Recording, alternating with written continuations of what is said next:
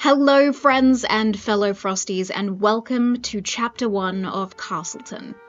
This is a story like no other, with over 100 TTRPG content creators playing the characters in a world where gods, demigods, and mortals all participate in the matching season.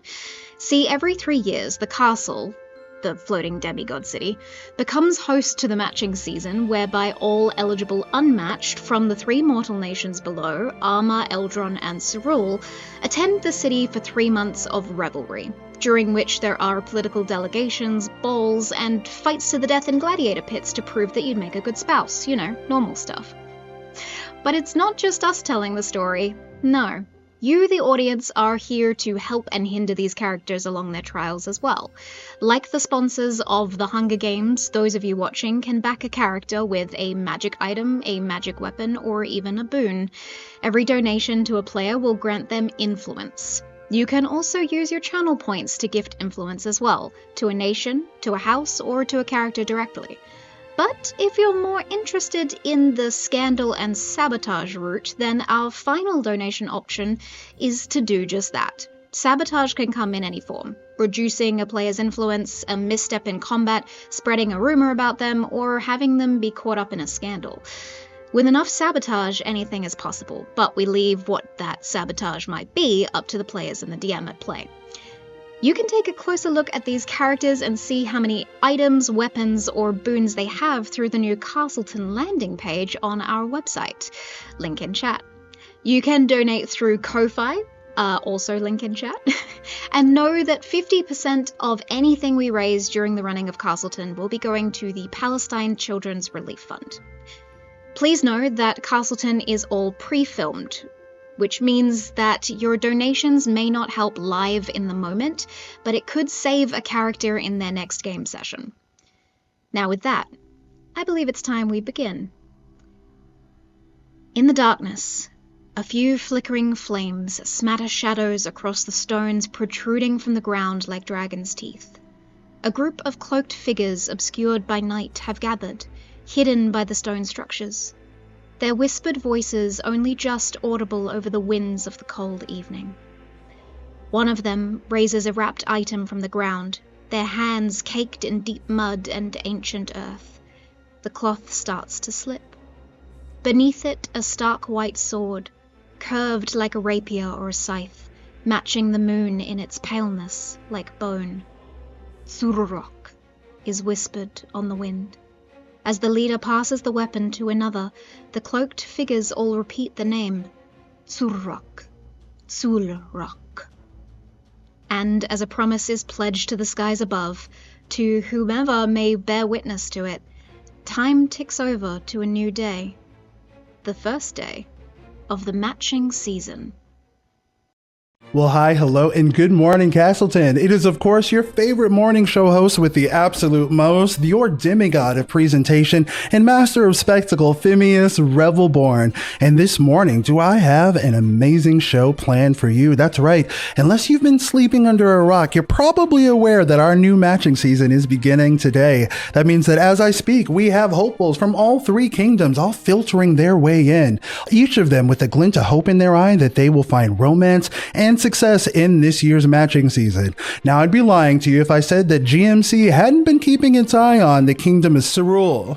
If you didn't know, during our last matching season, our winners, our perfect pair, not one, but both of them hailed from the Kingdom of Cerule. So in the meantime, while the other kingdoms are planning out everything that they want to do to snatch that crown back, I have some very hot tea for you, and I have it on good authority from a reliable source here at GMC that King Xander of the Kingdom of Cerule was sending all 3, that's right, all 3 of his sons into this year's matching season.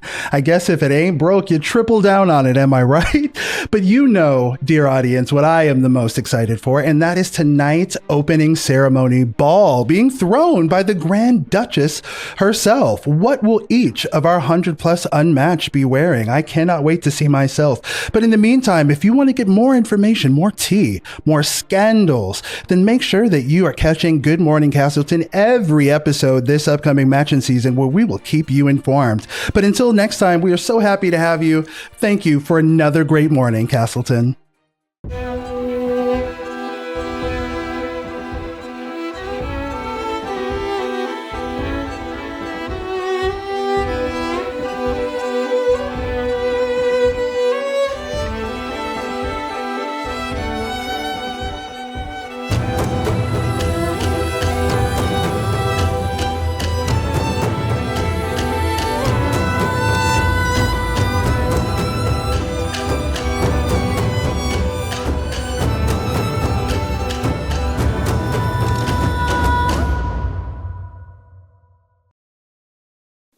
The breeze drifts over the land, cooling in the night and sweeping the pollen off the freshly blooming flowers in the courtyard of the royal palace. As the sun dances over the empire of Arma, there is anticipation in the air. Today marks the first day of the matching season, whereby all the eligible Unmatched from the Kingdom of Cerule, the Nation of Eldron, and the Empire of Arma take up residence in the castle for 3 months of revelry, among other trials and tribulations, of course, to find a match, or even win the perfect match. Now, as the day has finally arrived to attend the demigod city, out the grand windows of the Armadeum summer palace, the floating duchy known as the castle sits looming. The excitement bubbling up down the halls, through the servants' quarters, and even in hurried whispers in the gardens. It all seems frivolous. Especially to you, Benjamin. Not but a few months back home in your nation, let alone your old room of the summer palace. Tell me, what goes through your mind right now? Ooh. I think you summed it up very well when you said it was frivolous. I think Benjamin's looking out, watching all the revelry. What is the point of all of it if you can't be with the one you love? It's Indeed. Frustrating to him, I think. Well, it is even more frustrating as several attendants burst through your doors and begin dressing you and getting you ready for the day's events. I can put on my own coat, you know. You don't have to. Please, don't. Oh, of course, sire. I thought... yeah, of course. Thank you. Thank you very much.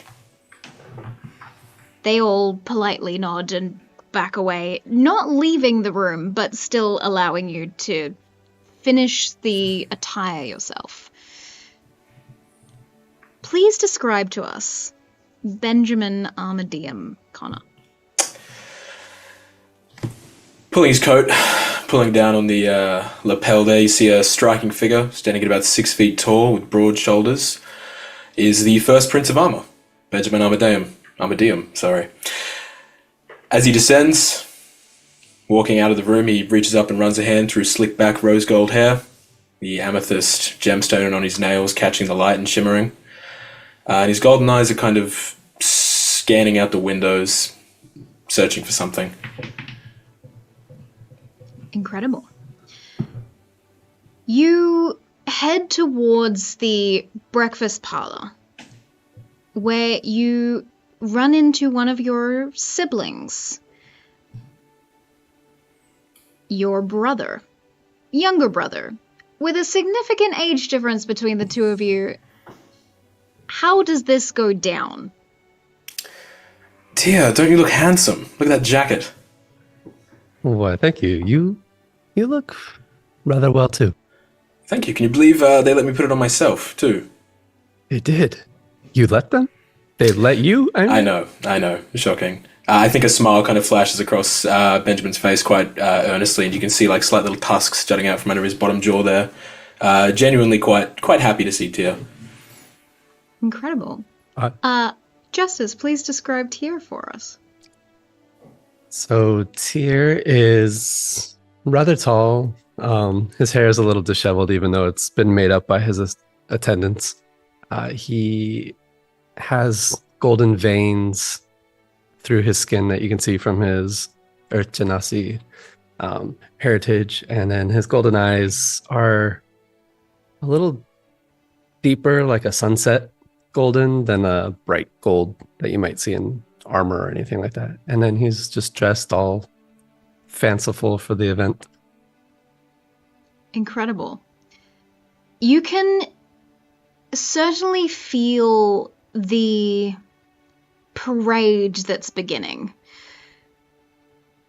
Benjamin being back and having to keep face to showcase what the Royals of Armor is all about means that you two are on full display as Princes of Armor to be seen and adored by the many people of this nation as well as the demigod city when you arrive.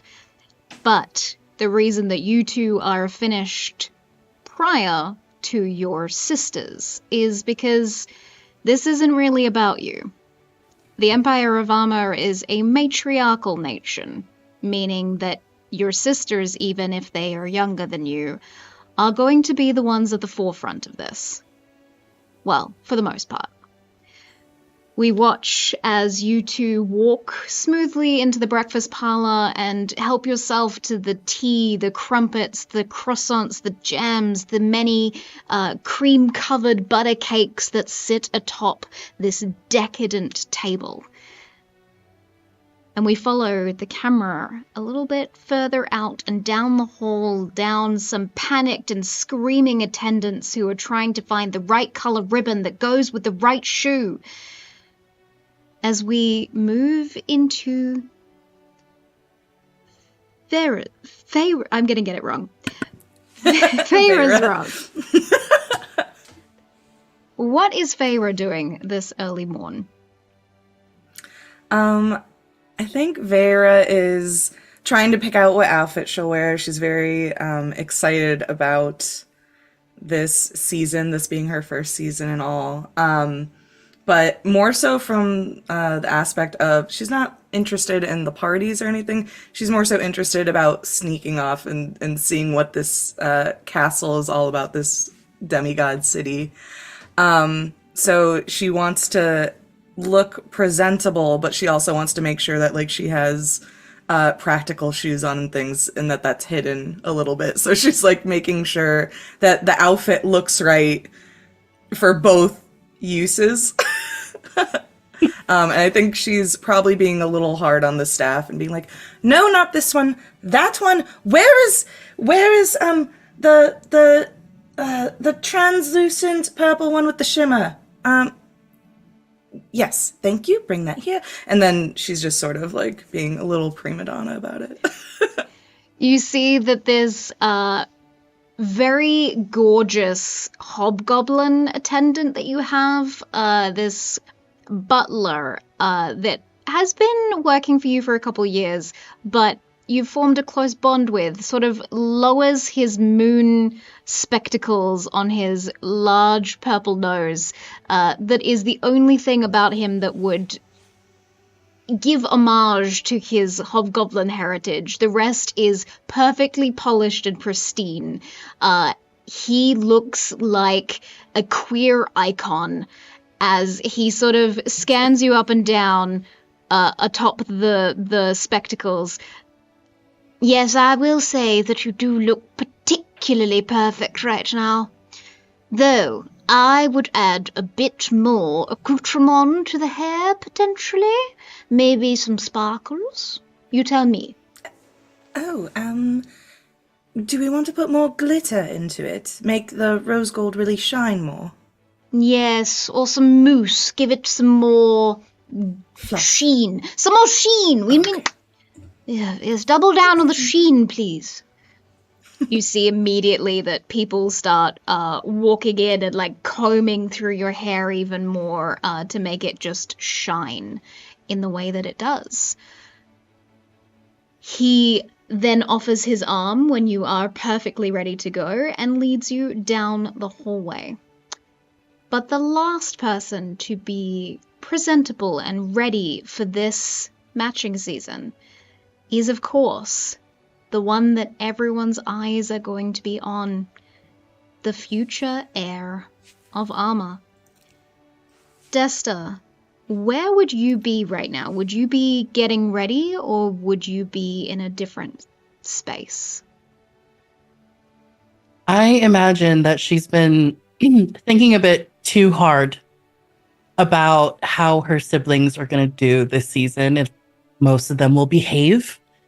She's also walked over to her plant this morning that is dead, but she keeps trying to water it to maybe bring it back to life. She can't figure it out. But she's just basically been in her head all morning,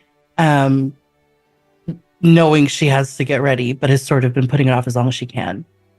Of course. You see the many portraits that adorn your walls of the histories of Arma, of your family, of your bloodline. You see that the through line of the demigods has always been present, and especially in the female-facing members of your family line. But over time, different elements, different people that live in Arma have married into the family, and so your current family line has this beautiful mix of the Aasimar and the Earth Genasi. And you can see each of these paintings of empresses of the past projecting, I guess, what you will become for this empire as well. And then finally, your doors burst open. Your attendants cannot wait any longer. Please describe to us what Desta looks like. She is currently in a giant robe that she refuses to take off until her attendants come to help, because sometimes she can't figure out what she wants. But she is 5'3", so she's the shortest of her family. She's got straight black hair that's parted down the middle. She's got tan skin, bright gold eyes. If you look at her too long, you might think it's gonna be lit on fire. She's also unapologetically fat. She's got, due to her Earth Genasi line, she's got gold veins, but also stretch marks that go along her arms all the way to her fingertips. And she has a really nice smile that lights up the whole room when you're lucky enough to see it. Right now, she looks like this. Incredible. Your attendants are very used to this, as they make every inch of your body presentable, prim and proper, polished, gleaming, lots of sheen for your hair as well. And they set a beautiful amethyst tiara atop your head for this very special day. You are adorned with the family jewels, especially for an arrival at the castle where all eyes will be on your family. This is a big moment for you, for all of your siblings. So you should probably make sure that they're not getting up to any shenaniganry. Where are my siblings? They haven't come to check on me this morning. Not that they have in to. The breakfast parlor. Oh, let's go get food. Of course. All of us. This way? You don't have to if you don't want to. Yeah, let's go. She just walks out. Your gown flows beautifully down the hallway. It is made to showcase all the elements of Arma, the Earth Genasi elements of your family, but also the flowing rivers that were blessed by the gods, the Air Genasi. There are like different elements to the dress, just in the design, not in the color, that sort of hint at things.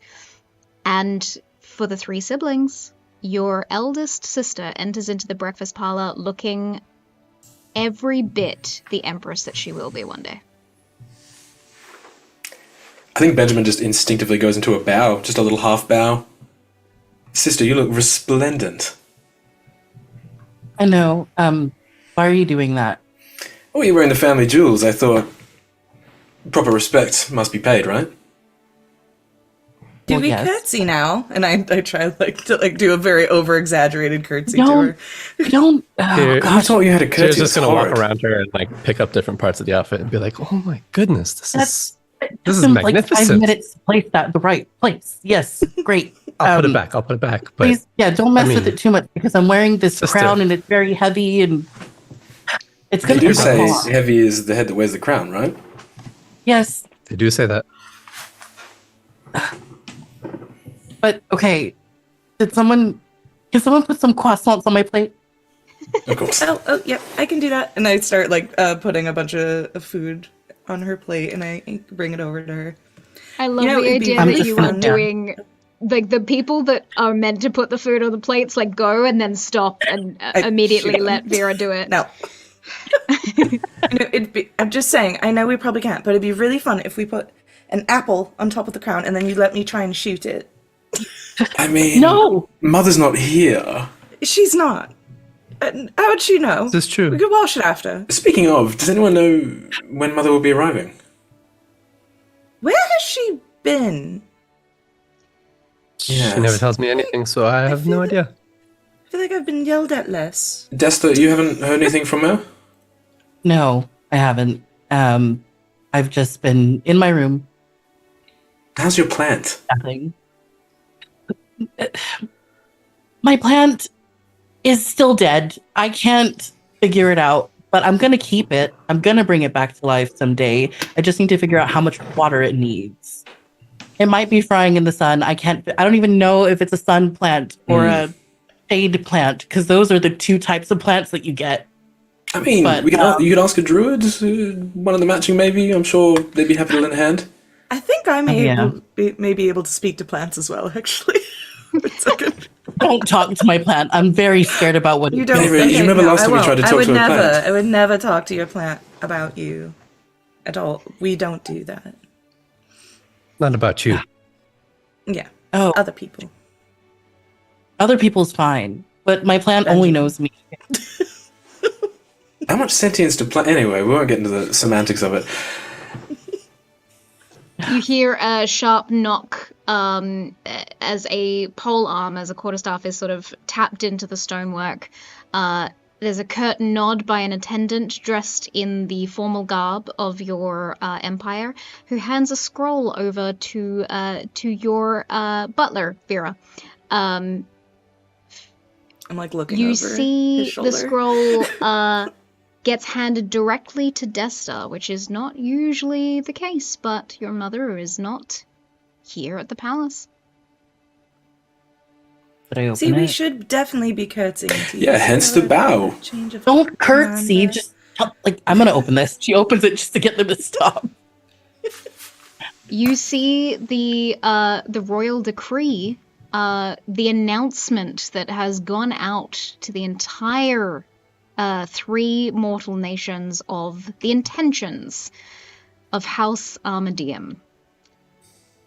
And the acknowledgement that your royal airship will be ready at noon.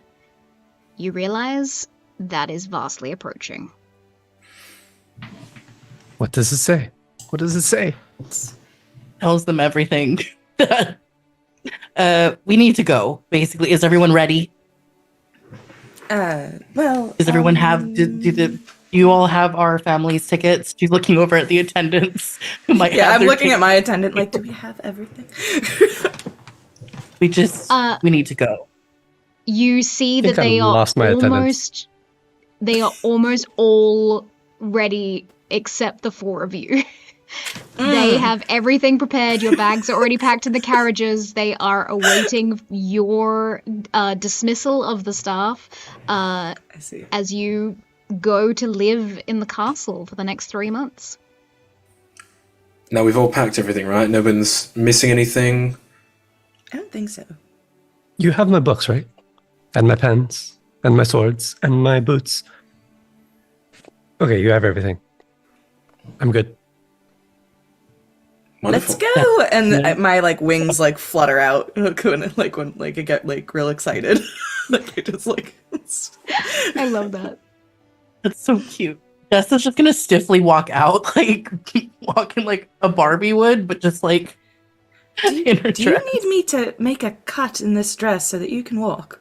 I think she's trying to No, be it's fine. regal, Veyrah. Oh, sorry. I'm not trying to be regal. I am regal. I'm just Think Just walking. gliding more. Or, Desta, you can cheat a little bit and just kind of fly and hover with your wings, and it'll make you look more like you're gliding. Desta doesn't know how to make anything. She doesn't know how to make anything great. easy. And she just keeps walking the way she is. Not like she doesn't know how to make anything easy for herself. She just makes everything more difficult. I love People that. offer her solutions, and she's like, "No." I think if Too Desta stubborn. is taking off straight away, I think Benjamin will immediately follow, in the sense that currently she is the highest ruling authority here. So, Yep. And Correct. Tyr's gonna hang back to be the last, Yeah, I'm gonna behind some of hang the back attendants. with Tyr a little bit, and kind of like lean over and be like, "We're going to ditch the parties pretty quickly, right? Oh, You're on absolutely. team. Yeah, okay, great. Just check." Absolutely. Speaking of, your attendant immediately whispers over to you, Veyrah. This Siem is his name, or is what you call him, and Siem gives a little bow to you and almost whispers in your ear, "I have your social calendar already planned out. I have been scouting previous years, and I hear that the Elysium Club is where some of the more notorious behavior might be going down.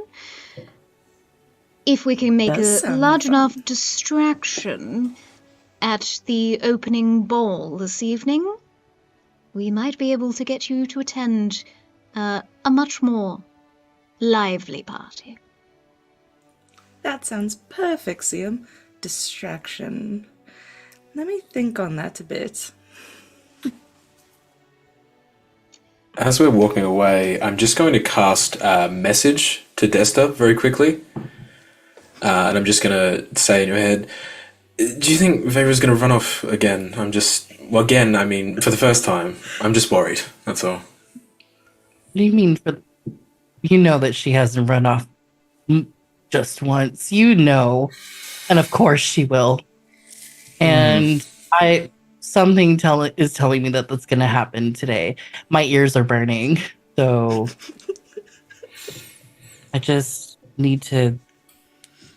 we need to keep an eye on her and Tyr. But I mean, Tyr, I'm not too worried about. He can handle himself. It's just... I worry sometimes, that's all. well, she just keeps walking. She has no solutions. Well, The carriage doors are opened. The females offered the first carriage, the princes of Armor the second, as you travel to the airship docks. And upon arrival, you see many member of high society and nobility here in the Empire of Armor that have been invited to travel with you, almost as a bit of a showmanship of the unity that is the Empire of Armor. However, for some of you, this is the first time interacting with these nobles as not just children, but equals in a battlefield of what the matching season might become. They give curt nods and deep bows to the four of you as you make your way onto the airship. And over time, it takes about an hour for everyone to eventually rock up to this cliffside. The engines begin the hum of this airship as it takes off into the sky, and you see the most glorious sight of the three mortal nations below as you start making your way to the castle itself, the floating demigod city.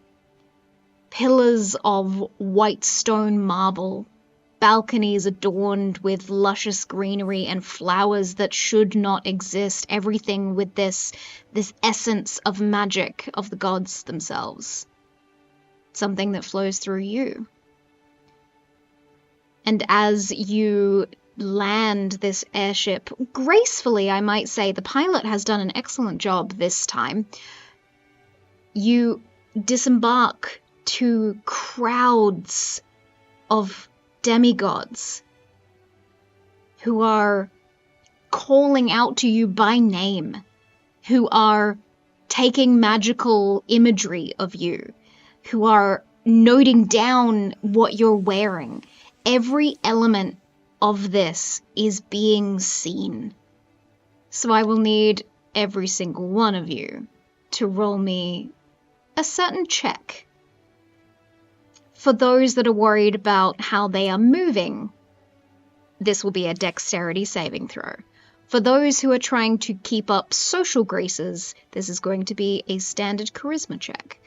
And for those of you thinking of other things, this is going to be a wisdom saving throw to make sure you don't do some sort of social mishap the moment you step foot on the castle. I have a question. Yes. Would I be able to aid Desta by like casting the light cantrip on her so that she glows when she steps out? You certainly can, but the light cantrip is incredibly bright. Like that is a just like a flare, I'll cast it and then I'll dispel and then, it. Like it's like a okay, yeah. No, I love this. like a spotlight. Like a beautiful little sun flare. Yeah. Sure. Right in her face. I'm gonna say that The intention with is all there, the though. intentions being good, that I will. I won't give you advantage, Desta. But let's just say that if you roll well, this will be elevated. This moment will sort of be something that might be written about in the gossip column, known as the Ton Talk. What would you like to roll? I think rolling charisma, because she's thinking about how she's looking in front of everyone right now. She knows that she's very stiff, and I know that she's thinking about her family, but I'm pretty sure she would be thinking about how she's presented herself in front of all of these people. Amazing. Having received the scroll her mom normally gets. So I'm going to roll my charisma. Knowing that this is a really big moment for Desta, am I able to just touch a hand on your shoulder and just say, "You're gonna do fine. It's okay," and I'm gonna give you a bardic inspiration. Oh, what do I roll with that? That's a D6. Yeah.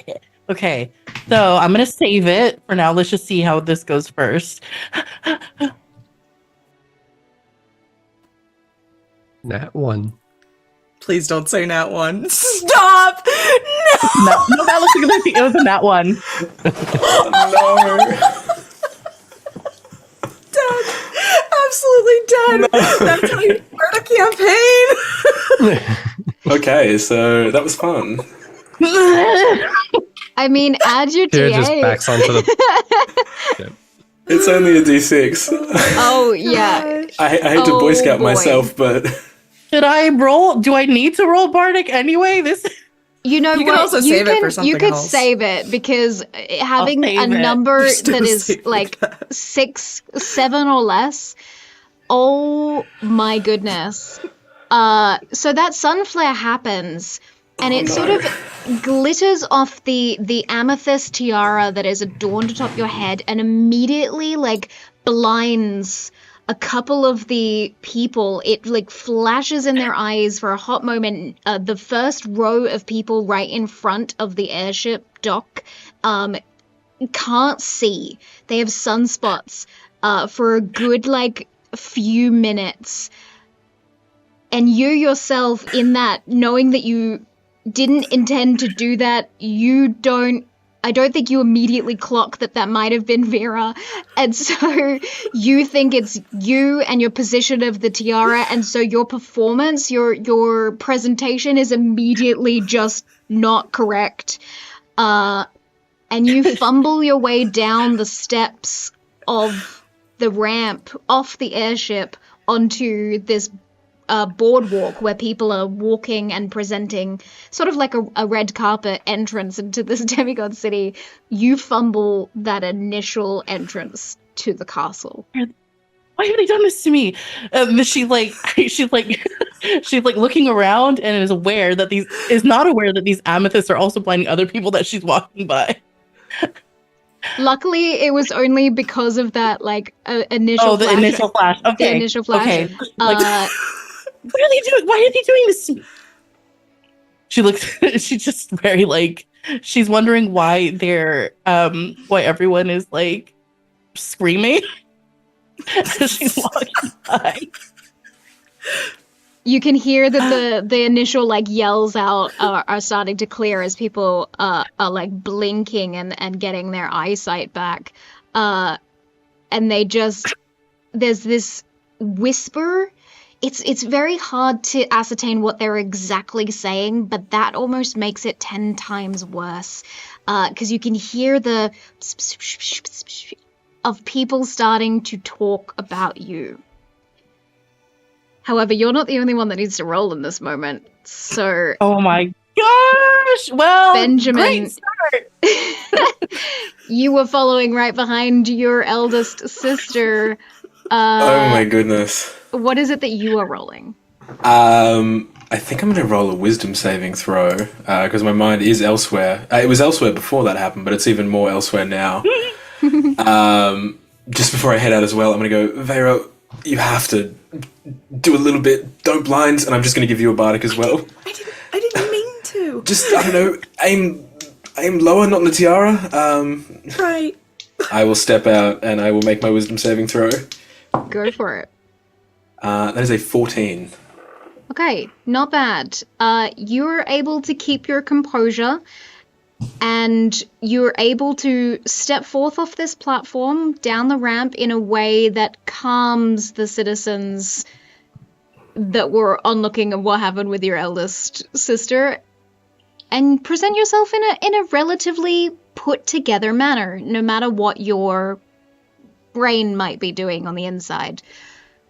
Thoughts of your last 6 months and what your intention is going into this matching season are put aside for a brief moment as you are able to control the narrative for a hot moment until your 2 other siblings come down this ramp. Justice, what are we rolling for Tio? I'll do a charisma.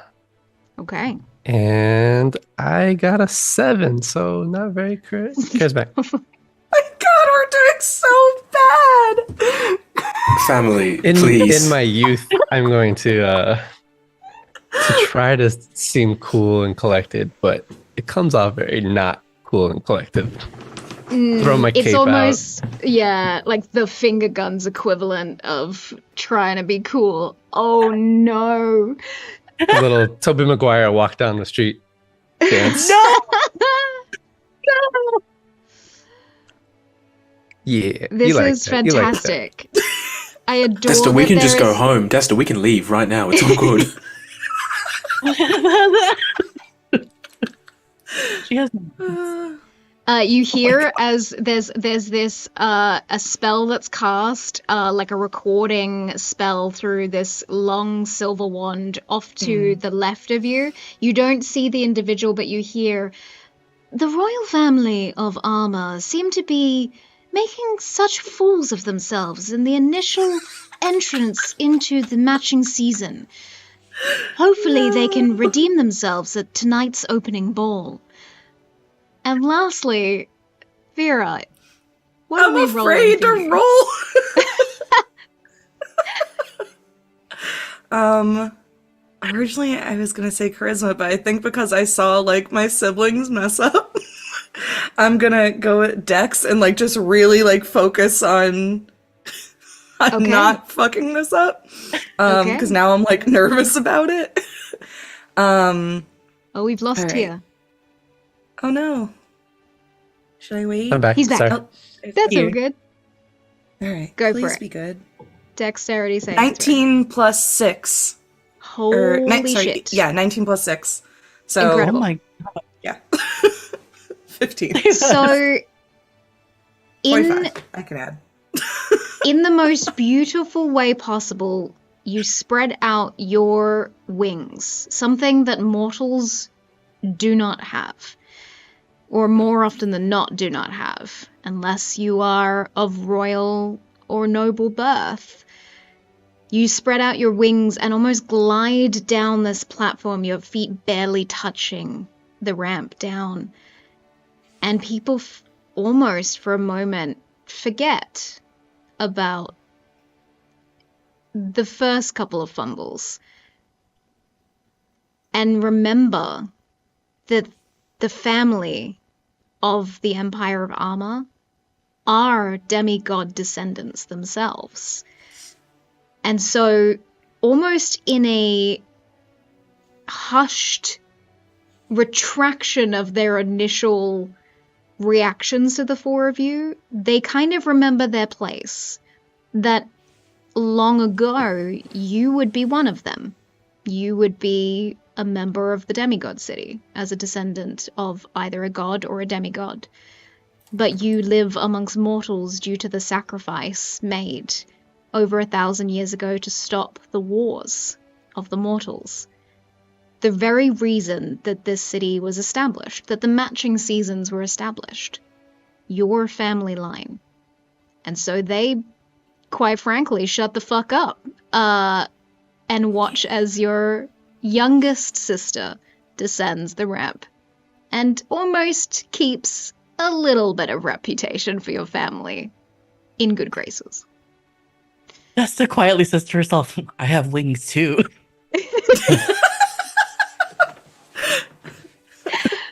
Just like amazing. so under her breath. She just like is so embarrassed to blame someone for something.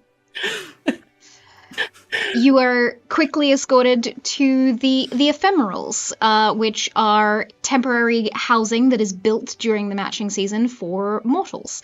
And everyone from Arma is directed towards what is known as Lavender Lane, where there are estates for each family to reside in for the next 3 months. And at the end of Lavender Lane, there sits the temporary Armadeum castle that you are given entrance into, given the keys to, per se. And immediately you see as this sheen sort of washes over the castle itself, this magical glimmer, because every house is guarded with an arcane safe lock that only those registered or announced can actually enter through into each of these buildings. The matching season can be quite vicious, and so there are all sorts of safety measures put in place for, I don't know, potential assassinations ahead of the matching season. You're able to choose your rooms and get yourselves comfortable before all hell breaks loose to prepare for the opening ceremony ball. The first formal introduction to high society that all of you, since you've never participated in a matching season, will have to go through. You will be officially announced as unmatched so that you can meet your matches. And I will ask the four of you what you get up to in the next few hours before this ball begins. Let's go in reverse order. Veyrah, what is it that you are getting up to in the next 3 hours? I think I am going over that agenda with Siam. And I'm also just I'm like thinking about sending Desta like a bouquet of flowers to like apologize. But then I don't think she knows that I did that, so it's like, do I not do it? Because then she'll know that I accidentally did that. So I'm having like a little bit of like an internal panic about that. And yeah, I think she really wants to go explore the city. Like, she's very antsy to do that, but I don't know that this is the time, because she definitely wants to break away with her brother Tyr when she goes to do that. So I think right now it's just getting her bearings about where everything is, going over everything with Siam, and knowing what the plan is for later. Okay. As you go through all of those plans, what you can see is it's not his usual style, which would be incredibly well researched, incredibly put together, organized itinerary of all the possible things that you could get up to in your extracurriculars and shenaniganry styled events. Mostly because Siam doesn't have access to the knowledge of the castle, of what goes down here. You barely have access to knowledge of all of the demigods that live in this city. but he has been able to bribe some individuals to procure information about the previous matching season. So some of this information is not maybe current, hasn't been updated, but he assures you that he will be going and scouting the city to find and solidify the accuracy of all of this information that he has scored for you. He also asks you what you plan to do as a distraction and whether or not you should enlist the help of a demigod, for he has some connections that he could reach out to for you. I would love to meet someone, if you could arrange that. Of course. What type of someone?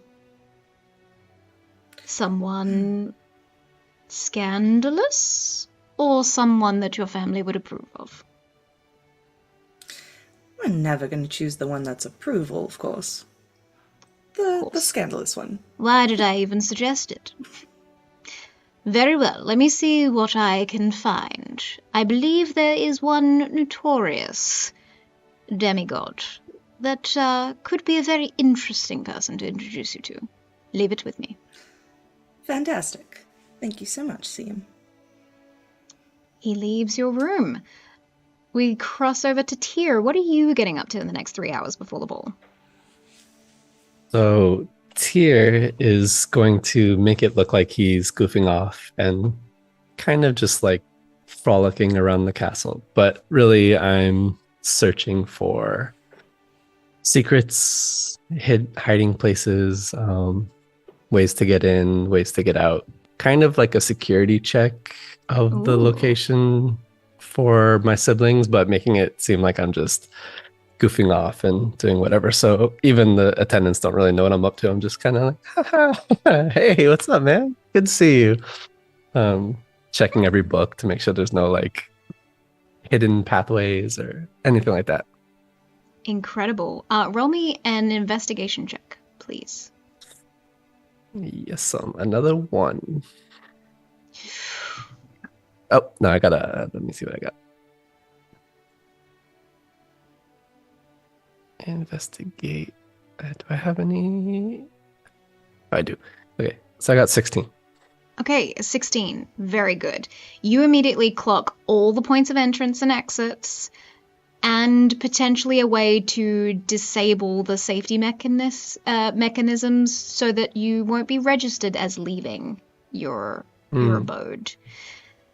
You also find in the foyer several letters already addressed to your younger sisters, the youngest sister, asking to escort her to the ball. Am I able to read them without making it apparent that I've read it? Slide a hand for me. Okay.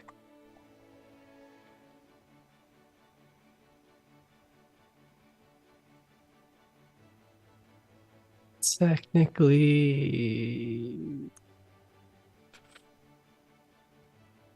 what I have the hand. Okay, I got another 14. Okay, 14 is not bad. Yeah, you can open these letters and potentially craft a way to make it look like you didn't open them. And you can see that they have been addressed by 3 different individuals. One of which is the Prince of Cerule, the firstborn Prince of Cerule. It does not look like this is the prince's actual handwriting. This has been addressed by the family, which happens a lot. But the firstborn Prince of Cerule is offering to escort your youngest sister. There is a lord who seems to be a demigod who is offering to escort your sister. The demigod of compliments. Interesting choice. And the third option is actually a representative from Eldron. So not one of the council members or one of the senators, but part of the assembly members of Eldron, who is Lord Cottonkeep. Interesting. Okay. I And will. as you're sorting through those, you find a fourth note that is written in the language of the gods that your family has been taught since you were children, that is a very clear threat.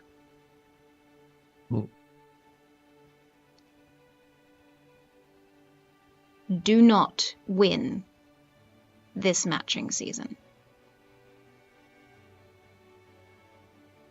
I'll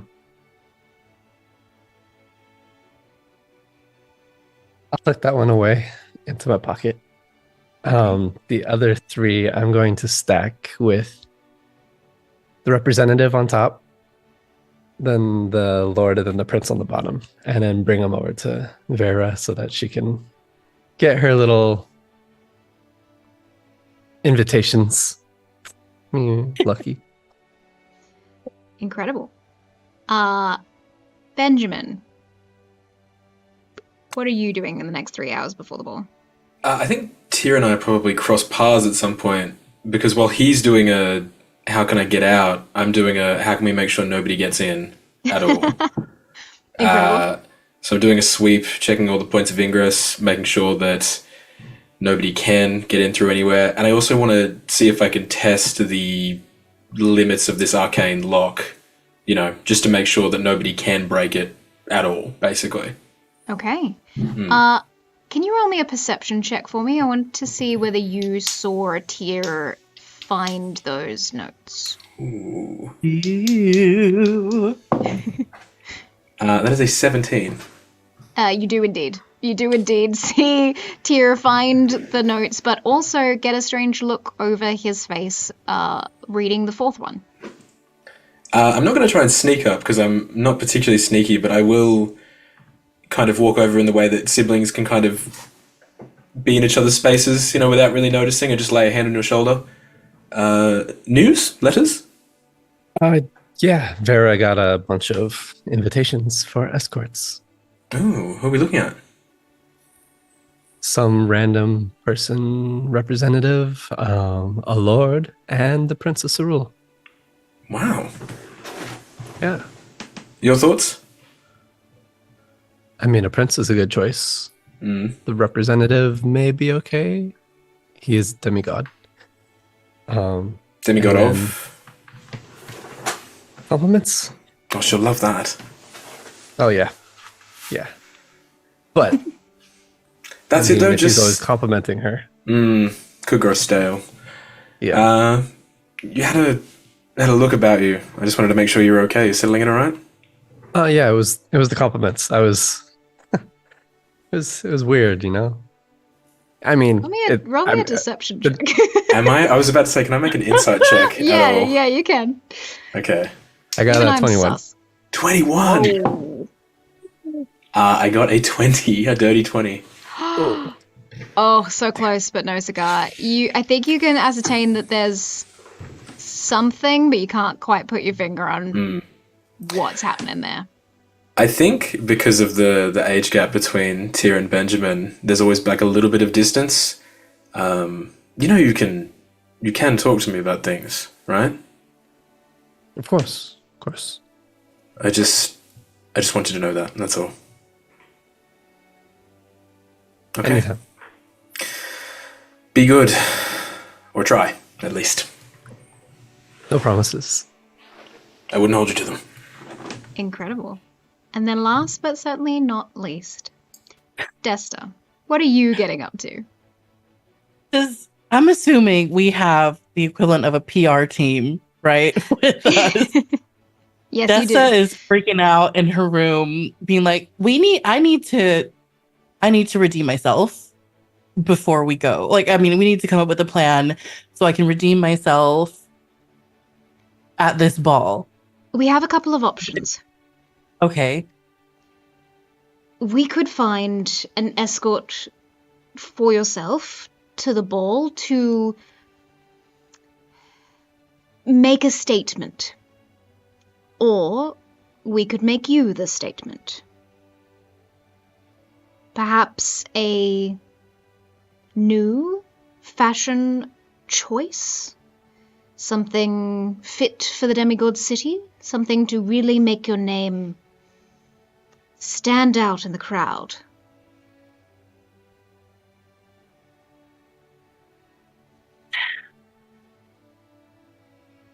I would like new dress. Let's go with the new clothes.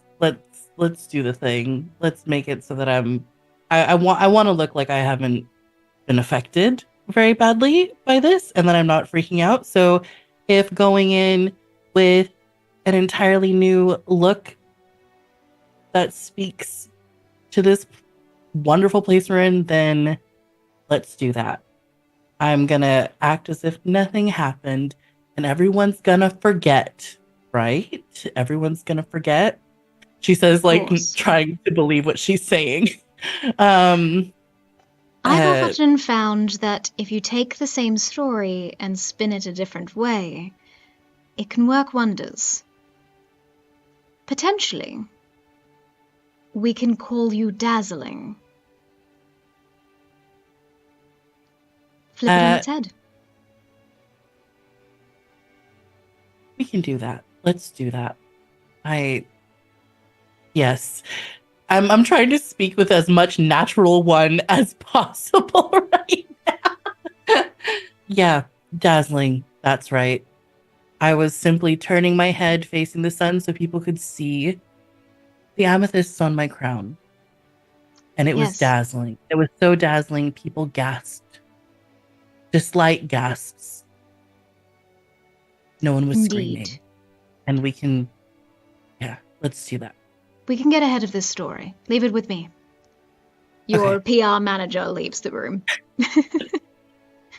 She sort of takes a breath and is making sure that she's going to check in on all of her siblings one by one. So she would probably go around looking for them after that, once she's figured that out. If they know that she's got her team going to make her dress, taking care of the mess, then she will just like check in on everyone, see how they're doing. Mm-hmm. Okay. Don't know what that would look like or who wants to be found by me at the moment, but... Well, as you are going to find your siblings, I will say that you very likely find your sister first, doing whatever it is that she is doing, as your two brothers seem to be occupied. A particular guard that usually oversees the four of you and has currently been overseeing your mother on whatever vague mission that she never told the four of you about, has returned with a dagger in his stomach. However, we're going to leave it at that particular moment as we move to a different family getting ready for the first day of the matching season. It's around mid-afternoon at this point, after stuffing your faces with every delicacy, custard, croissant, and jam provided to you by the estate here at the Glaive household. You made your way outside in your finery, your best attire, for the transportation over to the royal airship that's going to be taking you to the castle, the demigod city that floats above the three mortal nations below it.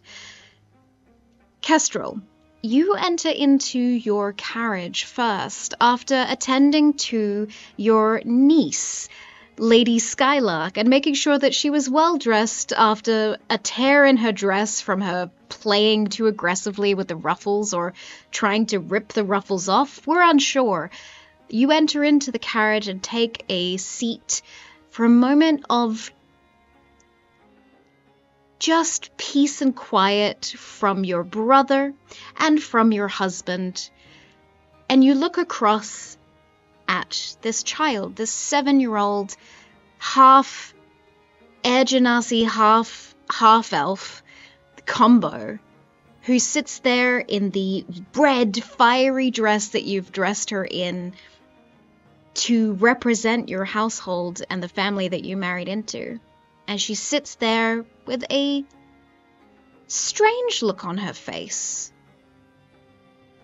The same look you get when you daydream off in the distance, or when you see something that no one else sees. Beside you, her eyeline sits as if she's looking to something else, as returning from experiences you've had in the past, shadowy wisps emerge out of the cushion from this carriage. Omega, could you describe Scrios as he emerges, seeing this child make direct eye contact with you in the carriage? Of course, you see a very tall individual, about 6'5", very lithe, muscular, and slender in the same breath. Very dark skin, eyes that have no whites but vibrant purple staring back. Upon their head sits a elegant top hat, quite big, not comically big, but big enough. Wearing mostly all black. The garb seems almost noble in make.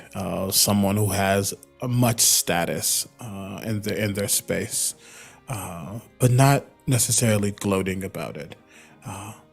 Nevertheless, this individual, gaunt features, very contoured cheeks, the nose, etc., just kind of watches and looks at this little girl, this little one, who seems to have spotted him. It makes him think about their past, thinks about the little one's past, and it all kind of makes sense. Those gives that her are a smile. close to death or have experienced loss tend to be able to touch close to the veil or see close to the veil beyond that. And she smiles at you, nods, and then makes a very quick excuse to leave the carriage and go talk to Brezza instead. And Kestrel, before you can even argue or hold her back from doing so, she has flitted out of the door and has made her way into the second carriage that has been reserved for the men, because the women need to lead and go first in the carriage procession that goes towards the airship. But this child is not yet trained in the way of high society and is immediately running out to go talk to her favorite uncle, leaving you alone for a moment with Scrios, who you haven't necessarily seen embodied before, not like this. What does he see? How are you dressed for this opening day to the matching season before you?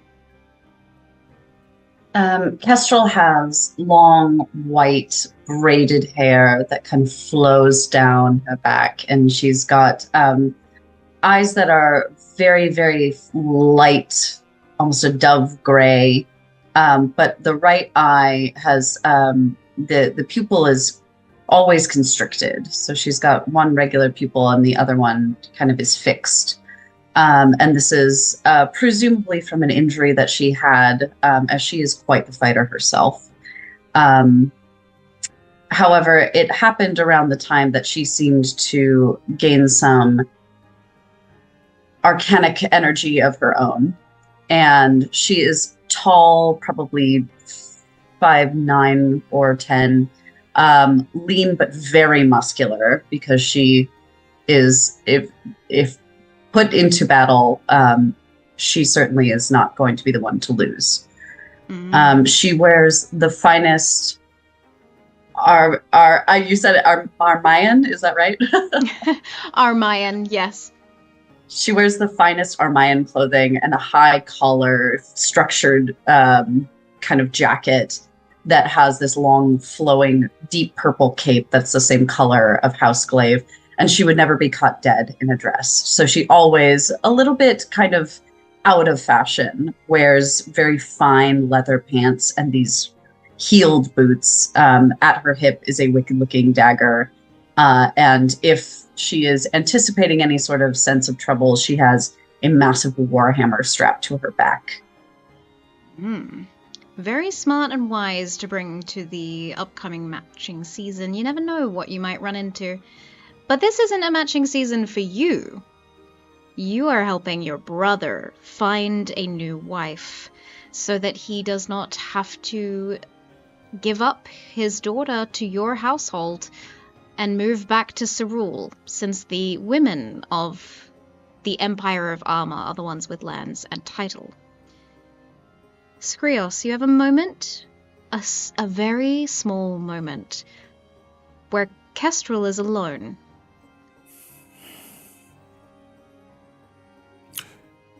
Are you ready to return back to the castle? I don't think any of us are ready for that. They are sat beside me, yes? Mm-hmm. I think I'm just very gently peering at you with my right eye. And you're aware of what must be done, despite who might be caught in the crossfire. I am. Are you sure? That little one could be the key to everything for you. And she favors him. She may favor him. It's her father, of course. But I'm not so sure. I certainly picked up on the fact that she is quite powerful. I apologize. In your mortal tongue, you meant a connection of the blood. I meant your husband.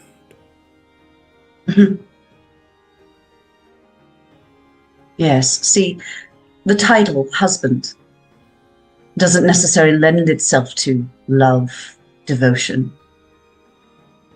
A means of protecting him through sickness and health, in good times and poor. Right, yes, I may have taken vows, but certainly my mother-in-law understands the, sometimes you have to crack a few eggs to make an omelette. Is that the phrase? Words can say much. We will see what your black heart says when it's all said and done. And he'll begin to disappear, and where he sat is a clear black, like ashen etching almost of some kind of form that was in that carriage, now decayed, desiccated. And I take just my middle finger and I pick up a little bit of it and I run it just along my throat. As you do such, Lord Troyllus, Gladius, you are helping your sister's mother-in-law to the carriage, because you are a gentleman and that is what you need to do. You see that your daughter is giggling in the second carriage with your sister's husband as you make your way over and give your arm to your, not your own mother-in-law, but this is how it's done. It is still incredibly awkward, though. What are the two of you talking about, or are you even talking? I think for the initial make from the estate down toward the carriage, there's silence, but upon seeing my daughter Skylark running to her uncle in the second carriage, seeing her in that red fiery dress, it softens me, and I thank you for taking her in the way that you have. She's just like her mother in the best ways.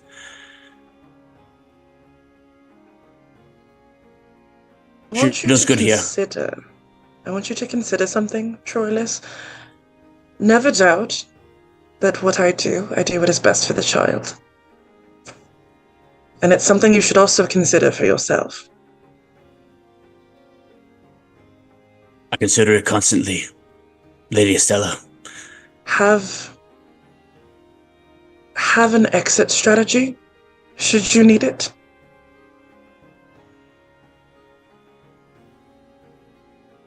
Certainly. Yes, I will keep your guidance in mind. I do appreciate your wisdom. I must say, though, I do prefer her in the blue of her mother. She's more... The color blue. After. Yes. No, yes, her mother loved blue. The color of the sky. The way that the wind would spread the clouds about. She embodies all of that.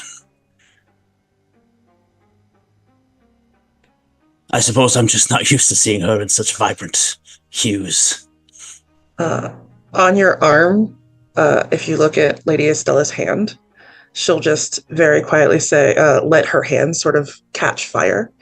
And you'll see whispers of blue in the middle of the fire, and she'll say very softly, never forget that blue can also be found at the heart of the flame. And then the flames will just flicker back. Wonderful. You step into the carriage to join Lady Kestrel, as Troyllus reluctantly walks over to the second carriage, where Brezza and Lady Skylark are talking incessantly about inventions that Brezza has been creating. I will start with Peter. Describe to me what Brezza looks like and what they're talking about, and then we'll see what the ladies are talking about in the carriage as they plot and scheme. Of course. So Brezza is about 6'2", very wiry, very bookish in shape.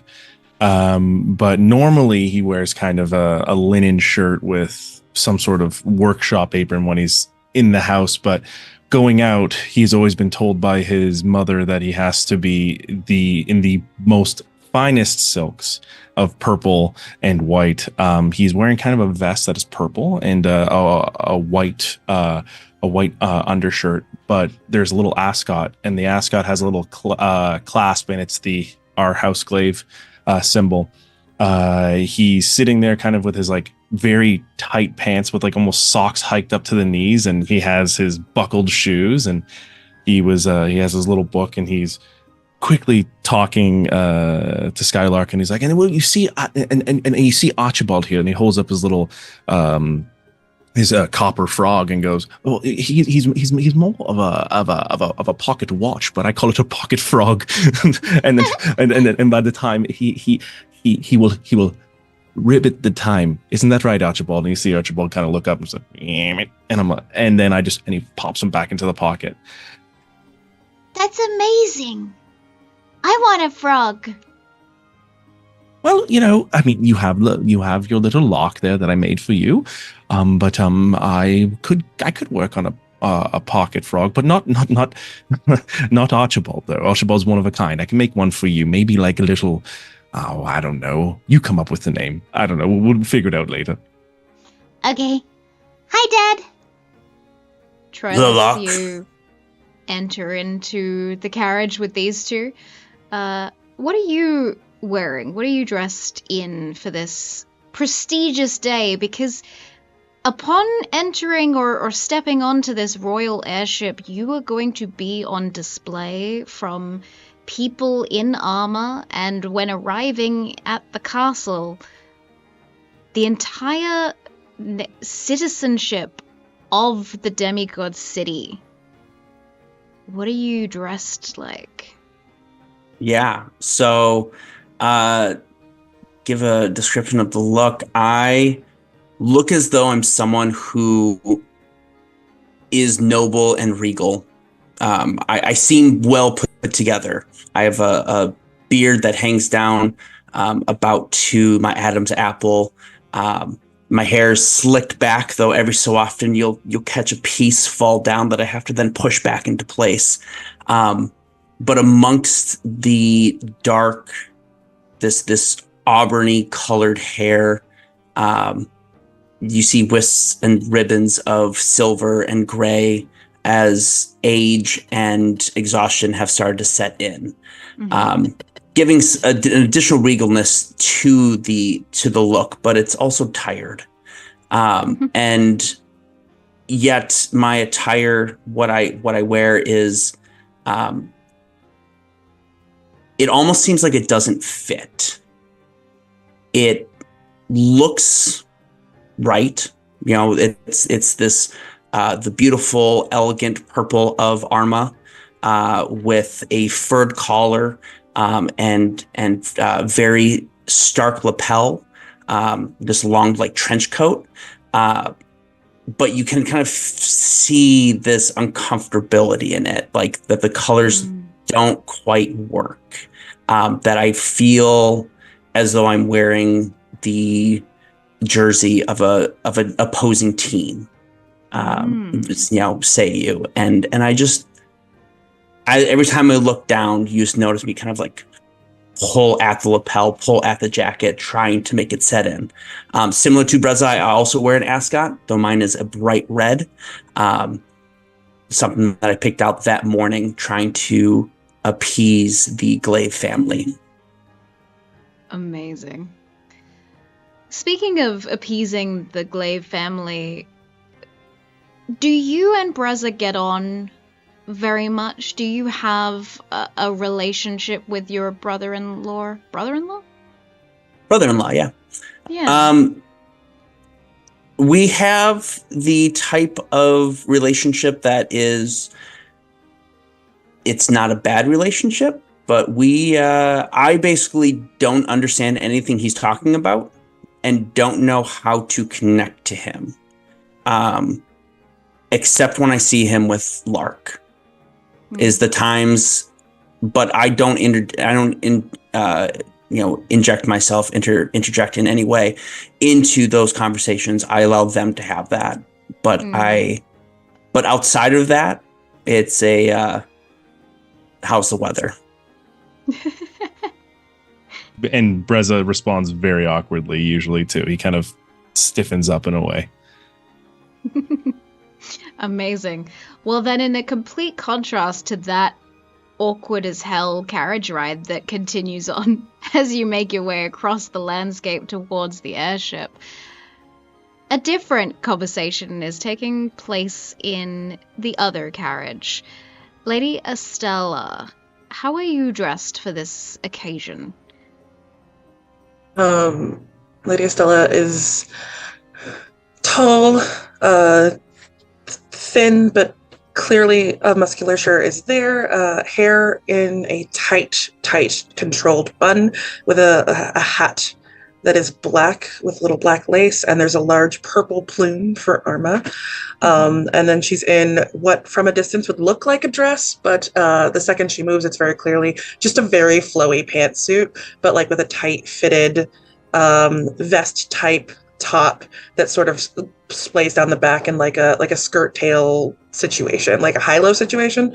And the most iconic thing about her is her cane that just is constantly licking fire. It's just pure flames at all times. It's just it's cosmetic, but there's also a small, if you look closely at it, there's a black band where the handle and the shaft of the cane meet that clearly is hiding her rapier. Oh, I'm so excited to see when and if that ever gets used. Just in case. Yeah. Just in case. We love a secret flame cane rapier dagger. That sounds dope as hell. Amazing. Okay, well, as you sit comfortably in this carriage, making your way to the royal airship where you will see a lot of familiar figures, including but not limited to the royal family of Arma. And once you fly to the castle, the entire populace of the demigod city will be watching. What is it the two of you are talking about in this carriage right now? What is your plan of action going into this? I want to clarify that this entire conversation happens audibly silent. As is tradition with Estella and Kestrel, she will just be casting message at will, back and forth, so the entire conversation can happen quietly. So just in case the boys or the carriage drivers or anyone at a distance, no one would be able to know what was being talked about. It's purely audibly silent. Incredible. Just want to say that I love that about you. I wouldn't want anyone to misinterpret what we discuss.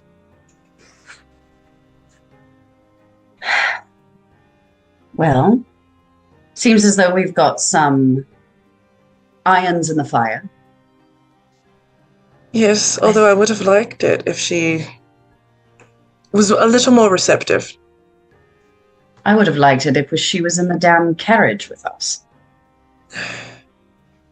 I mean, I sent her with you. That was your responsibility. My apologies, milady. You can't always be my golden child. I can certainly try. I think, if I'm honest, I think she's perhaps more powerful than we thought. I think she might be able to see things that aren't there, or see through the veil, as it were. It's all the more reason to move forward, as we discussed. The last thing we would want would be for her to be in uncontrolled hands. I agree fully. We should touch base with some of the others in society. We would like that, or gently probe, make sure that they would be receptive to what we're thinking. Now, I certainly know that we could get some information from Gilgamesh about perhaps the goings-on in this matching season. And perhaps with that truthful information, we could find out just exactly what sort of misinformation would be useful to pass along. Remind him to be gentle with my windows, if he would. Sorry about that. I'll make sure that the fingerprints are cleaned. You know I know everything that happens in my house, and I permit it, because he is useful. But if he cracks a window again, I will not be as acquiescent. Apologies, sir. I will repair it myself and make sure that he doesn't do it again. Thank you, darling. Now, what of your son? Do we let him continue bumbling down the path as he has been wont to do? The less he knows, the better it is for everyone involved. He complicates things when we tell him things, you know this. Yes, he doesn't ever shut up, does he? No, he does not seem to be capable of doing so. Let him talk incessantly about airships or whatever it is he's talking about at the moment. Also, if we could find a way to get rid of the damned frog, it's utterly embarrassing in high society. If it just vanishes, I would be most appreciative. I'll see what I can do. Perhaps you'll be inclined to give it to Skylark. It's much more of a child's plaything, isn't it? Well, I'm sure you can use your womanly guiles to imply that such a thing would be beneficial. Maybe. There's a moment of Kestrel kind of flickering and as much as she dislikes her husband, I think that there's just a small softness in her about him. Maybe not a loyalty, maybe not anything, but he's only ever treated her with respect and kindness, and there is some shred of her humanity left that does feel terrible when talking about him this way. So she tries to think of other ways to maybe not necessarily harm him, but divert any sort of ire that might come his way. As you think on those plans and how to potentially not hurt your husband as much as you might end up doing, you can see through the window of these carriages as you pull up to the royal dockyard, this cliff face that cascades over where the royal estate is, a little bit further down the road. There's this mountain range where a cliff sits, and this gigantic airship that is 3 times the size of what you would usually picture when picturing a flying ship, that is elongated almost like what's the word I'm looking for? Like a cruise ship with different sections to it. Large wings flow out from the sides. There are mechanics and gears sort of churning around the front and the bottom that Brezza has been talking about nonstop. And there are 3 different ramps that get let down onto the cliff that cascade down. They sort of chitter-chatter as they clink into place, these metallic steps. And then, like magic, they pop into place and they turn from a ramp into stairs. As your carriages arrive, you stop and the footmen open the doors for you. And you can see ahead of you a few very significant members of Arma.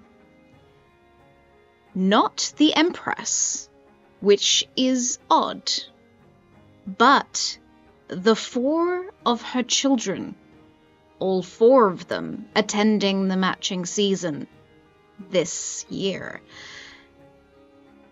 And for you, Kestrel, a one Gilgamesh von March III, who makes very deliberate eye contact with you as you both step onto the ship on different ramps,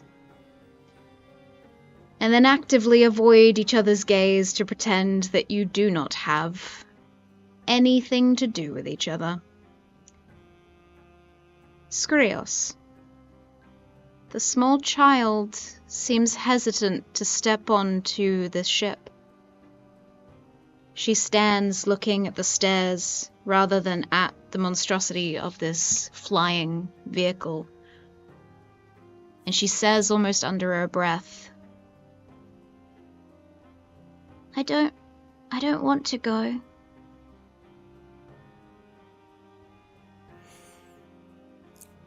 She's going to feel the presence suddenly next to her, kneeling on one knee, kind of looking at her and just holding out a hand. The first step is always the hardest, little bird. The same could be said for your mother. It's gonna And change look- everything, isn't it? Change is not bad. Change is part of the balance. The balance that we all have a hand in. I believe this will be for the better. And I know you do too. Would I have overheard her saying the thing about change? Roll me a perception check. Okay. Perception. That is a 17. Hold one moment. Holding.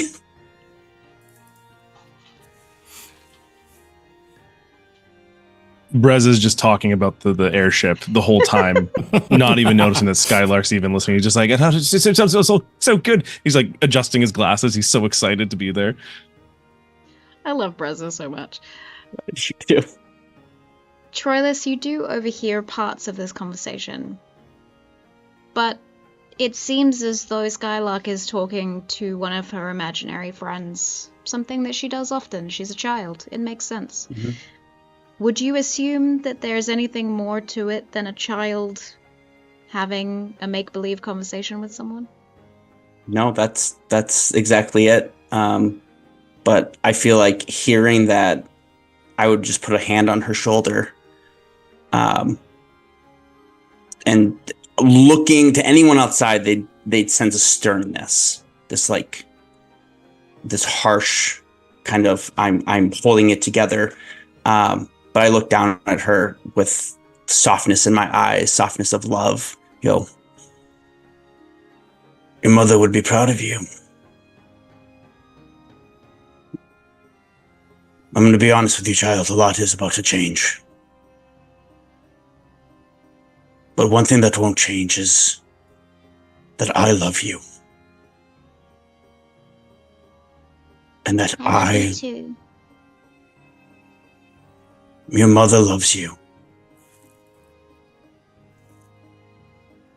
And when we get up into the sky, she will be all around us. Now come. I'll be there in a moment. We'll find you a wife. I promise.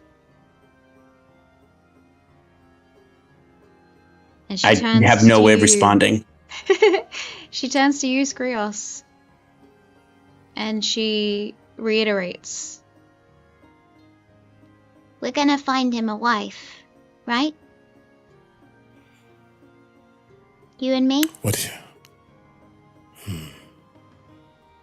What he will find is everything that he needs. And what you will find is everything that you need. Promise? That I can promise.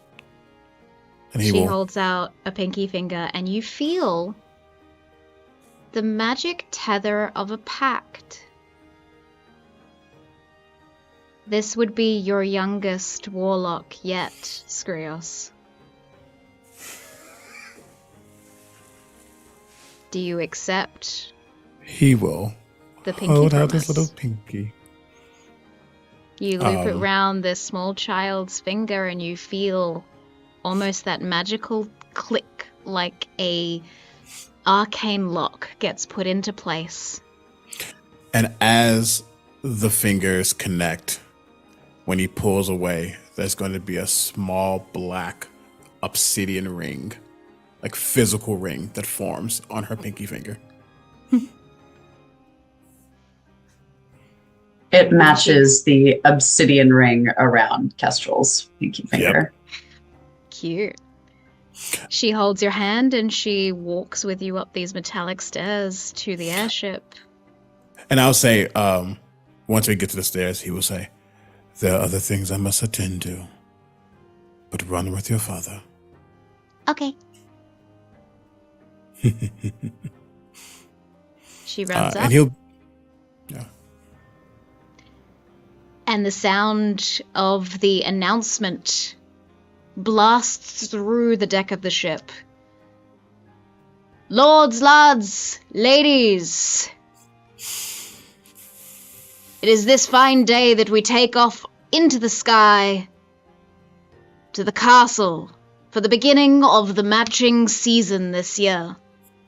Please hold on to your things. It's going to be a fast journey.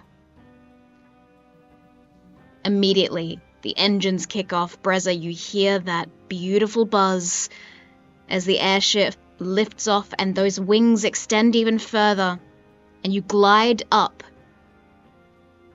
just as the sun starts to showcase through a beautiful wispy cloud. And we're gonna pass the scene over to a different group of characters, but I'm intrigued to see where this group might end up as we continue the story of Castleton.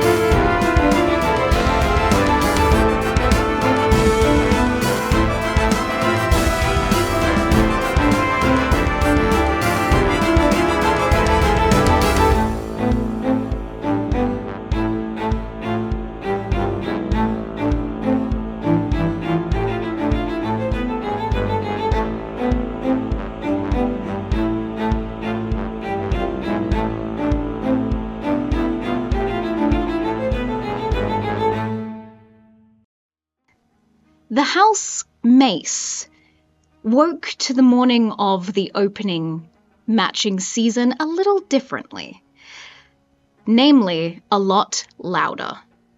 As some of the herds outside of the Mace estate were running rampant through the garden, we see, first and foremost, the father of this particular house trying to handle the situation as best he can, as the three daughters are watching on in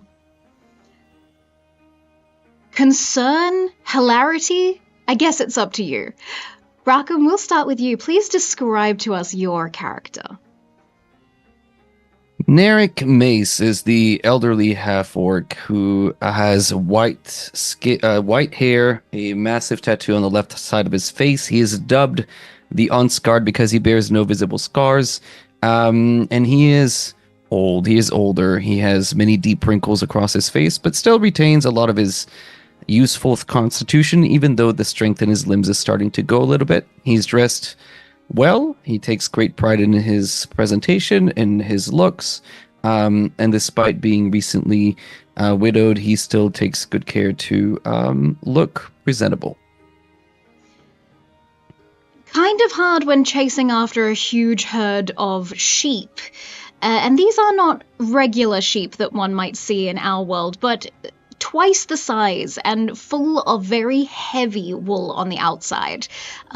One of the main trades of House Mace, as you are sort of yelling out to this chaos that is happening and unfolding within the fields outside your estate.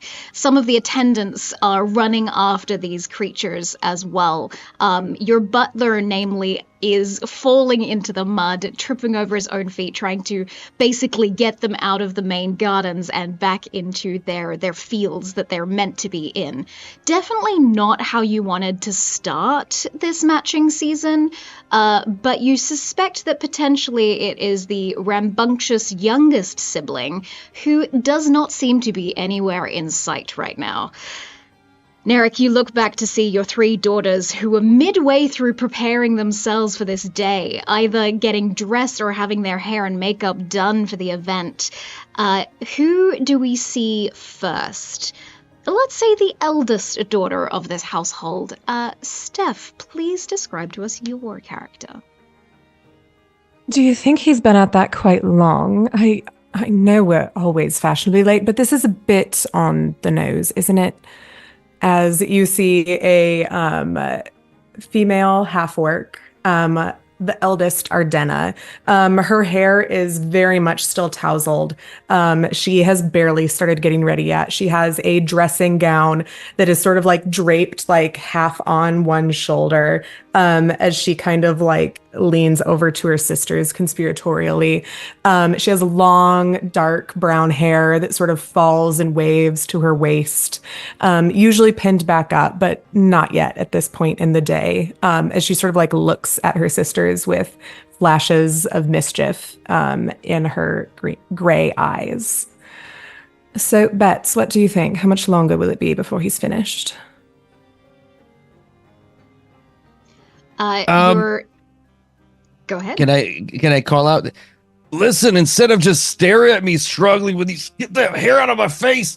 Denny, why don't you come and help? Your hair isn't done yet. You can just get in the muck with me and just the faster we get this done, the faster you can get back to doing. And you look amazing, by the way, but can you please help? Oh, I don't have time to wash, Father. You know that. You don't want us to be even later, do you? No, it's fine.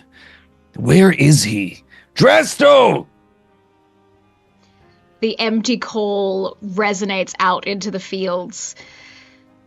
As we look to the second eldest sister, Calamity, could you please describe to us your character? Yes, Ursula, the second eldest, is also half orc, has long black hair, jet black, currently sort of wrapped up in a bun. Her eyes are like a purplish blue, and they kind of blink sleepily as she leans against the door frame with tea, just sort of watching like, oh, this is more interesting than the papers in the morning. And I think goes, I give it 10 before he gives up, and then he might, I don't know, take a break, try again. 20 total? Yeah. 20 total. And lastly, the youngest daughter of Naeric, but still older than Drestel, who seems to be missing right now. Clem, please introduce us to your character. I think that the two of you kind of hear the scribbling of a pen in a journal as Millie Mace, who's also purple-skinned half-orc, also has the very dark, long hair, but it's already braided into 2 buns on top of her head. Maybe some of the braids have started falling out a little bit. You can tell that she's been prepared for a while. She is already in her full dress and ready to go, but the family know her so well that it's probably an implication that she's just been up all night rather than she has gotten up early to be able to be in this position. And without looking up, she's scribbling away and say, and kind of to her sisters say, I'd be surprised if he even has finished herding by the time we get into the carriage. You hear go ahead. Are you guys being quiet? They're a fair distance from you, but they're not being quiet. You might be able to hear their conversation. I'm gonna roll for it. Go for it. Okay, 14. Maybe that's good enough. I'm not sure, but I would say so. I would say with how loudly they're sort of obviously talking about this situation, you would hear that with a 14. yeah, I'll take Mill's bet. I'm not gonna be done anytime soon. Yeah, and I just keep struggling with the sheet. You see as your butler picks himself out of the mud, all down his front, and immediately starts waving his hands aggressively. Magic is very rare amongst mortals, and usually those that are hired for households such as yourselves would have a little bit of magic. But your butler, in his frustration, lets out a massive wave spell that immediately makes all these sheep cascade out of the gate, full force through it, past your gardens and back into their fields, and immediately wipes his face clear of the mud and shakes it off onto the ground. I don't believe we have time, unfortunately, for any of that. I'm so sorry that I hope no one saw that spell, but my apologies, ladies of the house. Naeric, I should make sure that the carriages are ready to go, and I'm so sorry. Let me find your son. He seems like the troublemaker behind this, so hopefully I can go find him and get him ready to meet up with you as well. I do not want to delay any of you for such an important day. I think that when this magic happens, for anyone who notices, Millie definitely stops scribbling and kind of looks up and is watching how seamlessly they kind of got rid of the mud and moved the sheep along, and she kind of furrows her brow a bit in curiosity at this and goes, "Thank you." Which is kind of peculiar for Millie to be paying attention to. And then she just goes back scribbling. Not a problem. Your butler, Daryl, immediately makes his way back around the house so that not to trace mud through the estate itself. But you could see immediately is kind of huffing and puffing to himself and clearing the rest of the mud off the very pristine uniform that he's usually in. And the 4 of you are left to get ready for the day's events. knowing that in less than an hour, these carriages are going to be departing and you will be making your way to the floating city. What is it that each of you are doing to prepare yourselves? I think that for Millie, what she would kind of do is she kind of pops her quill down and closes her journal, and she looks at her two sisters, and I think she wants to kind of pose a bit of a question, and she goes, Do you know what Mama would have suggested or given us advice on today? I find myself thinking of her a lot as we're getting ready for, well, whatever's going on today.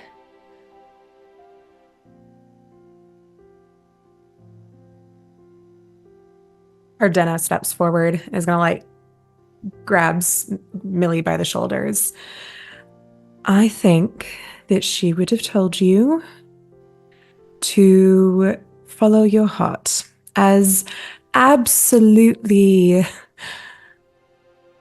cheesy as it might sound, you know that her and father loved each other very much, and I know that she's always wanted the same for us. That she wanted the same for us. But how does one exactly do that? I don't really... All of the books I've read, they've talked a lot about how when you know, but I don't know. You know? That's because they're books and they want you to buy more of them. Going to say whatever they can to do that. I wouldn't look too much into them.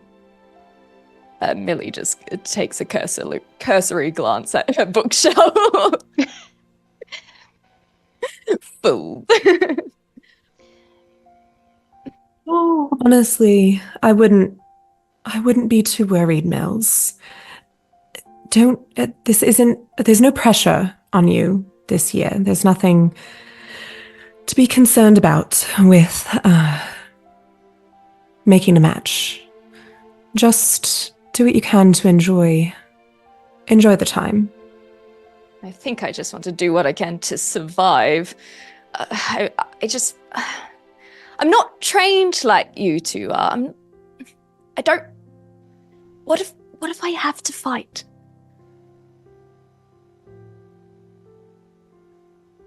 We will do whatever we can to prevent that from happening. I know that's not much of a consolation, but it'll be all right. Naeric, you're able to clear yourself of the mud and return to the main house as well now, seeing your three daughters with more pressure on their shoulders than you have seen ever before. Your children, none of them have gone to a matching season as of yet, whether by choice or a lack of need. Your wife was the head of the house, and therefore it wasn't important, it wasn't of value. But with her passing, the responsibilities of leading House Mace have fallen on Ardena's shoulders, and the rest of the siblings are also at an age that they should be starting to match. And so you as a family have chosen that all four of them, wherever Drestel is, she'll be attending the matching season this year. Whether or not marriage is on the cards, they are all going to be presented formally to not only the Empire of Armor, but the rest of the world and the demigods and the gods that watch from above. I'm sure I noticed that I'm not sure which of them is looking maybe a bit nervous, but I think, well, I look a mess. I've cleaned up as best I can. You all need to finish getting ready, I think, though. It's hard to say. You look incredible already, and the world is going to see it soon enough. what I see every day, all the time. You guys are phenomenal. You're fantastic, all of you. Do you remember? Maybe you don't. I mean, Danny might remember for the little ones, but when you first started to walk, do you remember how long that took you to learn? About 8 months for you, Eminem. 6 months for Lule. She was quick. Danny, took you about 18 months. You're about on the slower side of things. Drestel couldn't wait to chase after you guys. It's fine. But you don't remember. You don't remember how much time it took and how natural it was in the end. You didn't think about it, you just did it. I know you didn't ask for this. Oh, you got something on your face. And I'm going to wipe on Eminem's face, on Millie's face, and just put more mud there by mistake. Just don't try so hard. Don't think about it. It's going to feel natural. It's okay to be nervous. It's okay to be scared. But Mom and I wouldn't have agreed or decided, you're ready. You may not think you're ready, but I see it. The world's going to see it. If I can believe in you, you can believe in yourselves. You'll be fine. And if you're not fine, you're going to be fine anyway. The entirety of the Empire knows it. House Mace knows it. Just trust in each other, trust in yourselves, and finish getting your hair ready. Like, we don't have time for this. We're about to... Daryl, is the carriage ready? Drestel, and I'm going to leave, start looking for people to just sort of get things going, I guess, best I can. And I'm going to make my way to my chambers or my bedroom to finalize a few things. Not a problem. I give that one 4 stars. It was quite good. That was above the caliber that I expected after the, sheep chasing incident. Yeah, he's finding himself he's collecting himself much quicker than he used to. That's true. I think that is the first 4-star that we've had since Mum. Well, let's not waste it. She's going to put her arms through both of her sisters and lead them inside. Not a problem. You see that a full breakfast has been provided for each of you with encouragement from a very sweet and rambunctious chef that tends to you all, encouraging you to eat, please, god damn it. We make sure that we are strong for the upcoming day. You see that a full cake has been made, not that you have the time to eat a whole cake before getting into the carriages either, but everyone seems incredibly enthused for all of you that this is happening, that after such a shadow was cast over this house in the last year, and with everything that you have all experienced, that something exciting is happening. However, for you, Ardana,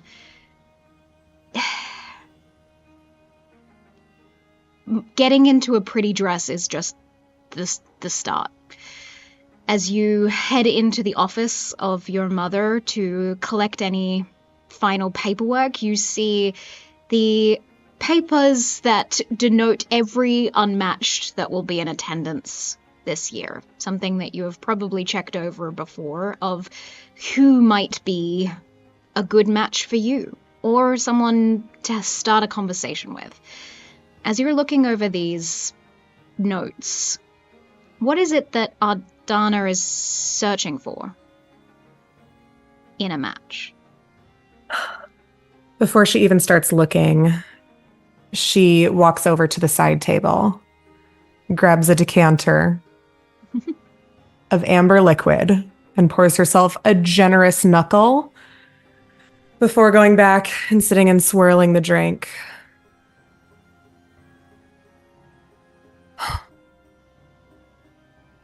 And starts just like flipping through the pile. Doesn't seem to be interested.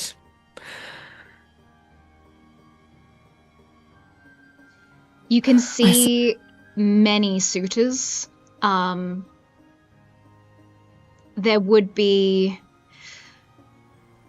princes from Cerule, the royal family of Arma is in attendance. Many lords and ladies from the nation of Eldron as well. Almost any type of person that you could think of.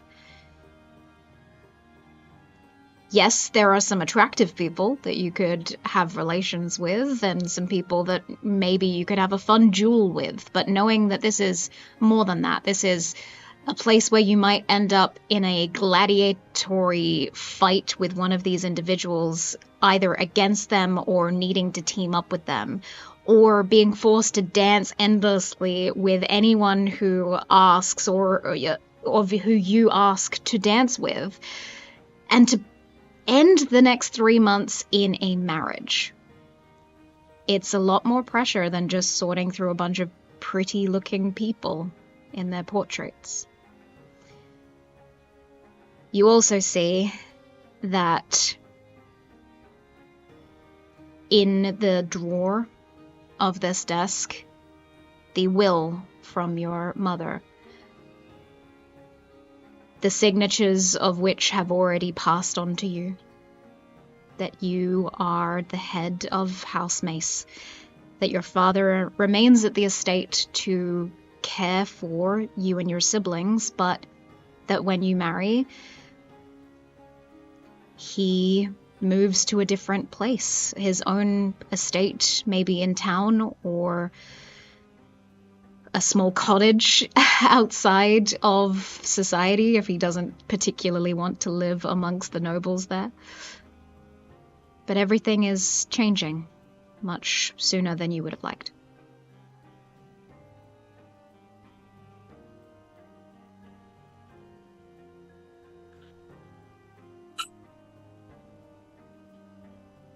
She stares out the window for a second at the fields and the view that she's seen for her whole life.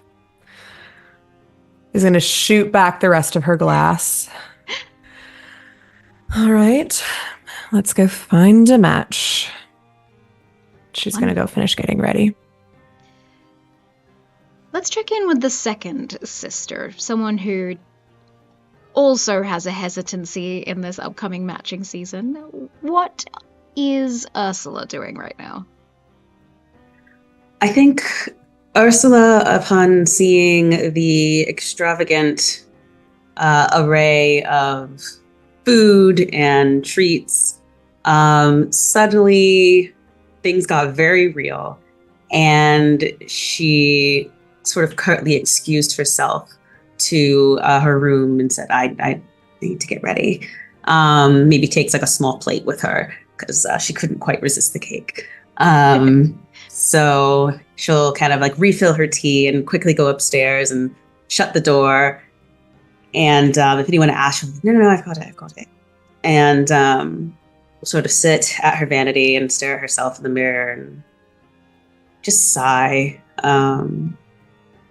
I think she's playing through every potential scenario that could possibly happen, but not even with herself, with her sisters and her brother. She's imagining, what if they get into an altercation? What if someone is, what sign should I look for if someone's being betrayed? Her mind is completely on, how can I make sure that their experience is the best it can be? Because she doesn't really care what happens with her when it comes to this event. She's there to make sure that Millie has an okay time and Ardena gets what she wants, which is whatever she decides. So I think that is kind of feeling that pressure, sort of staring in the mirror at herself. Kind of, she's already ready, but she's, dolled up, and that's not something she typically does too much of. She's very particular about her ponytail, but that's about it. For her to be adorned in earrings and a nice dress, it's very strange for her. She kind of feels out of place. Like someone like put her head on some like caricature of a lady. And so she just sort of, I think she just kind of gets lost in her thoughts, looking at herself in the mirror and maybe like absently eating cake. you see a small note has been left on your dresser from your brother that just reads, "Sorry, I'll arrive later."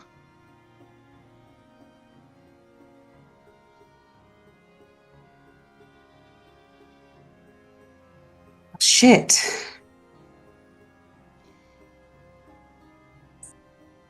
You don't know if we'll an apology has been sent to the other sisters, but annoyingly, your younger brother has left you in charge to inform not only Ardena, but your father that he won't be coming with you in the carriages to the Demigod City and is somehow going to find his own way there. Whatever that might look like, informing your sisters. I think she'll sort of fold the note, look at herself one more time. All right. Tuck it into her maybe bag. She has a bag or something. And then we'll pick up her plate and her tea and start off to find, well, whoever she sees first. So she's going to tell first. So Not a problem. Then lastly, as Millie, you are in your room getting ready or being attended to by some of your handmaidens. You hear a knock on the door as your father arrives. I think as Naeric arrives as well, you see Millie like quickly put her journal away as well and kind of turns. Hello. Do you have a, you don't have to be so formal. I your lady, do you feel like I need have to a be- moment? Yes, please do May I? come Thank in. you. Sorry, All right. I'm just I want to make sure that I do this right, and I feel like Hang on, let's do it again. Let's do it again. I'll close the door and I'll knock on the door. Okay. May I come in, please? Oh, yes, please do. I'll open the door and I'll bow. Curtsy, but like in my chair. If it's all right, I'd like to take just a minute of your time, and then I'll let you finish getting ready. I have something for you. I'll walk into the room with a small package in my hand. Awkward phrasing, but in any case. There is something I've been meaning to give you, and who doesn't like surprises? Before it always comes to the story, you know how your old man is. You may not know this about me, Millie. I think I've told you, but I am the youngest of my siblings. And I know Drestel is younger than you, but you're the youngest of your sisters. Mm. And oftentimes, the youngest can be underestimated. And I don't want anybody to underestimate you. Your mom wanted you to have this, and I feel like this is the right time to give it to you. And I'll pull out from the small package a mace. It's got the colors of House Mace in it. I can't. No. Well, it's not doing any good getting dusty and not being used. I know you're not. No. It's give this to Lula. I can't take this. Why? Why can't you take it? Don't know how to use it.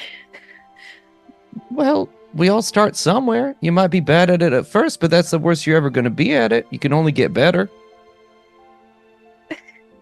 I feel like, I don't want to disappoint her. Sweetheart, you're gonna disappoint people all your life sometimes, but who cares? Who cares? You gotta do you. You can't live by other people's standards. Live by your own standard. And you can never disappoint your mom, by the way. And I just know that's what she wanted. It's what I want. But what do you want?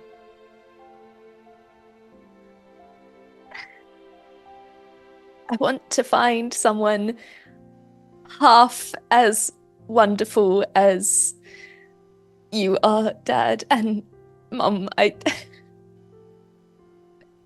You're going to find somebody so much better. It's going to blow your mind. But in case you don't, then you got to have this mace to punch him in the face. You understand? So that's why I'm giving that to you. All right. Sometimes you think you found the man, but you wish you'd found the bear. You know what I'm saying? So just take this mace and just keep it. All right. Because I'm not always going to be around. You got to, this is like your bear mace. Just take it. All right, My lady. Kind of take it and my lord and swing it around a bit, and it's pretty good. It's not weighted too bad. It's nice and small. It's not like a okay. That's it. Perfect. I'm going to point to the butlers or whoever's in here to just turn their back for a minute, please. I just need and then if they do, I'll give Millie a great big hug. You're going to do great. But you're already great. I love you, Caito. I love you too. And then I'll leave her to her finishing getting ready. And I'll go at some point visit Lula. Not a problem. Millie, with mace in hand, you feel an encouraging presence. You look down at your journal that you tucked away, and you can see that there is a feather that has been left between the pages. I'll pick it up and I'll kind of smile to myself and find a little piece on the handle to tuck the feather into the mace. And then I think that Millie's going to immediately start writing something in her journal, and I think it would be something along the lines of, I do sincerely hope I find someone as wonderful as my father, but I hope that when I do, they'll be a lot more forward with their intentions. And she kind of has a bit of a smirk to herself about the prospect of entering the games. And then I think she'll say something along the lines of, I heard there are a lot of royals who will be entering the games. Wouldn't that be grand if one of them, I don't know, swept me off my feet? You see within the journal, under the line of, you hope to meet someone who would be forward with their intentions, 2 words write themselves from seemingly nowhere. You will. Full stop. I think I kind of touch the feather again, and she kind of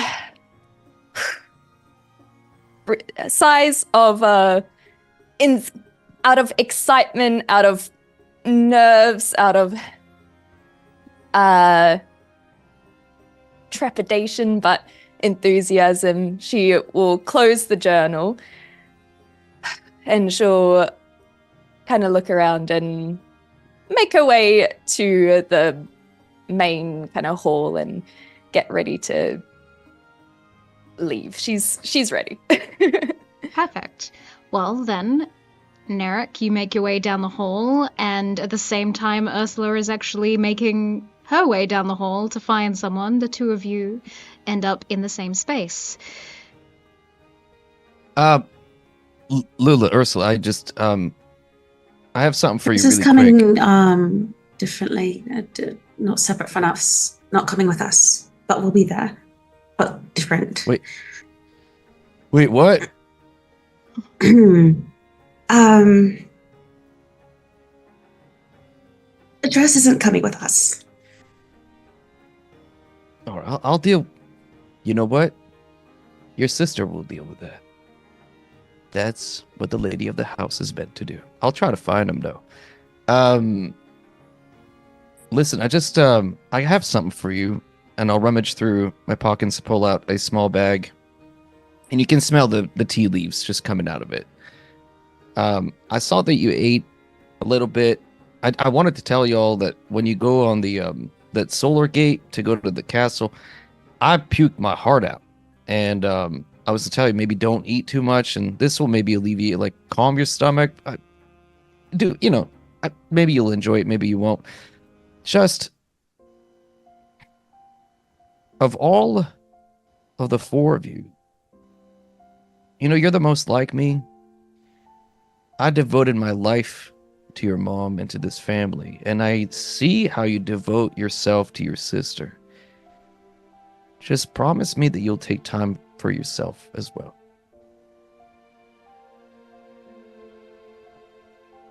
I will have my morning tea at exactly 5:30 sharp, and not even a battle will stop me. That's awesome. When we bought presents, I always knew what Eminem wanted. I know what Denny wanted. I know what your brother wants. Always a new rapier or some dagger or something to stab something with. You're always the hardest to shop for just because... What do you want? You don't have to tell me. What do you want? Beyond making sure your sister's fine and House Mace is fine, what... Do you have, like, a little selfish... It's not even selfish, but, just... What do you want? You don't have to answer me right now. I'm not... It's just... Okay, listen. I didn't mean to make this weird. I love you, and you're gonna be great, and, just take time for you, okay? And I'll just lean in for a hug with Ursula as well. She'll hug him back, and I think as she steps back, she'll say, I don't know. Is that bad? No. You're still young. You got lots of time to figure it out, but just think about it, Pray about it. Okay. Drestel! You idiot! And then I'll just start walking down the hallway looking for my son. Wonderful. Well, as you do, the carriage is set to go. And there's a moment where, Naeric, you can join your three daughters or continue looking for your son and arrive later. But leaving your three daughters to not only go through their first solar circle without your presence, but also to arrive in the demigod city, never having been there before, especially after your experience back in your matching season. It's up to you whether you would like to. No, I'm going with my daughters 100%. You kidding me? They need to be no 100%. I'm there for my kids, and Drestel and I will have words later. Not a problem. Well, the four of you step into the carriage that makes its way towards town, and you know that this is the beginning. This is where it is all going to happen.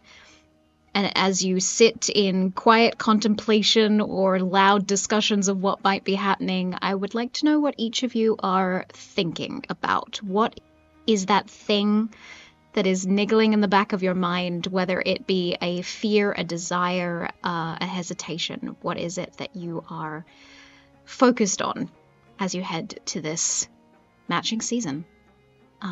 Ardena?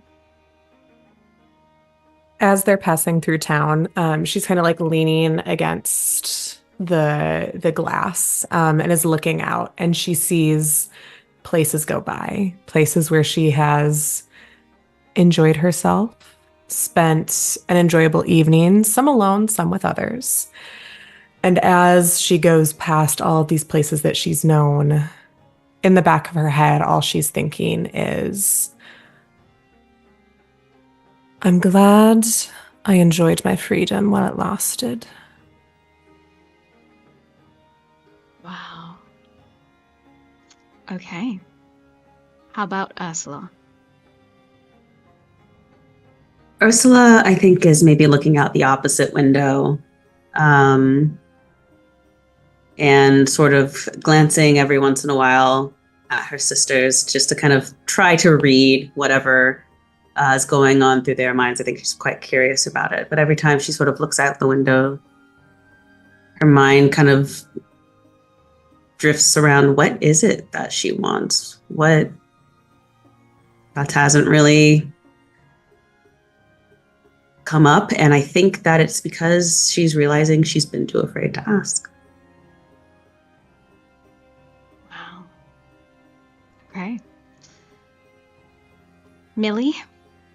I think Millie's kind of plucked the feather out of the mace and she's kind of absent-mindedly like brushing it against her cheek. And she's just kind of thinking, also looking out the windows, and is kind of thinking about every single book that she has read leading up to this moment. All of the romances, all of the love and the lust that is present in all of these books, where she has her heart beating a little bit faster and is kind of feeling like, this is my turn. It's happening for me now. This is the start of my story.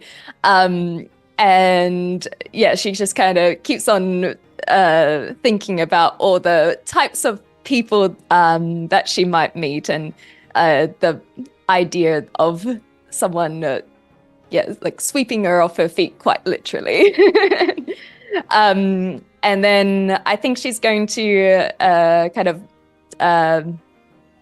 tuck the feather away in her journal, and then she'll look at her sisters, look at her father, and kind of hold her new mace that she has acquired, that is kind of on her side, and she'll say to the others, I think that she's gonna be here with us. I hope we all feel her presence in one way or another. Wonderful. Well then, lastly, as the father of these three going to the matching season, what is it on your mind, Naeric? As a man of a certain age and the carriage being comfortable in what it is, I'm asleep. This has rocked me right to bed. It's probably what's happened, and I'm snoring away. But before he fell asleep, I think Naeric looks out the window. He's staring, he's looking at his three daughters. Knowing, I think, two things. One, this is the last time that this is going to be this way. Things are going to change fundamentally. And he's aware that Ardenna is going to be Lady Mace. And this is like a before and an after moment. And he's trying to take it in. He's also looking, he thinks at least, he's looking at the estate for the last time. I think he expects that he will not return after the games, and he's just taking it all in before the rocking motion of the carriage sort of inevitably, not that it would do that to me in real life, but it's going to put him right to sleep. And so he's going to just fall asleep in the corner, maybe holding hands with whichever daughter's sitting next to him, and just snoring away. And we move to a different part of the world. In the Kingdom of Cerule, in the royal palace itself. Tim, could you please describe to us your character and what he might be getting up to this early morning on the first day of the matching season? Yeah, Sir Tim is in his quarters, in his room. Probably doesn't have Jojo there yet. Gonna give himself a quick long look in his big oval mirror that's in his room, and hold his trident in his hand, grasping it. Probably his shirt's off, checking his hair a little bit, maybe giving a quick pep talk speech that he's gonna give when he gets into the arena, and start getting initial anxiety, looking for Jojo to see if he's gonna pop in the room to give a quick high five and a chest bump before the day starts. Absolutely incredible. What do you think this pep talk sounds like? Could you give us a little example? Yeah, probably just two bros if Jojo was there, and if he came in, he's gonna give him a quick high five and a Roman handshake and bring the hug in. Are we ready for this? This is our day. We're so excited. We've been talking about this forever, and just kind of stare at him a little bit and hope that everything works out well and I make him proud as a friend. Incredible. Well then, Jojo, please introduce to us Shadius. What do we see as Shadius steps into the royal quarters of Prince Tristan? Well, you would notice that he is a half-elf with olive skin, sun-kissed skin, and the seafoam green eyes. He's got shoulder-length, kind of wavy hair, like salted from the ocean. And he taps on the door frame and say, "Mighty Lord Princeling, are you done preening for the day? I see you're late, and we should get going." You look good. Are you ready? You look good. Are you ready? Well, I was in training this morning, you slacker, but I didn't see you there. So yes, I'm ready, but I understand.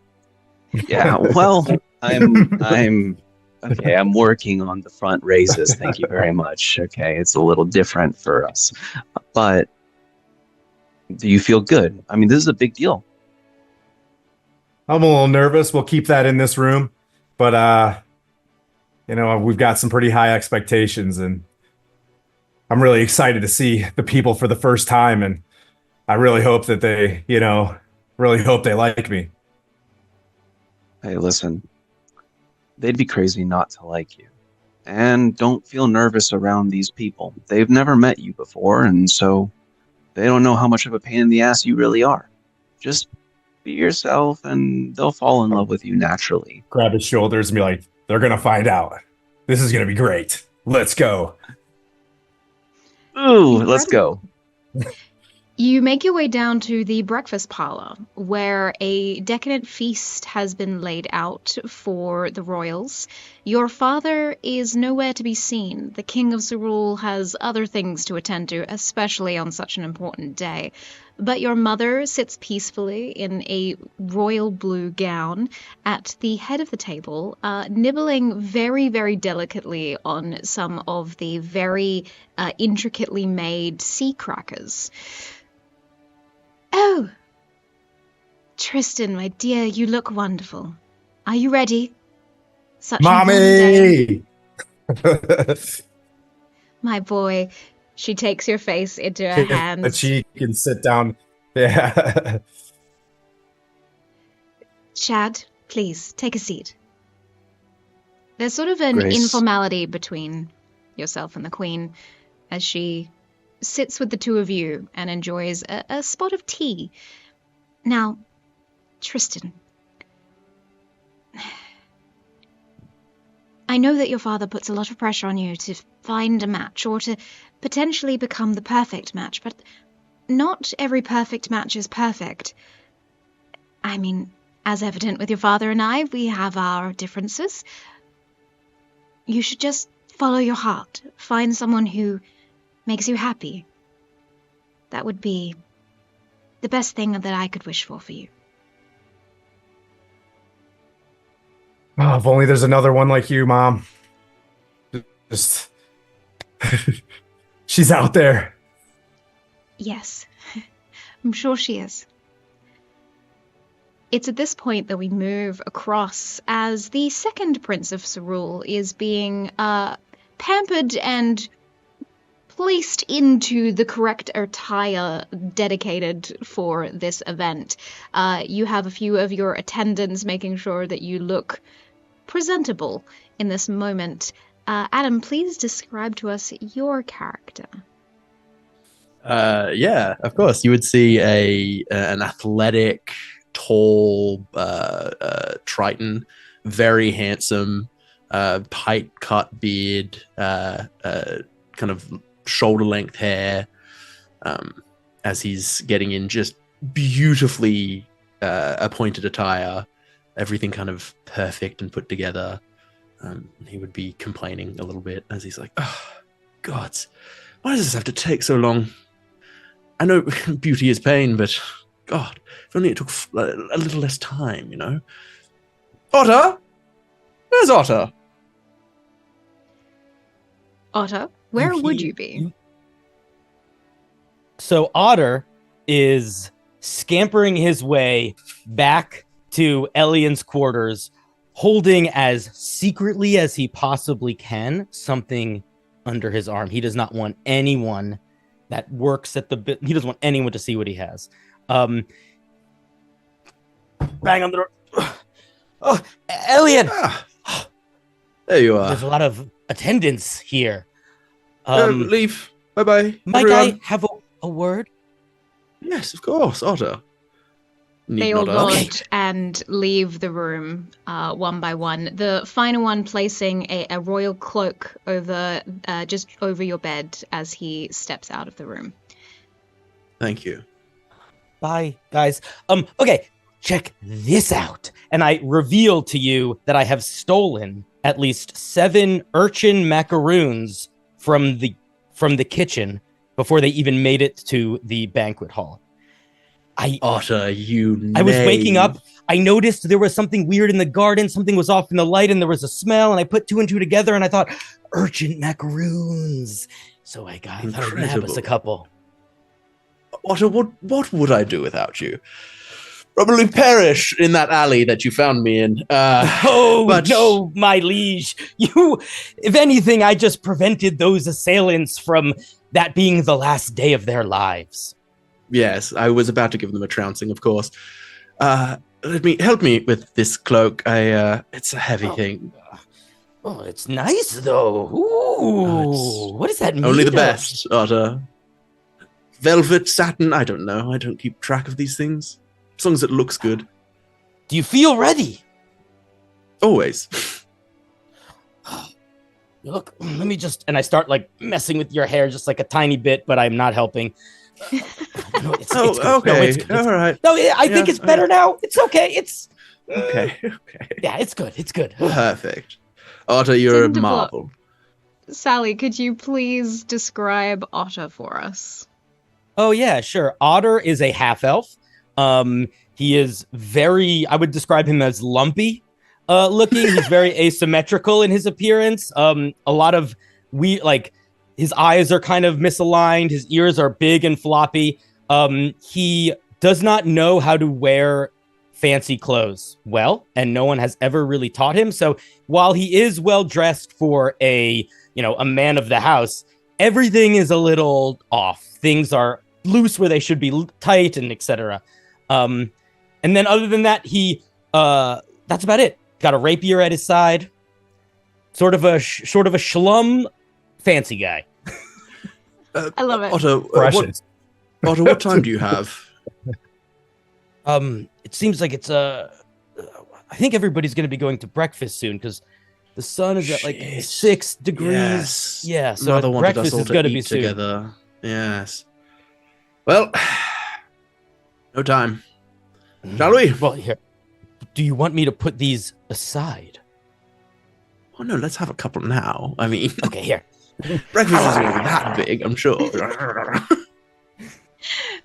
Incredible. You partake before heading to the breakfast parlor and seeing the ever beautiful figure that is the eldest prince of Cerule, your brother Tristan, and his friend or second, Shadius, as you step in. Tristan, you look well. Shadius, you look like you've been working out recently. It's showing. Good morning, my lord. I have been this morning. Ian. Thank you, as always. I'm gonna throw a muffin at him. Roll Can me. I roll to try? Roll to hit. Morning. Yeah. Gonna try to catch it. All right. Go for it. Let's see how Tristan throws Nice. and how Yeah. Elian catches. All right, that's just a 12. I don't know what. I didn't actually. I realized I didn't give myself armor, but my natural armorless AC is 14. So It goes wide. Just screaming now. Tristan, is that a way to conduct yourself? We're about to be seen by the world. Those in my eyes. Princely. Right. Yes, of course. cat-like Please. reflexes. Take a seat. Of Elliot, course, I know Mother, you look that you're- radiant this morning. Thank you, my dear. As do you, as always. I assume that you received the scrolls that were gifted to you last night to look up the names of all those you'll be meeting at the castle. Of course, yes. Committed to memory. Looks at Shadius. Shadius like, yes, I did. It's a little bit of like a. Go ahead and nod. Just give it the nod. She sort of sips from her teacup with an expression that reads, she knows that neither of you actually read any of the names. And there's a moment of pause where she looks like she's going to give more unsolicited advice about how to conduct yourselves, and then stops herself as she notices that more seats at this table are still empty. Where is your younger brother? Do either of you know? I don't think the gods themselves know. He'll be here. All right. Well, he I better... am not going. I am not going to this thing. It's stupid and I am not going. And don't even dare come across that door, Fisher, for the life of me. For the life of me. Don't use your magics to open the door. It's a very private situation I'm in right now. Don't open the door. You hear the door open. He opened the door. As he opened the door, you only see someone jumping out the window. Who, impossible to tell, and a very hidden Gideon Asa Torrent under the covers of his bed. I said, I am not going, and this is my private room. My good lord, the house, Cyril, in all its wisdom, has put many duties at my feet, one of which, apparently, is making sure you're at attendance this morning. Please, I'm only fulfilling my duty. If you would please put on some clothes and exit your room. You see how he kind of takes down some of the sheets, and you see like this disheveled, what probably is a very beautiful, like luscious iridescent hair of gold and purple over these like four like blue horns that look like a crown. All of the angles in the body of this Triton are he's very angular. He's very slim, very fit. Like you can see most of like his muscle, but because he's lean, not because he's strong. And he basically like just looks at you from under the sheets and goes, I said, I am not going. This event is stupid. And I said I had a duty to House Cyril. Icarus, you see Fisher is a somewhat somewhere between a water and air genasi. His complexion is like that of like a storm front, like a cloud. Kind of like medium length hair, very proper in his academic clothing, very neat, very everything, cut just right. You see a little kingfisher fly in and swoops in and like starts to pick up your small clothing. As Fisher, he always has quite a large, kind of hidden in the small of his pack, quite a large water skin. He clicks and water rushes out, and you see it like collecting up clothes as it like dumps the clothes on you. Your clothes just get thrown at you from around the room. It's like get dressed Fisher. and be outside. Oh yes. If I wanted to get matched, I could just go out of town and get matched to whoever I fucking want. It's easier, it's more fun, and they're not stuck up their asses like my brothers. Okay, if that's what you believe, you go put your clothes on and go tell that to the queen. Oh, Fisher, what am I ever gonna do with you? But you're right. You're right. Maybe this whole event could be a good opportunity for getting to know new faces.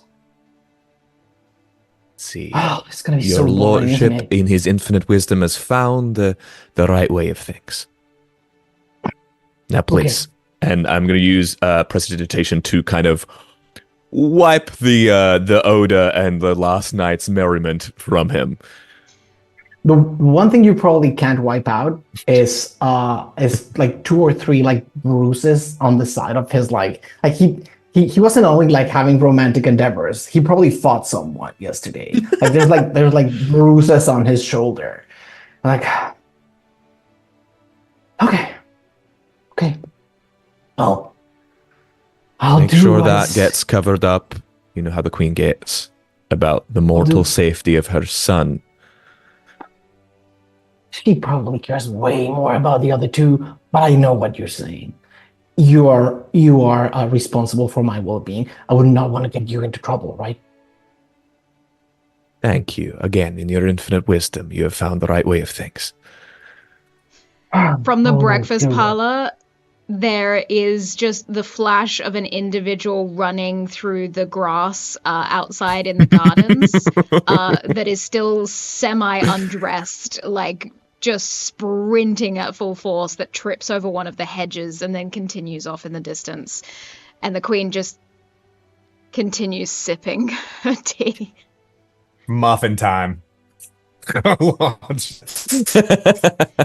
the gardens? Out into the distance? Sure. Like Gideon. I love the idea of let's this. see. You Come throw... on, net 20. Artemis. Go for it. Roll a D20 for me. I want to see this. Huge. Yeah, that was a 13. I don't know. It smacks the window because you're in the breakfast parlor, and it just slides back down to the floor. Yes, brother. I hope you realize that this event is not a food fight, right? Wow. We gotta have as much fun as we can now. I promise. And I look over. We'll do the family justice. I know that you will. I kind of look over at Elian. We'll take care of Gideon. Out with me.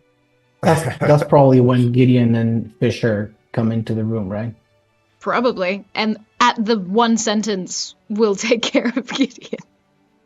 The 2 of you step forth into the breakfast parlor.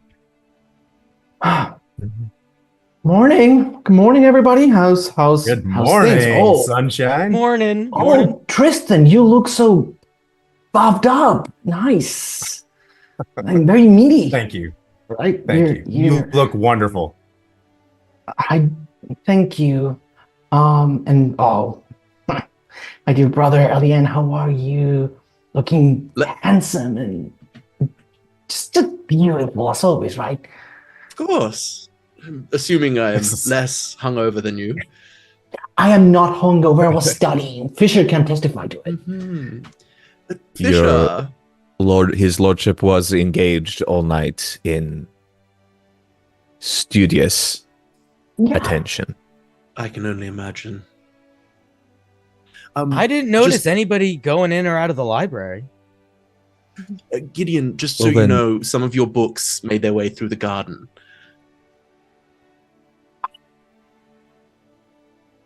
I don't know what you're implying, dearest brother, but not in front of mother. This kind of things should mother forgive my brother's assumptions. I was really studying all night. I raised 3 boys, Gideon. And besides, I got up to my fair share of shenanigans in my day. Back in my matching season, I had all the men and women interested in me, and so shall the 3 of you. Can we share something? I mean, mother... Fisher. Oh, sorry. I just want to put this out there. We already have 2 fantastic specimens to send to this thing. Can't me and Fisher just stay here and guard the palace or something?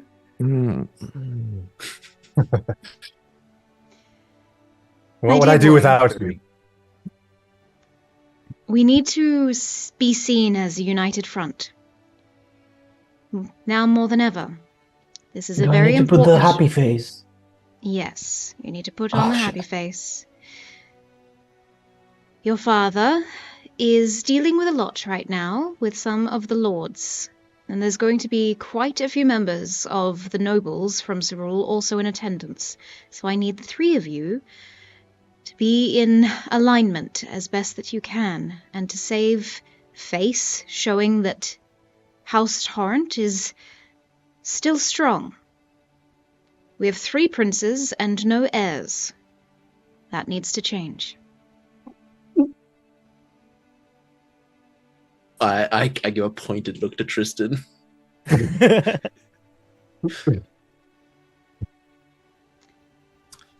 Of course. Are you mother. all ready? Born that Yes, way. mother. Yes, he All right. is, Your Majesty. I kind of Well, nudge Gladius. Let's go. So excited.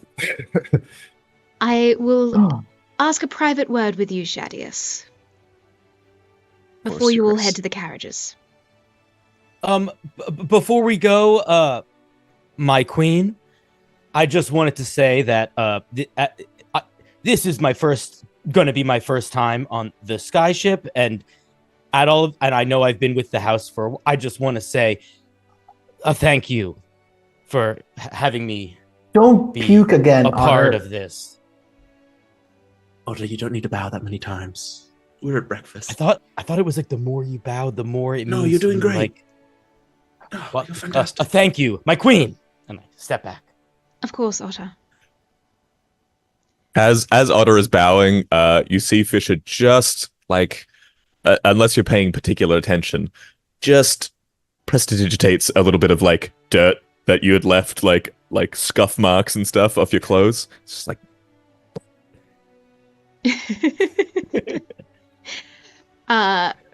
Gideon is also served a massive cup of coffee by one of the attendants here in the breakfast parlor, as you are quickly escorted out to the foyer to the carriages, and the queen pulls Shadius aside for a moment. Yes, Your Grace. How may I serve? Be honest with me, Shadius. You have seen all 3 princes and their capabilities in combat and socially. How royally fucked are we? Well, permission to speak freely, Your Grace.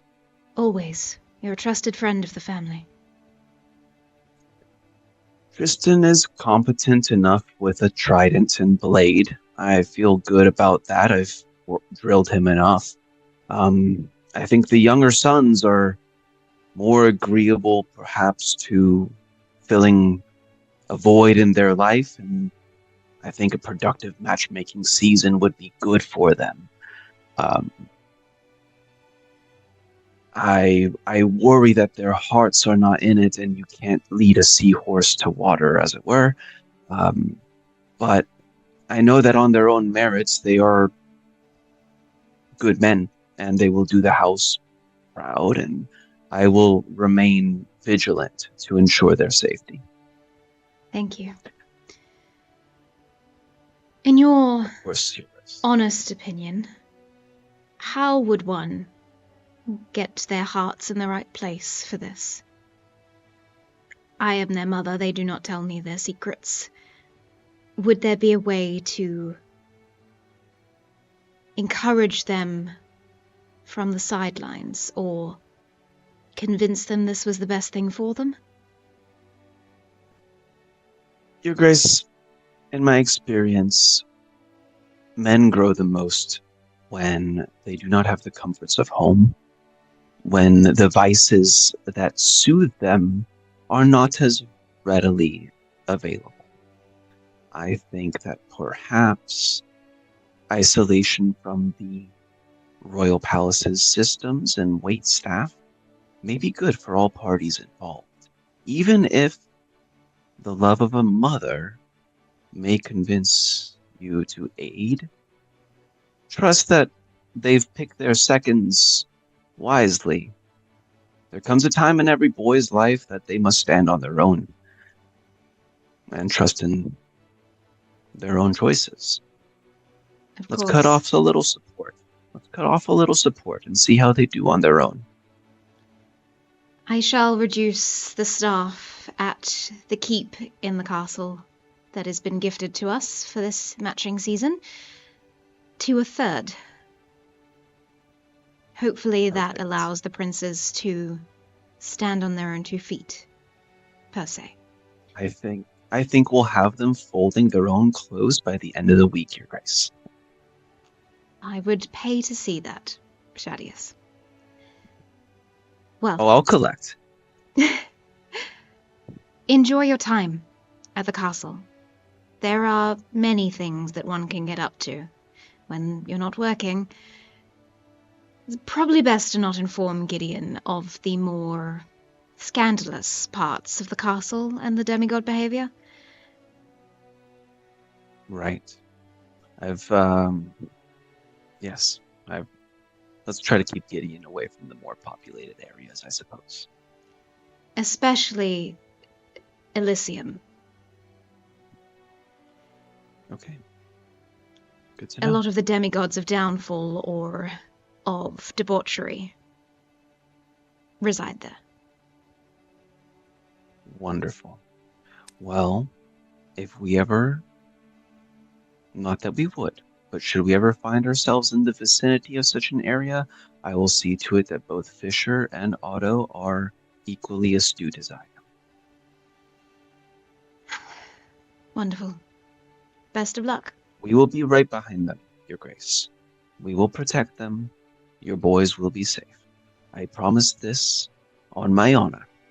For everything that you've done for my house, your boys will be safe.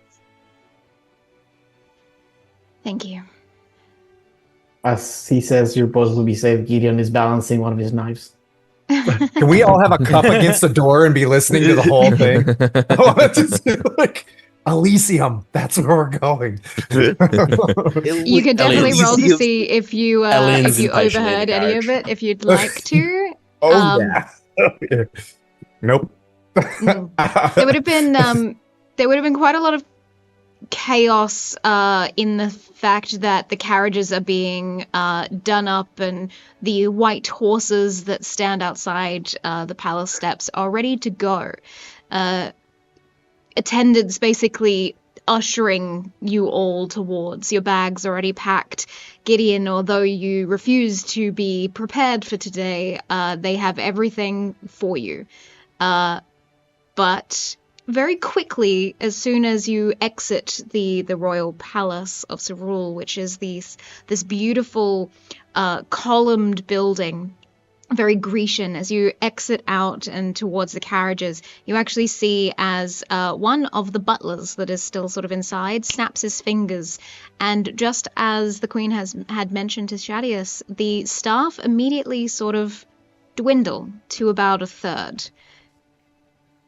There are only a few members going with you now with the carriages. The rest of the staff are probably already at the castle setting up and preparing for your arrival.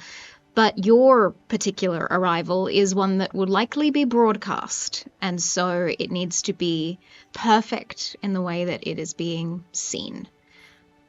The doors open for the 3 princes, 3 different carriages for you all to arrive in order of birth and title.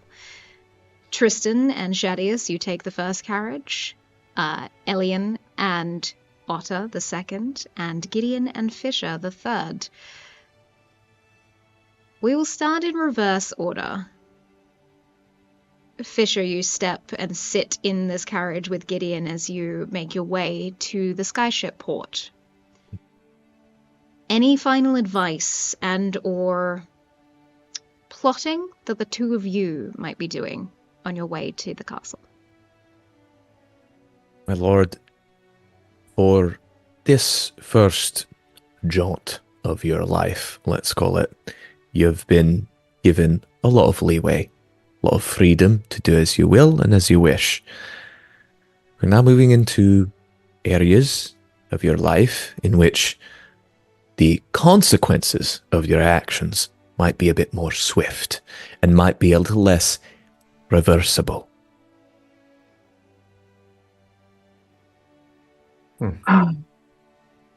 I've got a couple of irreversible things already, like running in my blood, right?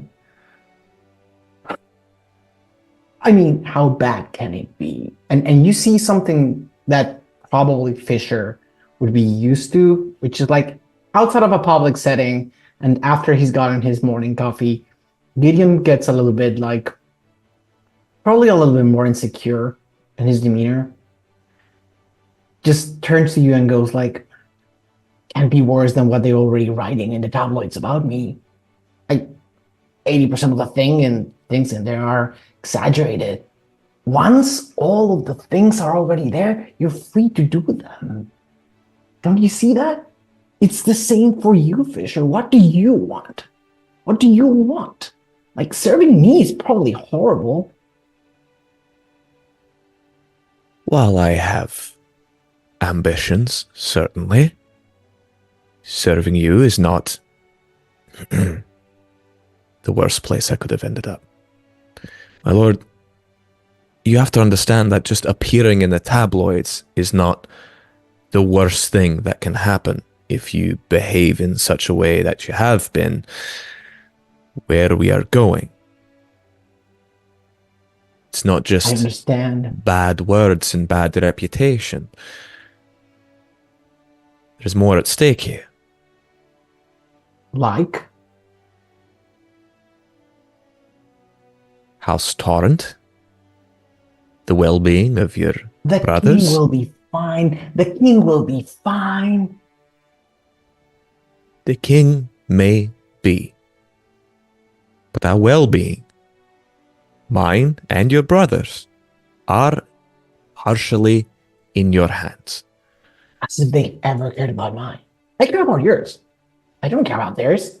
They do whatever they want. And I very much care about yours.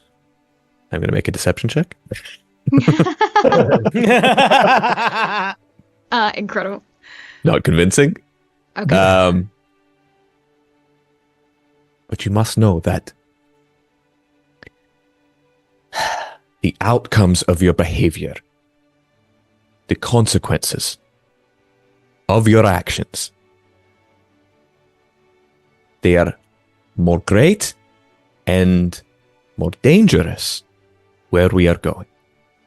I want to impress upon you, if I have ever tried to put any information between your two ears and your four horns, it is this, that there, as much as if you have flaunted consequence and retribution in your life, that will not be the case where we are headed.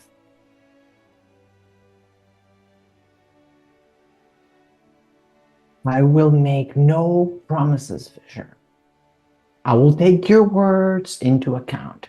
Because from all of the lunatics inside that house, somehow I ended up with the only sane one. But I will follow adventure. I would follow the things that make my blood really flow. And you're welcome to follow. You're welcome to be a part of it. And you're welcome to have a fun life. Not only a straight and happy and stuck-up life, but also a fun life. Have you seen Preston? He's like brainwashed. He can't see like one of his, like, in front of his nose. Have you seen Elian? He's obsessed with looking at himself in the mirror. Really? Is that an example how Torrent needs to be setting up into the world? This is so bullshit, but it's fine. I understand what you're saying, and I'm thankful for your words. I didn't ask you to be like your brothers. I think you should. You kind of did. Absolutely not. I think you are, Gideon, inside, somewhere in there, the person that strives for the things, as you said, that make your blood boil and you chase adventure. I think those are admirable qualities. And as you say, your brothers don't have quite that zeal. that is what sets you apart, then I wouldn't have you put it away merely because asking for miracles is a silly notion. Follow that, yes, but just be aware of consequence.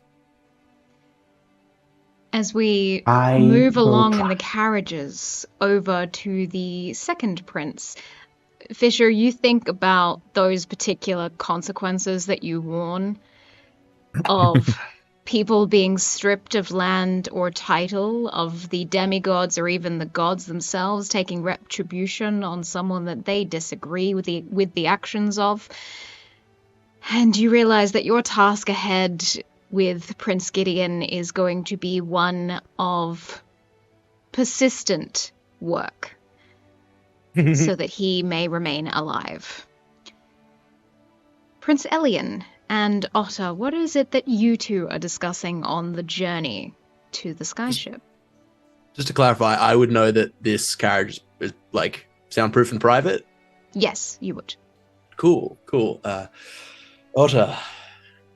Well, Yes. my friend, it's almost time. We've worked hard to present a certain face to the world. We It would have. seem that I think we're going to do a good job. I think so. It would seem that the fate of House Torrent rests on my shoulders because my brother Tristan is green as kelp, and my brother Gideon, well, his only redeeming quality is he is accompanied by Fisher. So, the world sees me as a vain fool, but that works to my benefit.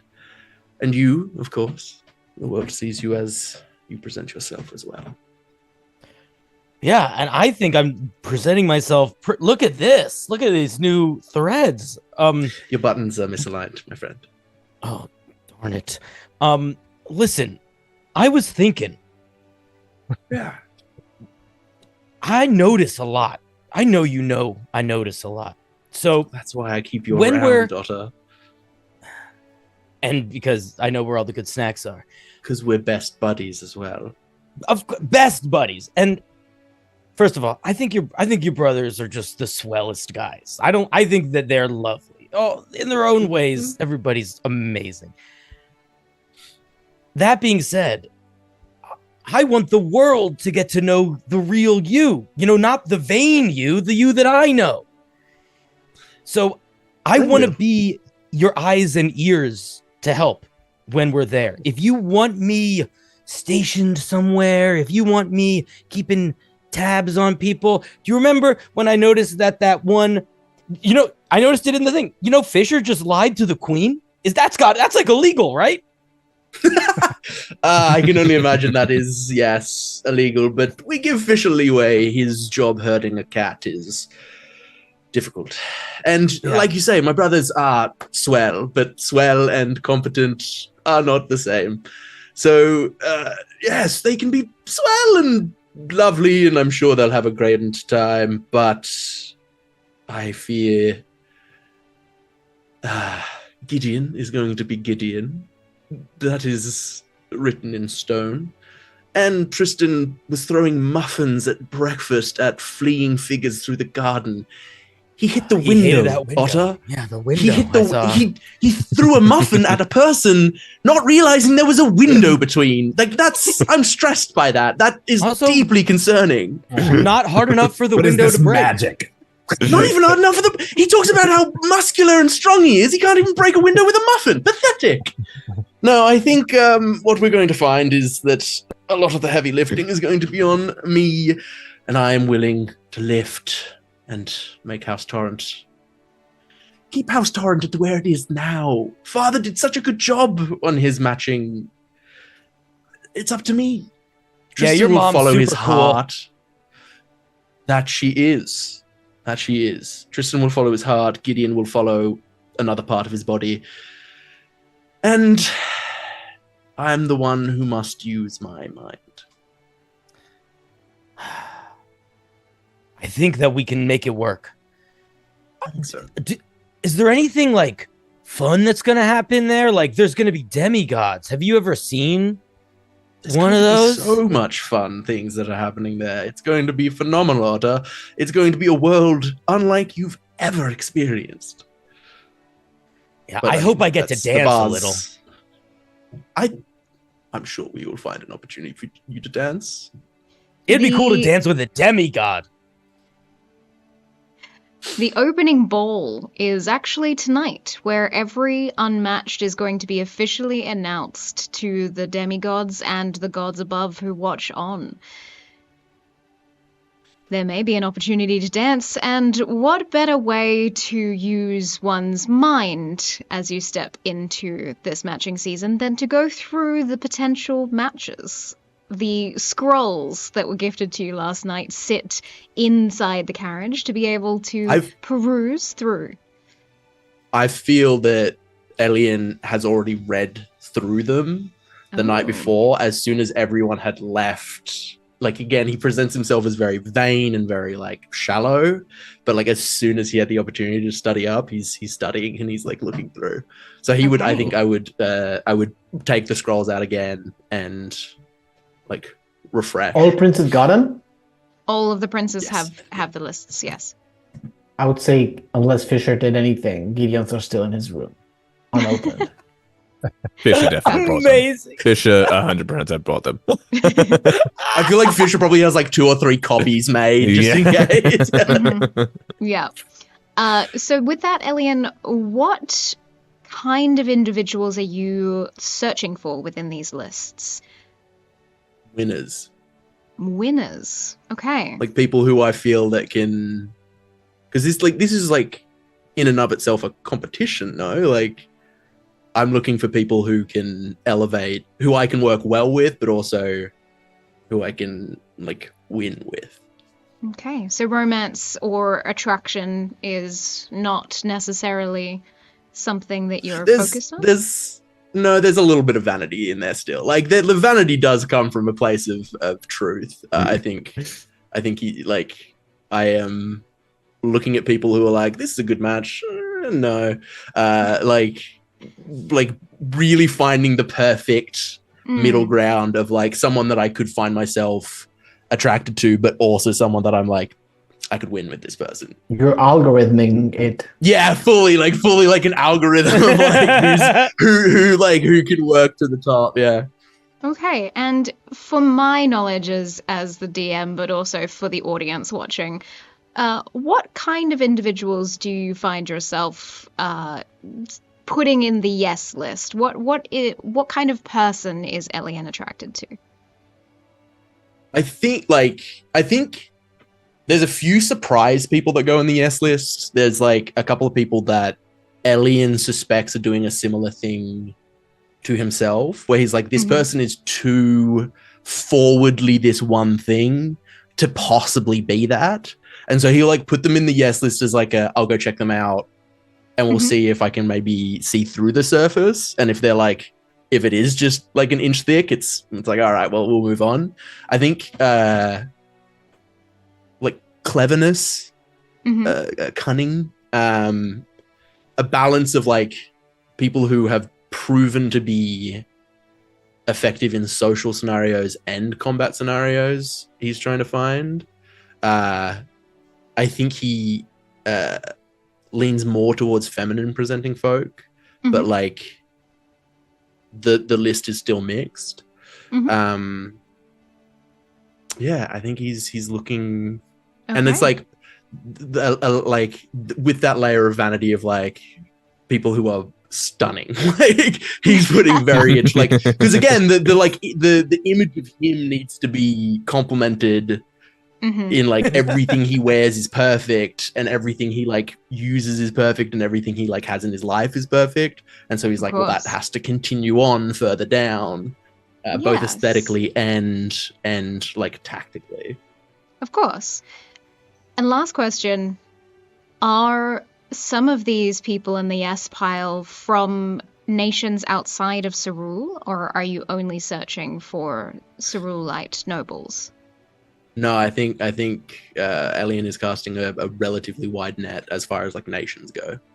Okay, very interesting.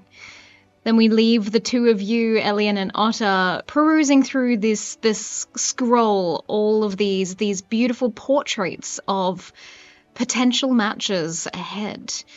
Fisher, by the way, has definitely made his own yes column for Gideon. He has specific criteria that he's done for his prince. I adore this. I will follow up on that as we get to the skyship of what your particular list is, because I don't think Gideon's read any of the scrolls. But let's check in with the first prince of Cerule, the future heir to the throne, Prince Tristan, as you and Shadius are in your carriage. What are you two speaking about? Are we alone in there? You are, and the carriages are soundproof. Okay. Yep. So, do a quick wave here and there, and then, kind of sit back where no one can kind of see and just take a very kind of serious breath and look at Shadius and kind of, I really want to make, Mom and my brothers proud. I want to bring us, I want to bring us together. I hope, despite how we, chip at each other just a little bit, I really hope that we're able to break the ice and, become a stronger family after this. But you can tell I'm a little bit nervous, about being a disappointment, to Mom. And, I know it's tough to see Father, but, ultimately, if I can make Mother proud, I think I'll be on the right track, for Father. Kind of a naive approach to politics a little bit there, so. Shadius, I think you see the nerves plain as day on Prince Tristan's face.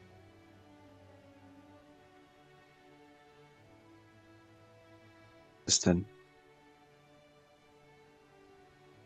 no one ever got stronger by hiding away from themselves. We didn't read the scroll list, not because we don't care and we're unprepared, but because our strategies are different. Your brothers are going to pursue strategies that suit them. Your greatest strength is being yourself, and I have full faith that people will come to love you as I do. So don't worry about trying to prove anything to your father or even your mother. For if they are good parents, they will want their son to be happy and fulfilled in himself. My job is to make sure you get back to them safely, and for that, I don't need to read the stupid scroll either. So, let's focus on being ourselves and doing our jobs correctly.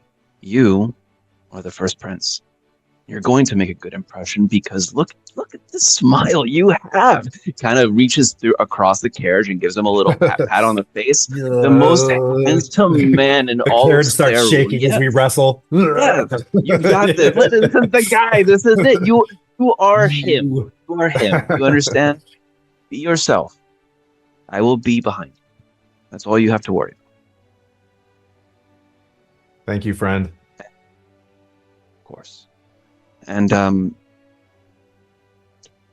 we're traveling to a playground of the gods and their offspring. And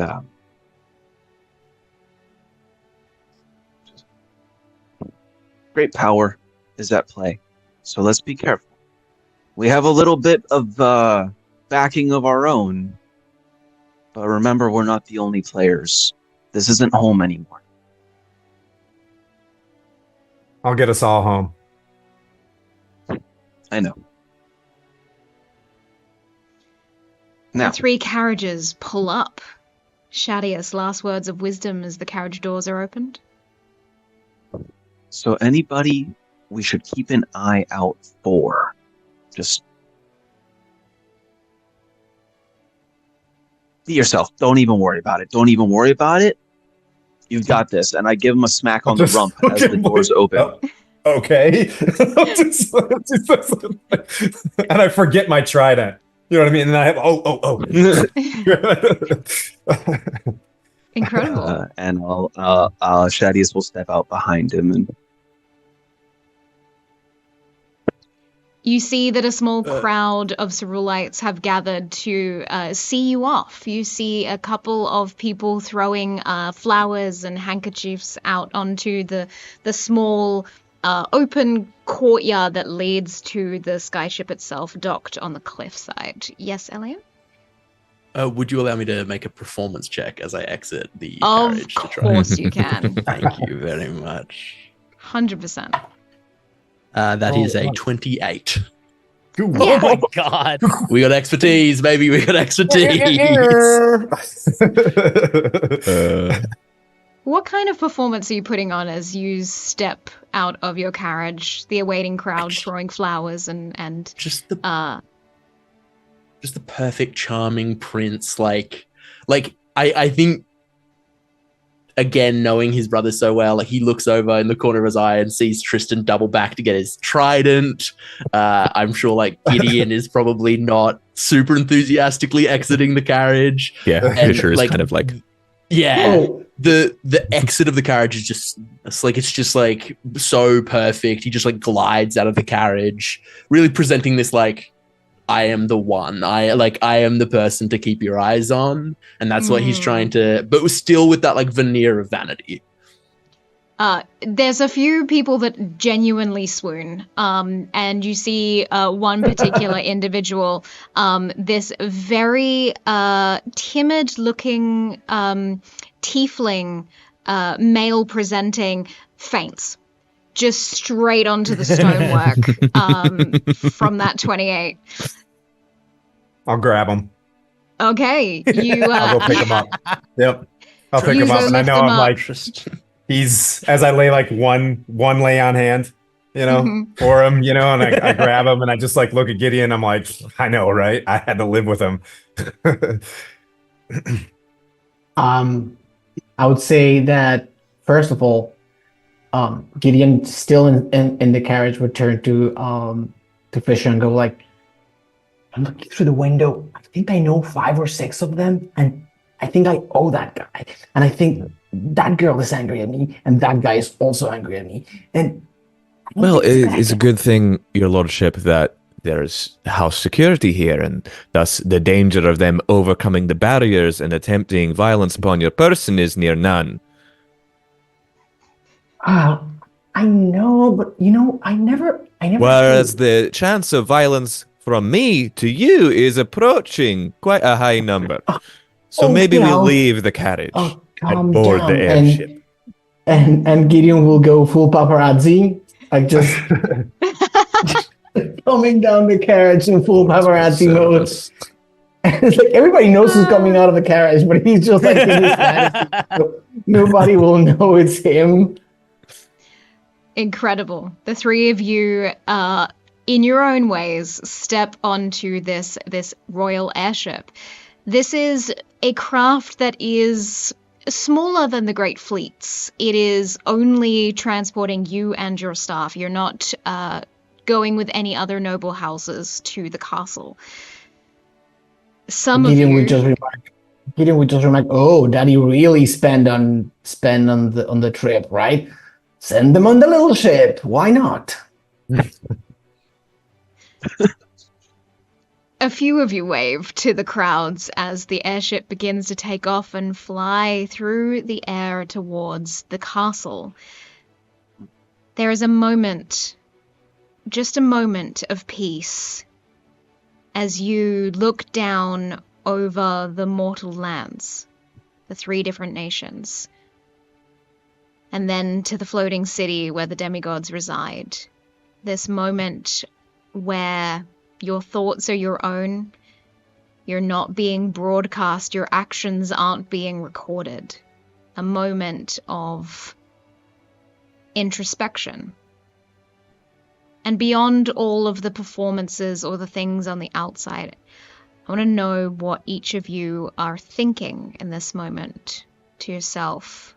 What is your goal or intention or fear? What is it that is on your mind in this moment of peace?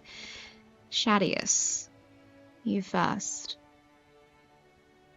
So, the first thing is kind of as the moment passes and Tristan lifts this blue tiefling back to their feet, and it's perfect. It's watching Tristan be Tristan. A 10-inch dagger gently resheathes, sliding back into place, having been separated from the lip of the sheath a little bit, and his guard drops, exhales, realizes this is just a procession, and it's almost, perhaps it's his background or his training, but it's a little bit of fear that Shadius has, because demigods are powerful and are known to be fickle, and that's not something Shadius has come across, and we never know how that moment is actually going to fall when it happens. So I think Shadius would actually be feeling stressed. I think he's starting to feel stressed. We've arrived, and now, Tristan, all you have to do is yourself. Be you. And now I'll be me. Okay. Tristan, as you're flying through the air on this skyship, you're about to touch down on the demigod city.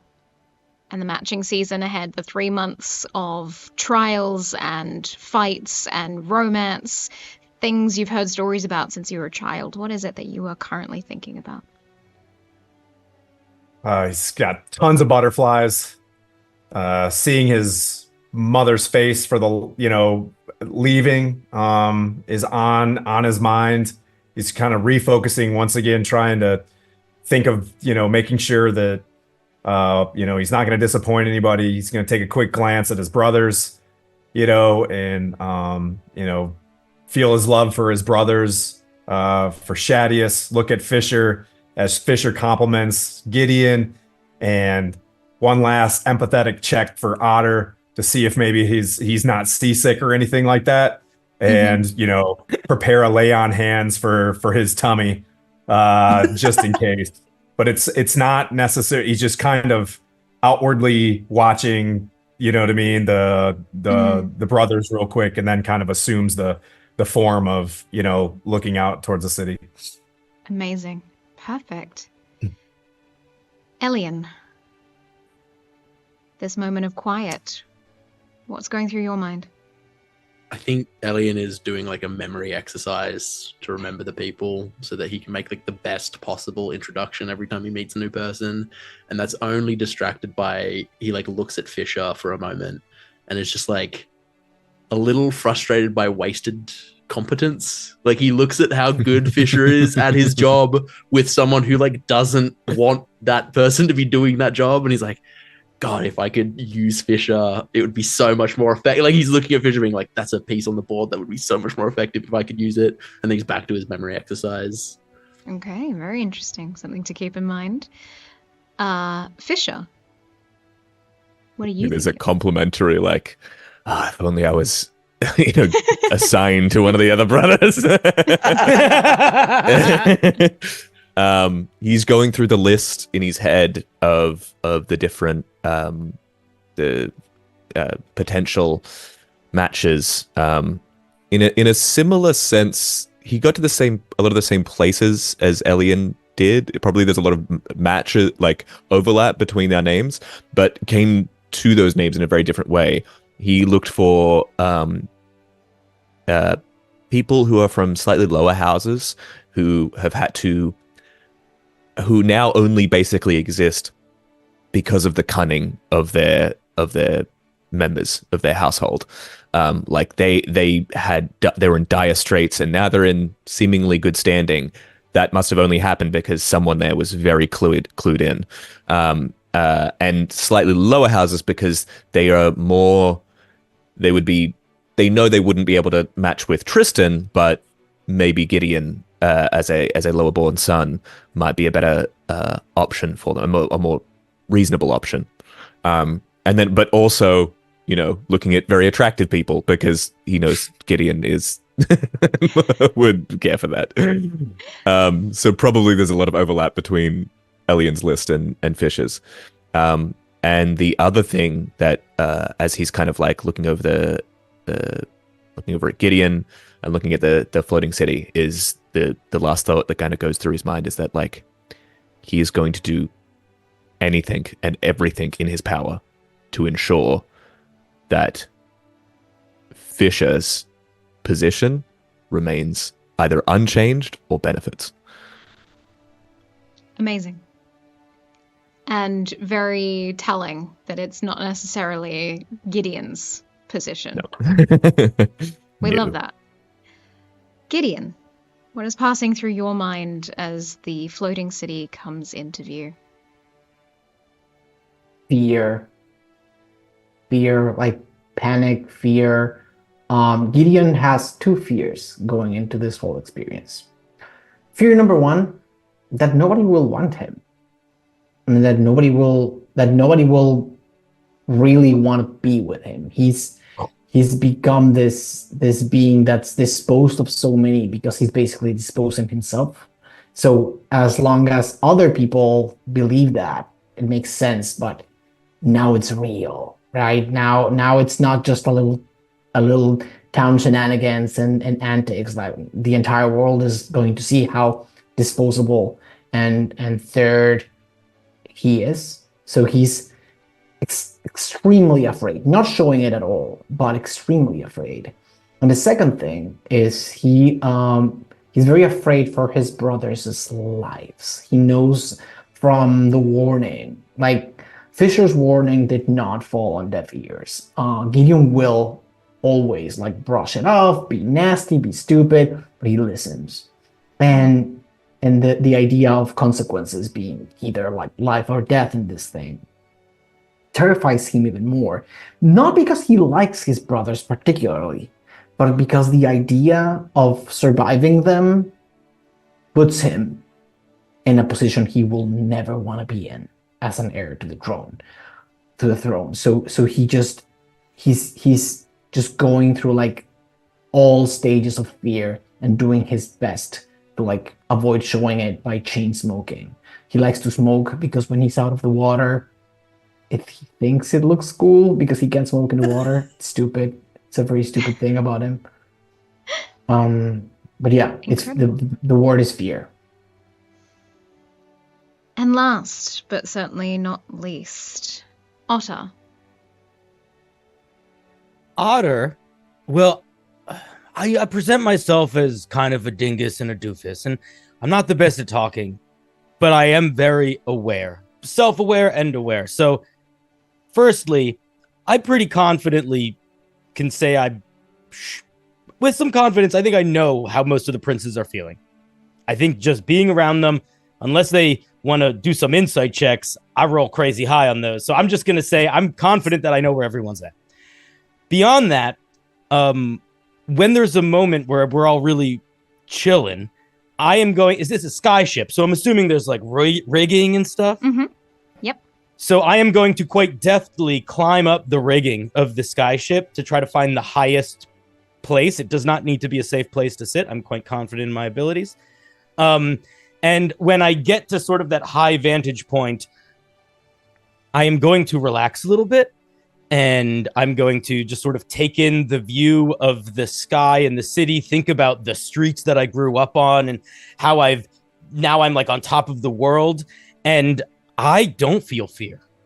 I might feel uncertain, but I feel like I am on the precipice of something. I feel like the air pressure is changing and there is something on the horizon, and I think I'm ready for it. I don't know what it is. I don't know if it's this event. I don't know if it's getting my prince together, but I feel like I have been preparing for this, and I am ready to land. Wonderful. So as your skyship lands, we'll check in with a house in Eldron. We cut to an interesting character in his very own estate. Patch, could you please describe to us Ardamir? Of course. Ardamir is around about 6 feet tall, human, male presenting, long, dark hair, long on one side, sort of almost like a half shave on the other side, with a matching beard. A little bit of grey here and there, mid-30s, so he's just reaching that age where the grey's starting to peel out. Dressed in very fine clothing that looks way cleaner than it should.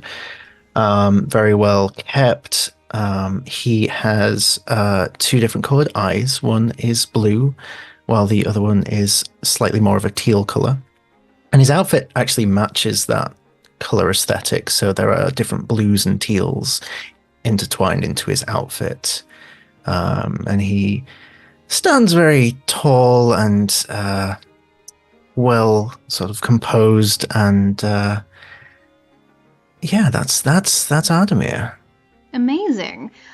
What do you think Ardamir is getting up to on the very first day of the matching season?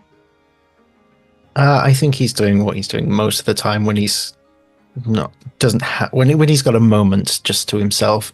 He's got out an almost tiny little book and a even tinier little quill, and he's just making notes, going over things in his head.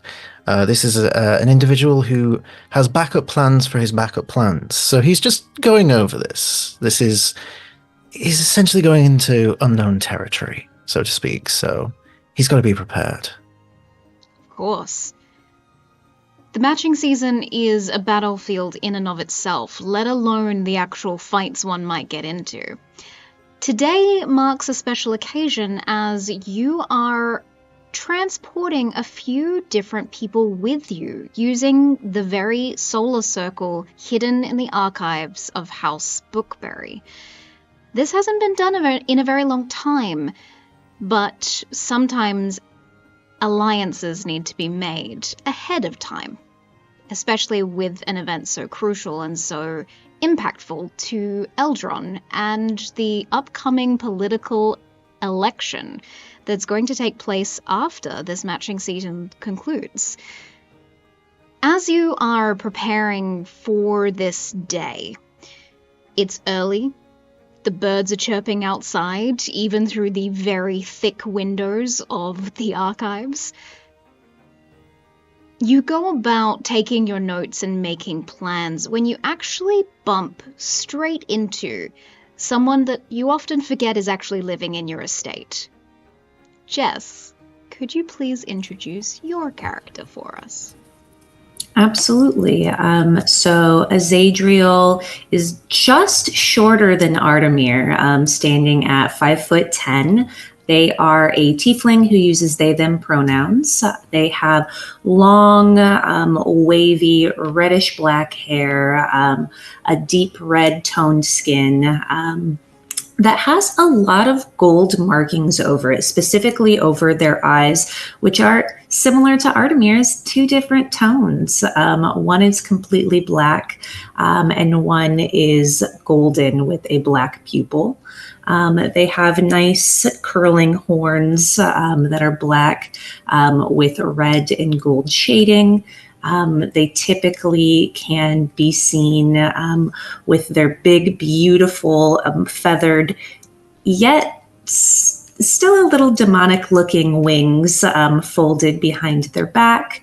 They have a cute little tail that's constantly flopping behind them, and they wear a lot of gold, a lot of maroon and red tones, and most notably is that their shirts typically leave one of their breasts uncovered. Sometimes if they're feeling feisty, they'll let a little bit of fire ripple along their body. And I think bumping into Ardamir, they would say, "Oh, good morning. How's it going?" It is definitely going. Well met. How about yourself? I'm nervous. Nerves are good. They keep you alert and ready. Use them. You as well. How are you today? Curious more than anything. This is new territory for me. It's not even something that I probably should have done this a long time ago, or at least tried to, but I just, for some reason, it never came up. But we're here now, and it's truly historic, and well, we'll just take it one step at a time, I think. The best time to start is now if you've never done it before. True words have never been said. A fumbling commotion as this very portly, beautiful short gnome of a man runs into the space. I'm so sorry, Millie. I was... Do you need a second? Yes, I got Take a your breath, take a breakfast. I did, you were moving. By the time I set up the tea and crumpets, you weren't in the drawing room anymore. Did you still want food, breakfast? Council member Bookberry, I could also see to you being provided with some breakfast. I'm certainly... I'm fine for food, but I would never say no to a cup of tea, certainly. Yes. I'd like both. Yes, I shall move it from the drawing room to whichever room you are heading towards. Where would that be, my liege? I was thinking the library, and Azadriel will look at Artemir and just say, I feel, when I'm a ball of nerves, I like the smell of books. It's going to make me feel a little bit better. Is that okay? It is fine. Perhaps as long as we keep the crumbs on plates and tea in cups, and away from any historical pages and tomes. And he actually looks a little bit nervous now thinking about that. You'll see Azadriel kind of go, oh, shucks. Well, I guess that ruins my plans. I'm just kidding. I'm kidding. It was a joke. Humor evades me still, but I will endeavor to study it. By the time I leave House Bookberry, you're going to be... Bookberry. Really? Berry. I'm still working on it. I'm sorry. Artemir, I'm going to get it, but you're going to get humor. It's a trade. And they'll start just walking towards the library. Tail swinging in the back. Amazing. Your gnomish attendant scurries after you, following up with more questions as Artemir, you're once again left to a moment of peace. That moment is not very long, however, as you immediately hear some alarms, some little bells going off at the announcement of a guest.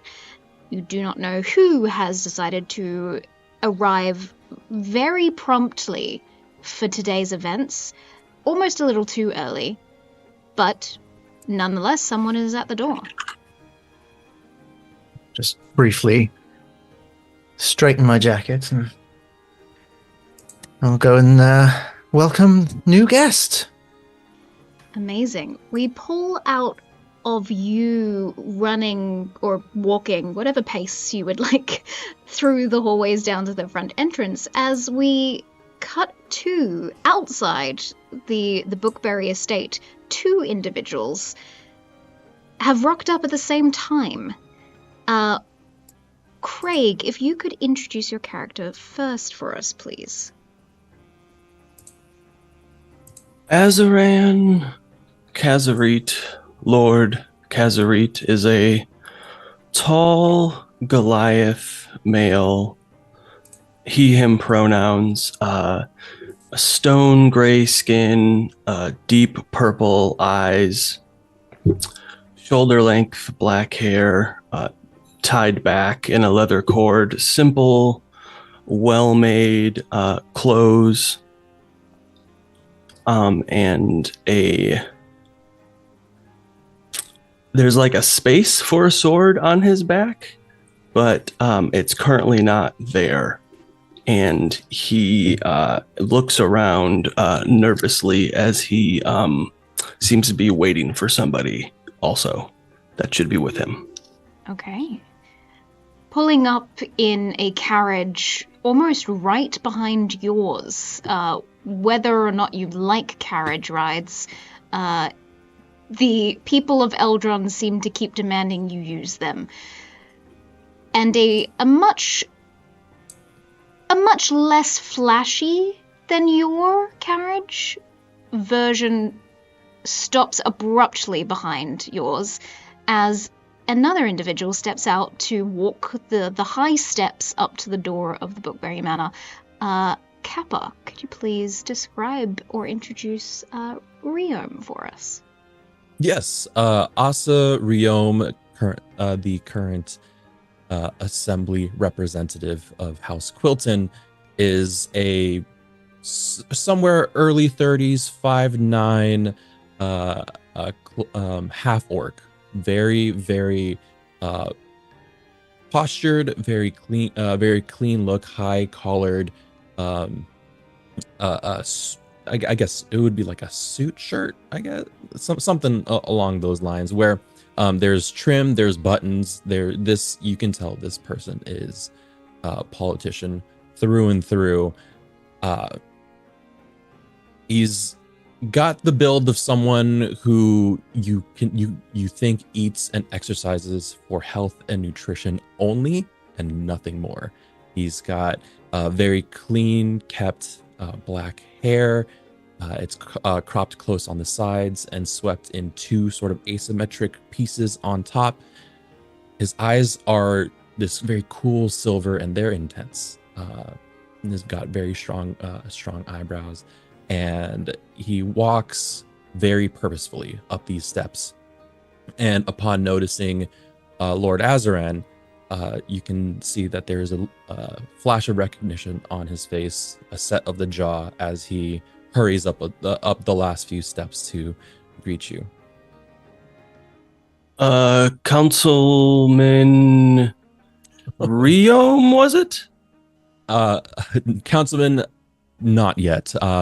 For now, I'm still Representative Quilton, but Riom is fine outside of any political arena. Azaran, am I correct? Lord Azaran? Yes, Lord Azaran. Yeah.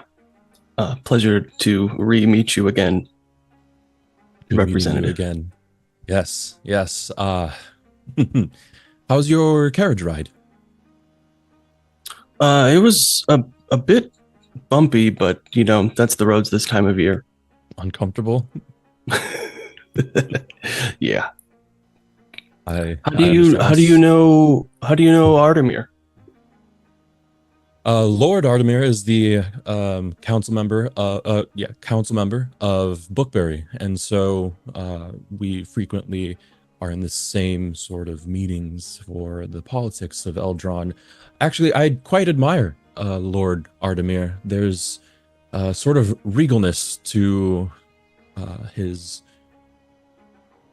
career.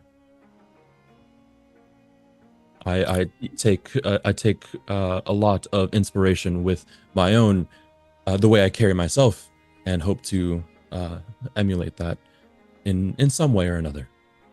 You would do well to emulate the Lord. He and his predecessors have done a great service to me and mine. That is correct. You are reclaiming your nation, right? We've been able to grant you a house in lieu of what we were unable to do, and cede you your entire nation back, correct? Yes, yeah, we're trying to refound the nation, but it's definitely a dream worth working for and putting the time into, and we're very thankful to Lord Bookberry and the nation of Eldron for putting this up like this. Well, I know it hasn't been easy. If I know I'm just a assembly representative at the moment, but if there's anything I can do, please feel free to reach out, and I would love to talk more about it over some sort of meal at some point. I will keep that in mind. Thank you.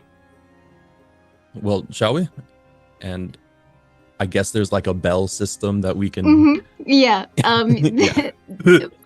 As you turn to the door after having the conversation on this threshold, you actually see that there is a very red-faced, pearly-eyed gnome just looking at the two of you.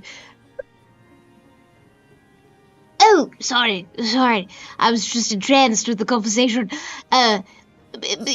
Council member Bookberry is on his way. Tea! I was getting tea. He immediately scurries off, just leaving the door wide open as Artemia actually walks into the foyer of this estate. Artemia, or Patch, I should ask, what do you think the Bookberry Manor, what do you think welcomes these two as they step forward into the foyer? What's the decor like? Ooh, interesting question. My gut instinct is to say, very much resembling like a real sort of old English manor house, but a lot of the sort of accented elements where you would usually find like smooth stone or perhaps marble are actually wood, and it's different cascading shades of wood. It's quite almost, I almost want to say exotic in a way, but it's probably not the right phrase. But there's also like quite a lot of vines growing around the outside of the building as well. It definitely stands out compared to a lot of stately homes in Eldron. I love that. Amazing. Well, the three of you stand in the foyer of the Bookberry Manor. My lord Azaran, and of course, Representative Quilton. The halls of Bookberry are made both warmer and happier by your presence here. We are I trust member. Thank you. We are humbly I trust your travel was well. Welcomed. Of course, yes. I believe we are momentarily enjoying tea and breakfast in the library, if you'd wish to join us. Yes, that would be lovely. Well met. Great, that'll give time for Gwendolyn to arrive.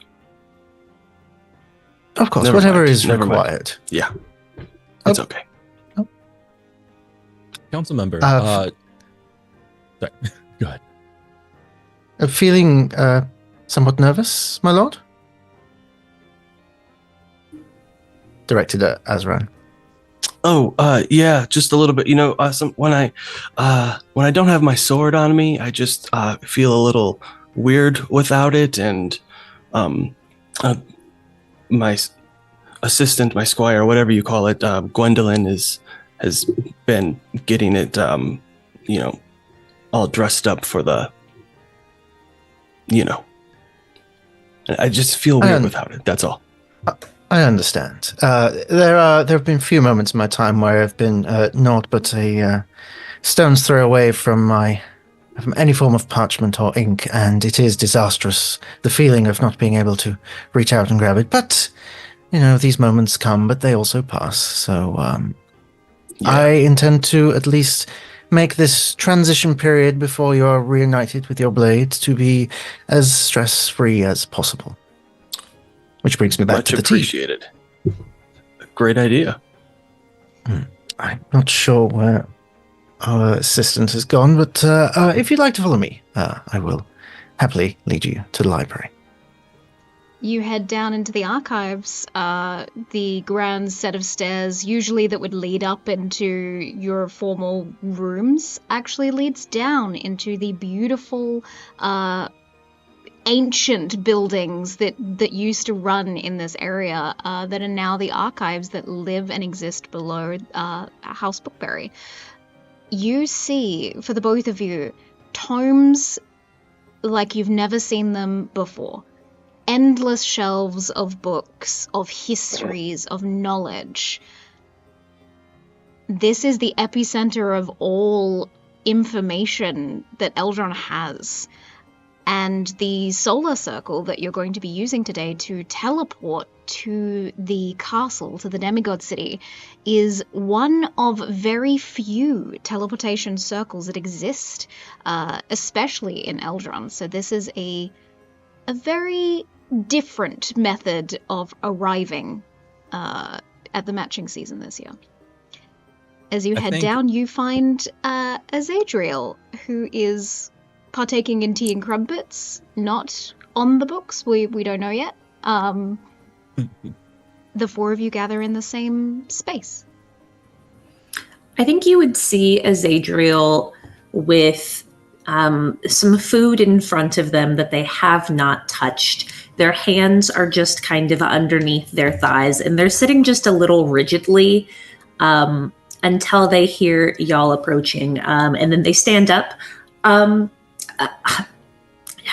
Hello, Lord Azeron, Representative Colton. Well met. God, as I live and breathe. Hello. Adriel. I did not realize we'd be joined by your presence today. It is a delight to see you. How was the journey? Good to see you again. The journey was as well as you can expect from a carriage ride, and I'll nudge Lord Azeran just a little bit. Yeah, you know the roads this time of year. Superb, excellent. It was wonderful, of course. And then I'm going to look at Artemir and say, humor. Oh, right. 1 second. He pulls out his little notebook and starts writing down. What, pray tell, that do in you mind. actually write down? What is it that Artemir took away from that? Because I'm curious. I'm gonna say discussing the state of local roads equals humor. Yeah, perfect. That's what I thought. Put his notebook back in its inside pocket. Food, drinks, and they'll kind of just gesture at where they were sitting. Don't mind if I do. And I make it a point. The Riom doesn't go for any food. He just pours himself a simple cup of tea, sips it, almost closes his eyes and almost enjoys it. Just a tiny bit too much for any real person to enjoy tea. Amazing. Excellent. I trust this was chosen by you, council member. There are many things in life that I deem myself an expert on. The acquisition and enjoyment of tea is certainly one of the few at the top, I would say. It's slightly floral and sweetened with honey from. I'm not sure. There's something there. There is something there indeed. I believe you find we don't like to give away all our secrets, of course, but I've found that the closest thing I can liken it to, which is rather strange, but I think it's unique in our own Eldronese way, a hint of petrichor. Petrichor. Okay. I'm learning today. This is wonderful. Every day is a day at school, as they say.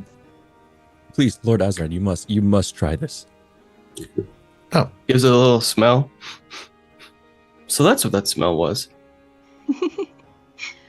As you sip the tea politely, you hear an odd sound. A spark up from within the archives.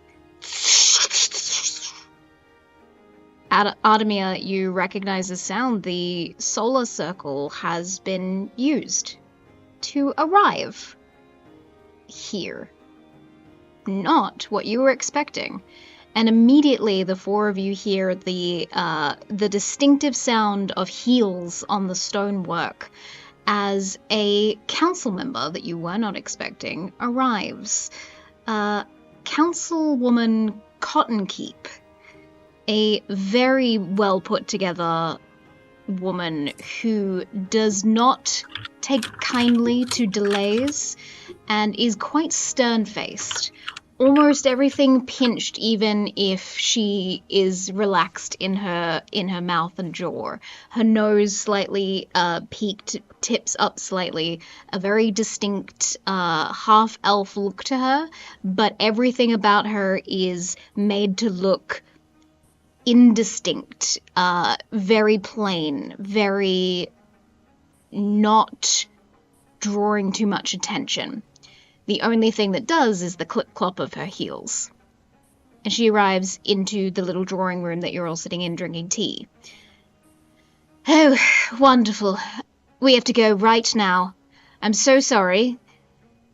Plans have changed. It seems as though they have made less accommodations for the Eldronese council members than was reported.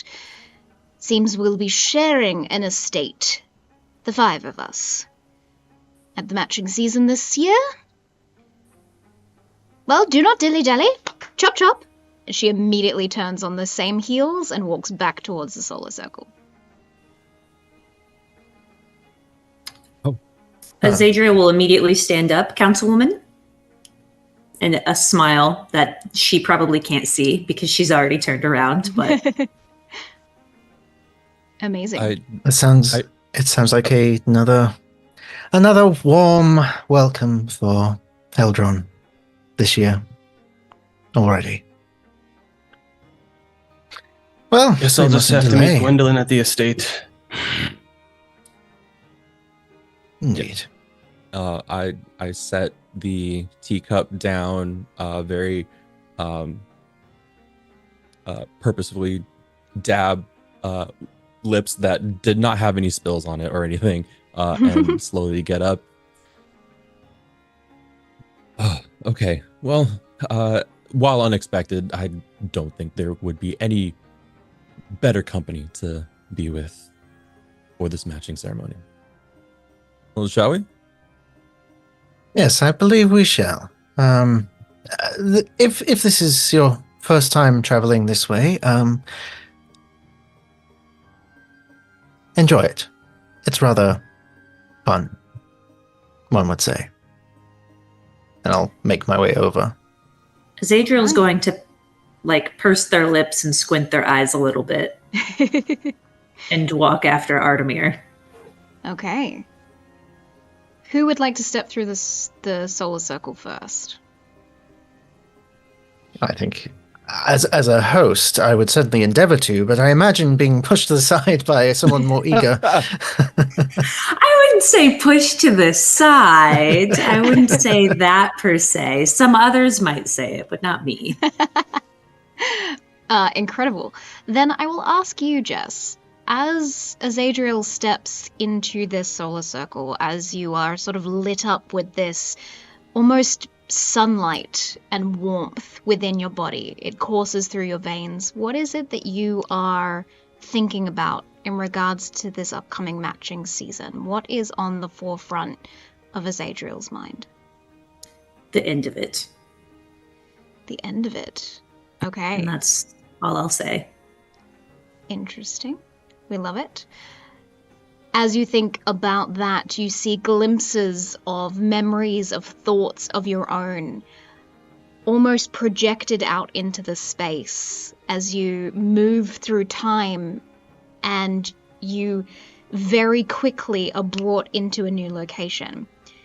You are very lucky that you did not step into the solar circle at the same time as anyone else, for your thoughts and feelings can often be shared if you do. You step forth into the estate that has been made, constructed by the demigods here in the castle, the floating city that resides above the 3 nations. There is what is known as the Ephemerals. It is a temporary housing district for the 3 nations, and they have crafted a street for the people of Eldron, which is Sage Street, and your estate, where you will be sharing with the members that you had tea with this morning. Your own room is sort of yours to claim since you stepped through first. Artemir, were you next in the Yes. lineup? I believe so. Amazing. You're used to traveling, or at least you have done in the past, through Solar Circle. What is it that you are currently thinking about in regards to the matching season? I think in contrast to the end, I think the beginning, Ademir is feeling somewhat nostalgic, so probably thinking back to being a young lad visiting that library for the very first time and imagining all the possibilities of what years to come might bring. And now he's here. That is beautiful. You hear and see the sounds and smells of your childhood at the same time as picturing and imagining the things that the matching season might bring, including but not limited to a potential match for yourself.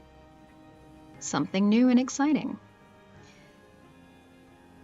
Riom and Azaran, you are left. Yes, of course. Go ahead. I have a question. Do we, standing at the basically the step before going, do we see these images, or is it just for the person stepping through the portal? It is sort of like if you imagine space travel or teleportation as you're going through it.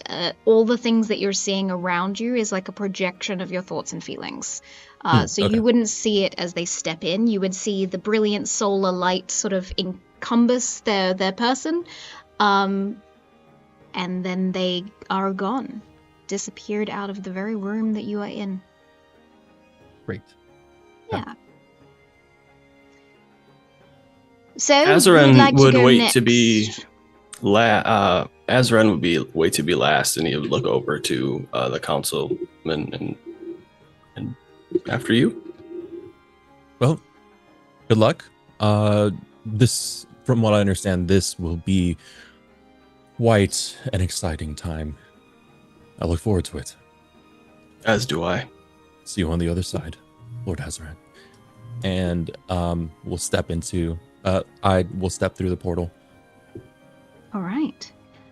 What is Riom thinking about? Not so much people, like not so much the end or the beginning, but the people.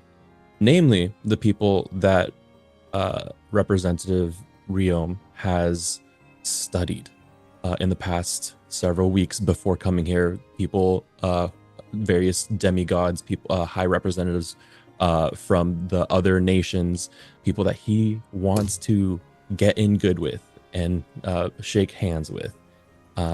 None of these people to him are potential matches. In fact, there's no inkling or need or desire to be matched with anyone. This is a networking opportunity, and he, as he's stepping through the portal, reviews the various people that he wants to meet over the next however long the matching ceremony takes, and they just flash all around him. And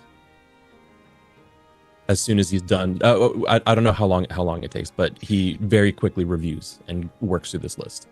Amazing. You see about 100 different faces of people that you definitely know are attending. One particular face keeps popping up a little bit more than some of the others.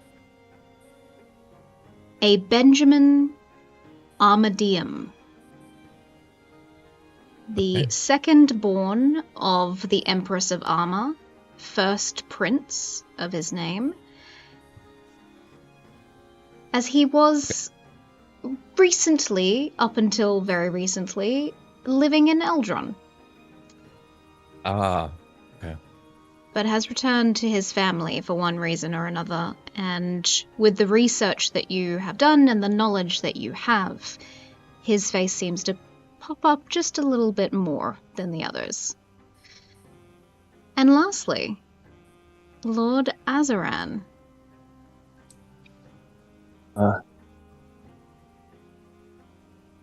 Azaran has a far off look in his eye as some bad memories pop into his head of the last time a solar circle like this was used, when he was young.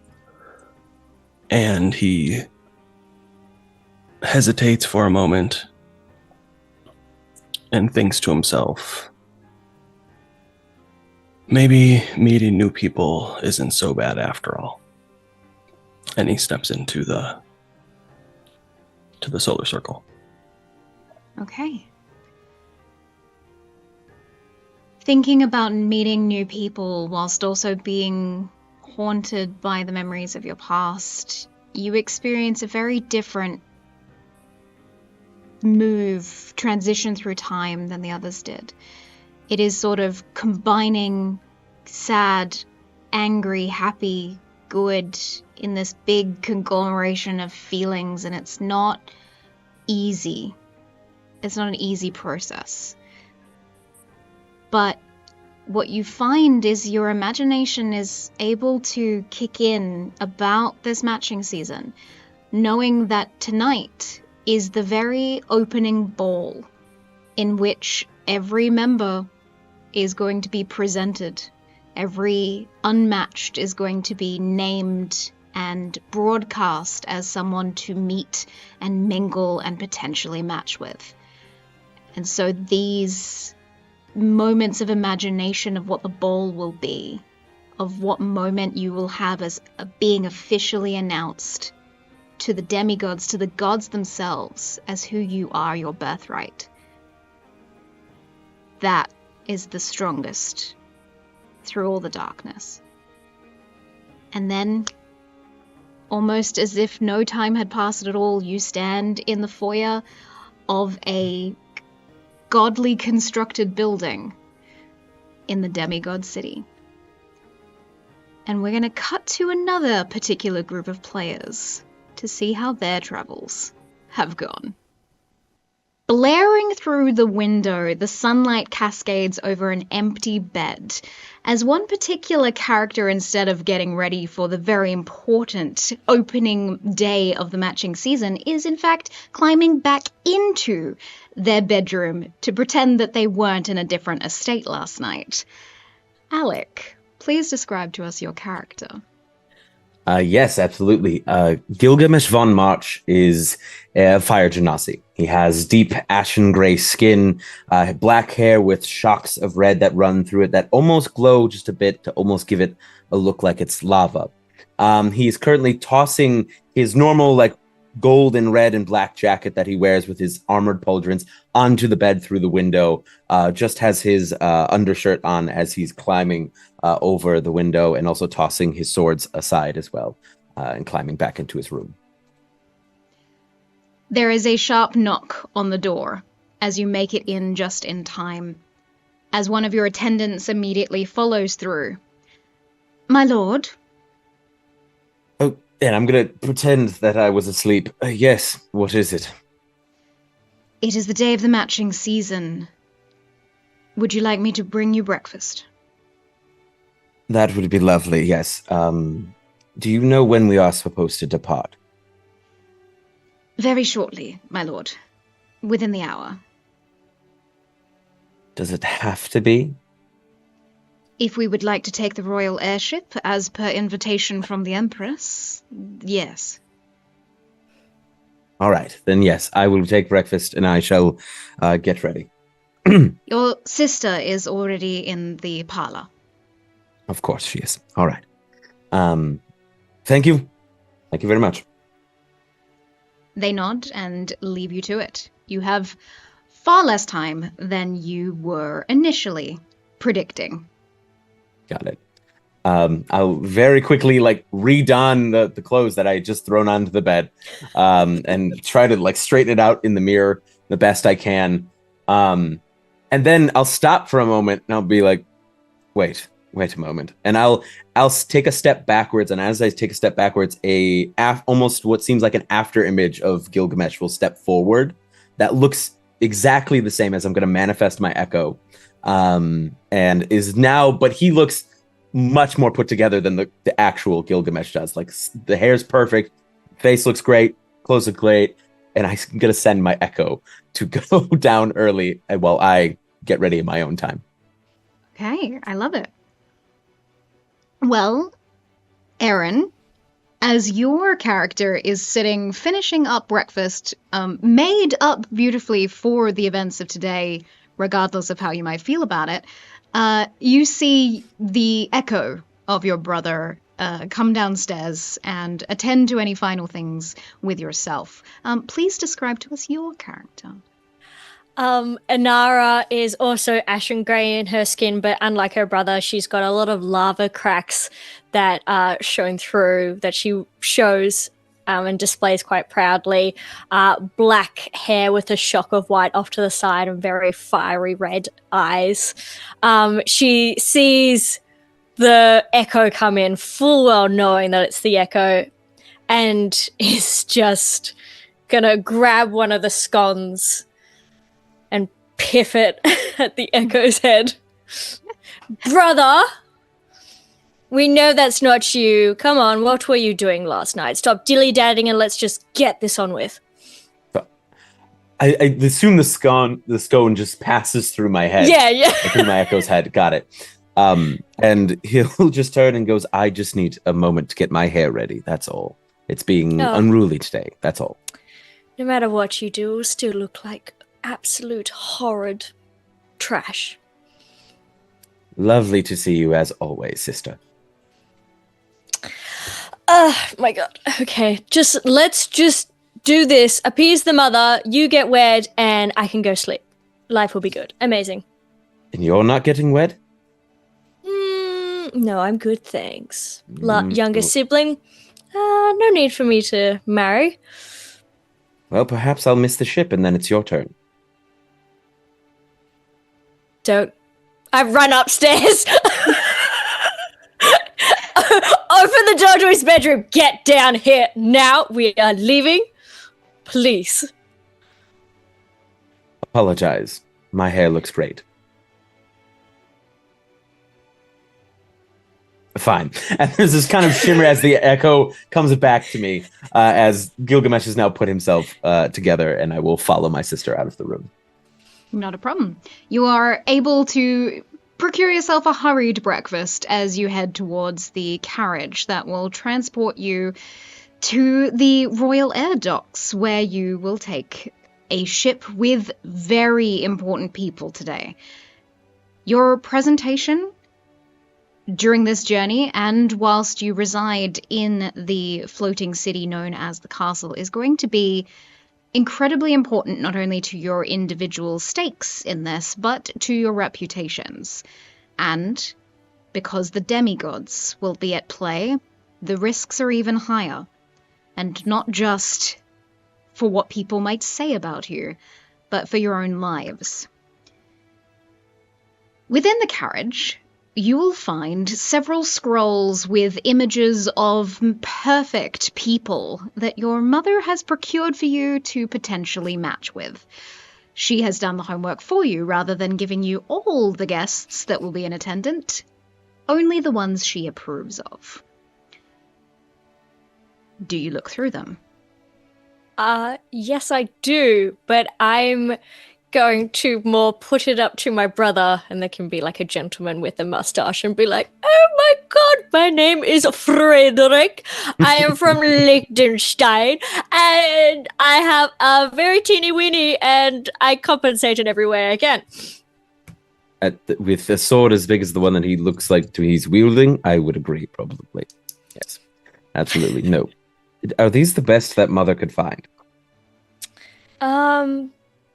Is she in the carriage with us? Before I say that, is she in the carriage with us? No, she is not. Okay. It is just the two of you. Got it. Is this the best that mother could find? Look, I think hopefully there'll be more actual options once. I mean, what are you even looking for in a person? To not be forced into a match? You know, to meet someone naturally. Don't you want to meet someone like a normal person instead of just being cobbled together with someone that your mother selected for you? I mean, I meet people every day. You know what I mean. Yes, I understand. This whole situation is appalling, but if one of us doesn't marry, God, there'll be hell to pay when we get back. I suppose. Are you sure you don't want it to be you first? No, I'm all good. Worst comes to worst, we just send your echo down the aisle, right? Does that legally count as a marriage? I believe I still have to sign paperwork. And also, remember, the demigods are there. So if I insult the wrong one by, not going through with what I'm supposed to, I'm sure I'll come back with a third eye or worse. I mean, the demigods are the only reason I'm going without protest. They're very curious, are they not? If beings able to smite you from the mortal plane are interesting, then yes. Quite like to be smited. That sounds kind of fun. she turns a little bit red. But she's also, her mother's put her into like this, hardcore Bridgerton frock, and so she's just really struggling to breathe in it. And I'm going to like pull out a dagger from my thigh, rip a slit in the side of the dress, and then burn off the edges to sort of make it a little bit my own. Wonderful. I love that. Well, as the carriage continues towards the dock, we pull away from that particular scene and we move across to a much more calm household. Well, at least for now, as a carriage pulls up outside of the Claymore estate. Maddie, you are within the carriage with your mother. Please describe to me your character. My character. Amina is in all different ways what seems to be very elegant, very princess-like, but she has a very hard head to her. She has beautiful long curly brown hair with deep brown eyes, and despite everything that has happened to her, she seems to be in good spirits. Your mother gives you a tight smile. I know this isn't what you wanted. Neither of us ever saw this coming, but it is very gracious of your cousins to not only include you in the family, but go with you to this matching season. I'm sorry I cannot come with you. Mother, it's fine. I'm sure everything will be fine. I mean, it's been a while since we've seen my cousins, and what can we do with the matching season anyway? So there's no good in to dwell on what has happened and just to put our best step forward. Agreed. I shall remain here at their estate, making sure all the paperwork and legality of your father's passing is notified. And then I shall build a home for us here in Arma, so that when you return with a match, or an estate of your own, perhaps, then we can take it from there. I do hope you take time to take care of yourself while I'm gone as well. There's no need to rush into anything. Of course. Well, we're here. We should probably get out of the carriage. Yeah. It fixes her hair and tries to look as presentable as possible and opens the door and takes a step out and holds out a hand for her mother as well. Your mother exits out of the carriage looking every bit as regal as yourself, but with deep lines in her face and bags under her eyes, even underneath the makeup. You can tell that the grief and the lack of sleep your mother has been having is taking its toll. She walks with you to the front of the estate. And inside, two particular sisters are getting ready for the first day of the matching season themselves. Rin, could you please describe to us your character? Yeah.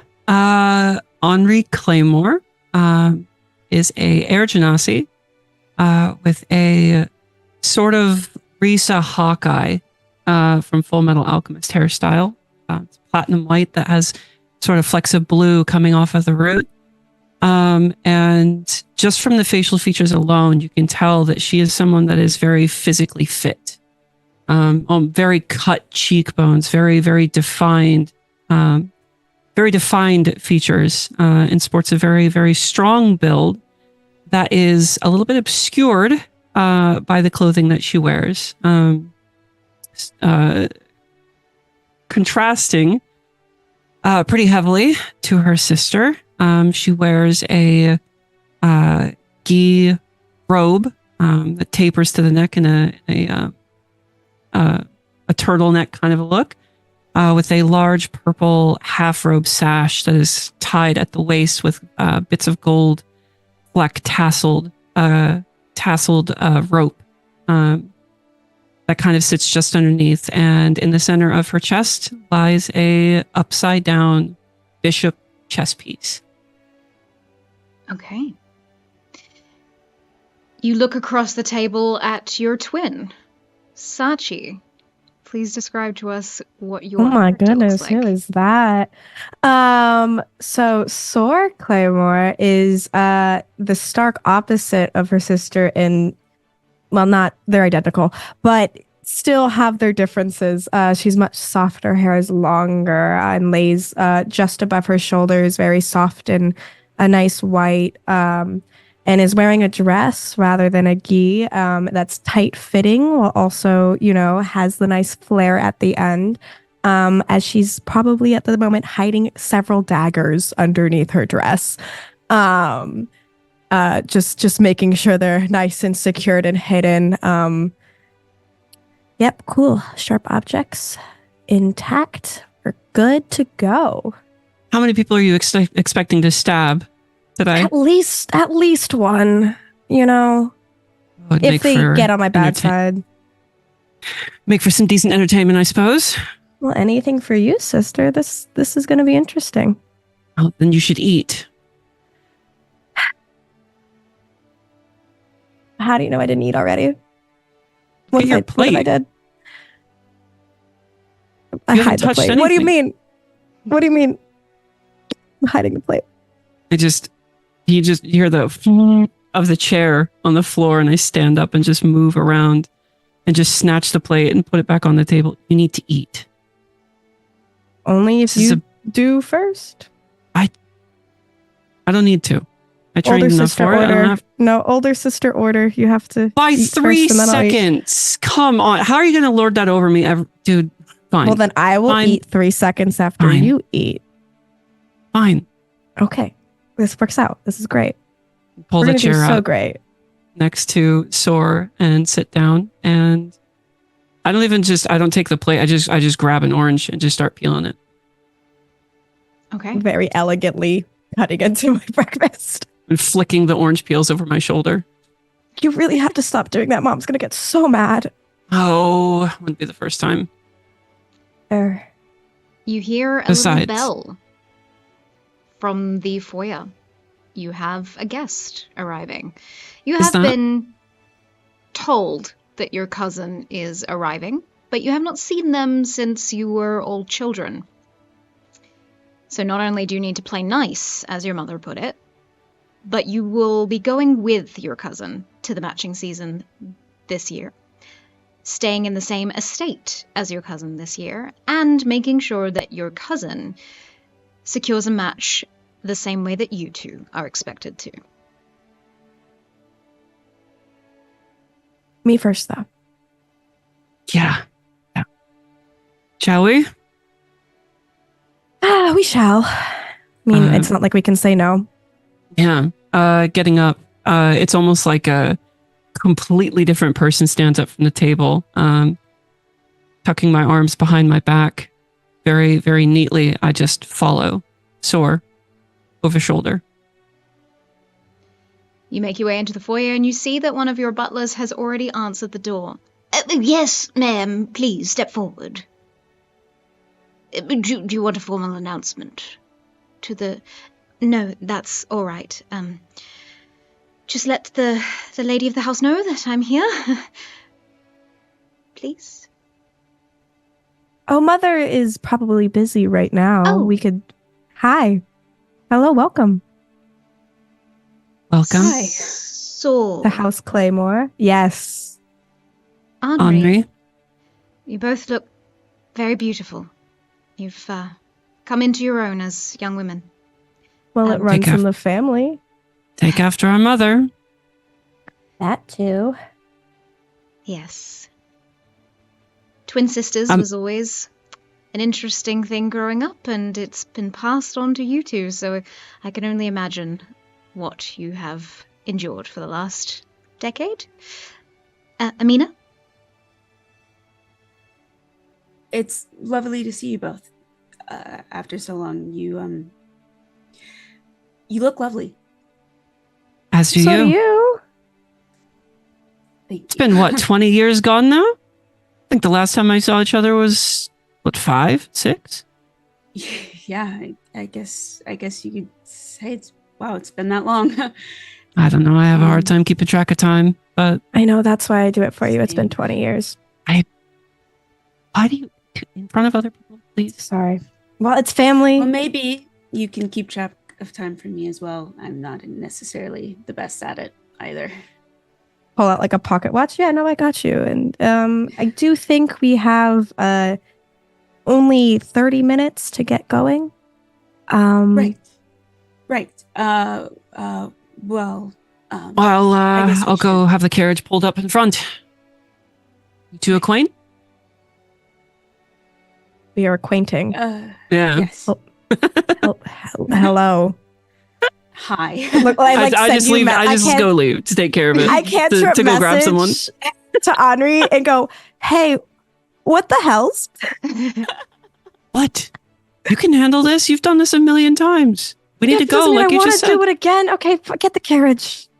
I'll be like 5 seconds. Yeah, and that's a lie. Just, I basically just disappear. Like, you look and you look back, I'm gone. She does that. Your mother gives a polite nod to the both of you and says, I shall go and find my sister.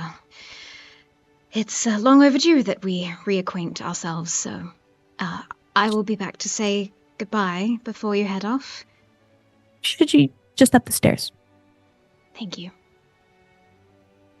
Leaving the two of you alone in the foyer with a very awkward-looking butler just looking anywhere but towards the two of you two.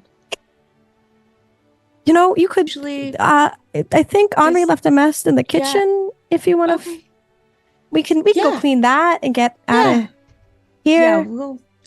Okay. Lead her into the dining room where Henri has left a mess. As soon as we're out of the butler's eyesight, I whisper, "Does he always hover?" Yes. He does do that. It's kind of the worst. We did like playing pranks on him as children, so that might be why. He's got a watchful eye.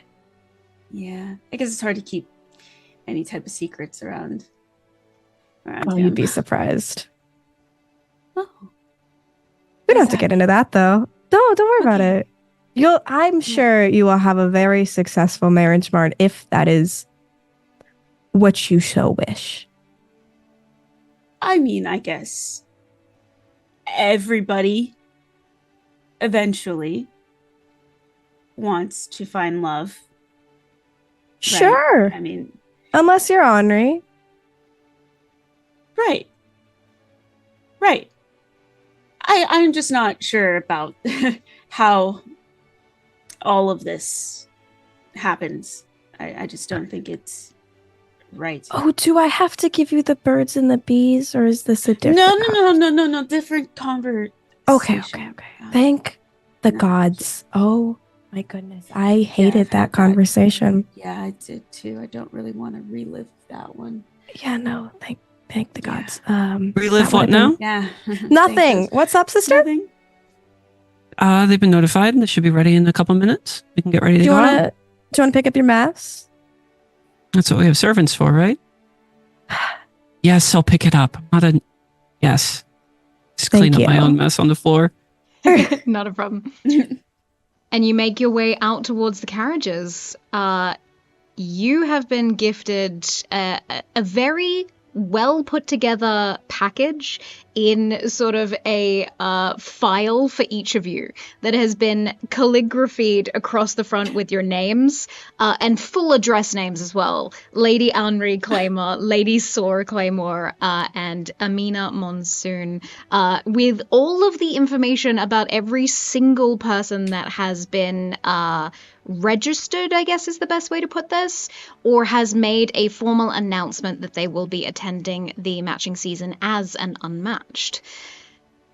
You are able to flick through photos, documents with portraits of each of the people that you may be meeting or romancing or fighting in a gladiator pit, with as much information as your spies have been able to procure about these individuals as well. What their skills might be, what hobbies they have. It is extensive, but as your mother is very well known to collate information and keep information securely, she has provided the three of you with as much ammunition as needed. Can't say mother isn't a doting individual. This is her form of love. I'm gonna look for the richest bachelorette. Who's got the money? I'm looking at that list. Who's got the influence? Well, your mother has not shied away from adding in members of different nations.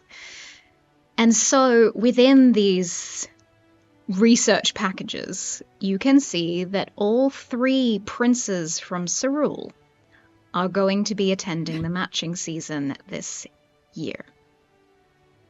You see Prince Tristan is the eldest, Prince Elian is the second born, and Prince Gideon the third born. You also see that the whole royal family of the Empire of Arma are also in attendance this season. 2 princesses, one of which is the heir to the throne of the Empire, the future Empress, as well as the 2 princes of Arma, Benjamin and Tia. Just making a list next to like I have like the docket, and then I have my own notebook that I pulled out, and I'm just taking not like super vigorous notes, but notes being like, yes, no, yes, no, absolutely not. Just like going through the list and like compiling like who I'm going to avoid and who I'm going to try to interact with. Wonderful. As you arrive to the royal airship, you see this cliff face with a large ship that's sort of docked on the other side of it, and many a carriage that is in the area with nobles of all backgrounds here in the Empire of Arma stepping forth, one of which is the von March household, a noble household that has not recently come into money, but is not one of the established noble houses of a century long gone. They are a newly formed house in the grand scheme of things. And you see, as per your information package, a Gilgamesh von March III and an Inara heiress von March exit from their carriage right beside yours. The 3 of you have a moment before getting out, because there is a bit of a humdrum as the royals also exit their carriage around the same time, as well as the Halberd House, House Scythe,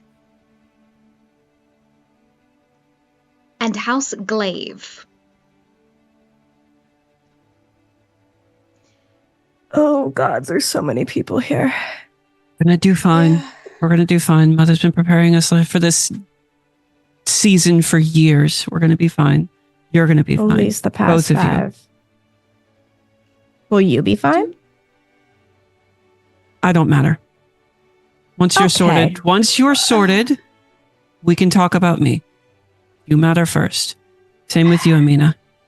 I know you just joined, but promise I'll take care of you just as I have my own sister. Well, that doesn't mean that we can't take care of you either.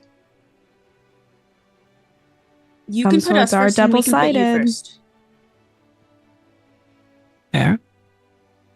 How big is the book that was given? It's sizably thick. Like, could I You pocket it? could put it, yeah, you Okay. could put it into a cloak for sure. I'm taking it with me, and I am any moment that I have, I am studying the shit out of that thing. I want to basically know it like the back of my hand. So Good to know, and good for AJ to remember that I need to now send you an extensive list of all of the Unmatched. Cool, thanks. Perfect. Which is beneficial since we do have a website where the audience can actually go and check out every single member of the Unmatched. Link in chat right now. Go and check them out, where you can also see how you can benefit these individual characters, whether by donating and gifting them a magic item, a magic weapon, or even a boon. But you can also influence rumors and bring the downfall of characters if you so wish as well. The three of you step out of your carriage. The air sort of brushing past as you take in the two beside you and give a curt nod. on March. Lovely morning. Gilgamesh is staring off in one of the directions of the other carriages, and for a moment just, oh, good morning. How are you? Hello, Claymores. So, Amina. Just nod. Yeah, Lovely to Amina's meet you. Still feeling awkward and new, and doesn't know how to speak to anybody but her cousins at this point. We'll get used to it. Yeah, okay. Is anyone else dreading this? You could say so. Excellent. I feel like we'll get along then. Definitely. I'm sure we'll all do wonderful this season. Nothing bad will happen to anybody unless they ask for it, or annoy me, or get in my way. I'm speaking too much now. How has your morning been? Gilgamesh is again staring off in the distance. Right. You otherwise predisposed, Mr. Von March? I'm sorry. Just taking in the sights. It's a lovely cliff. Lots of beautiful things to be seen. Oh, brother, but the sights staring at. Brother, the sights in front of us are also quite great. So please take in the whole view. Yes, of course. Yes, so you may roll a perception check to see if you can spot where Gilgamesh's eyes seem to keep wandering towards. Can I roll? Would you believe if I told you I just got a natural? Yeah! Amazing. Plus you can 6. see that as 3 ramps descend from the ship onto the cliff, they sort of trickle down like mechanics and then pop up into metallic stairs. And as the 5 of you politely ascend one of them, on the other ramp ascending with her family, a Kestrel Glaive, Lady Kestrel Glaive. being escorted by her husband.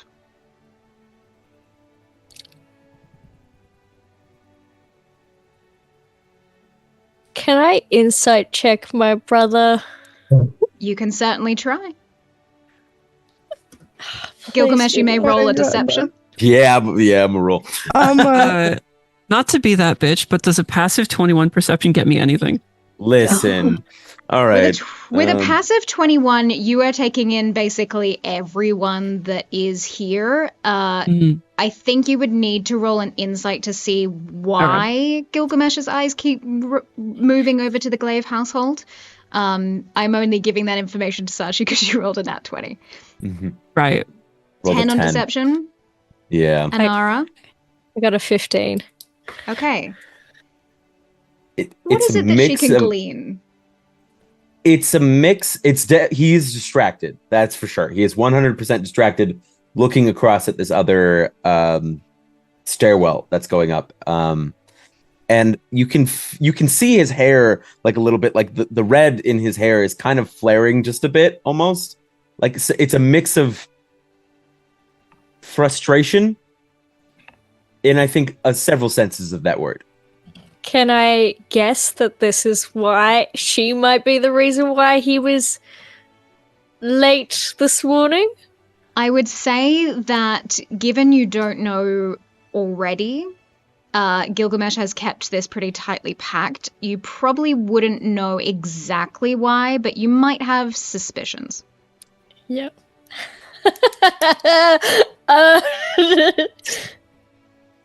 Intrigue. I'm gonna give Henri a look and then just look back like I didn't do it. You know, like very secretly go like, anyway. Out of curiosity, if my passive perception is 21 and I roll under that, does that just scale back up to the 21? How does that work? With perception, Yeah. So I would say that when you're rolling, it's more of like you're intently like perceiving. Right. Passive perception is like what you're kind of taking in the background. Like if I were to walk through a house with you and you weren't like actively perceiving what's in the house, and then I blindfolded you and asked you what you saw, 21 just means like you remember a lot that you saw and took in without realizing. So even if you get something like sorry to That's okay. ask this. So if I was to get like a 19, that wouldn't like.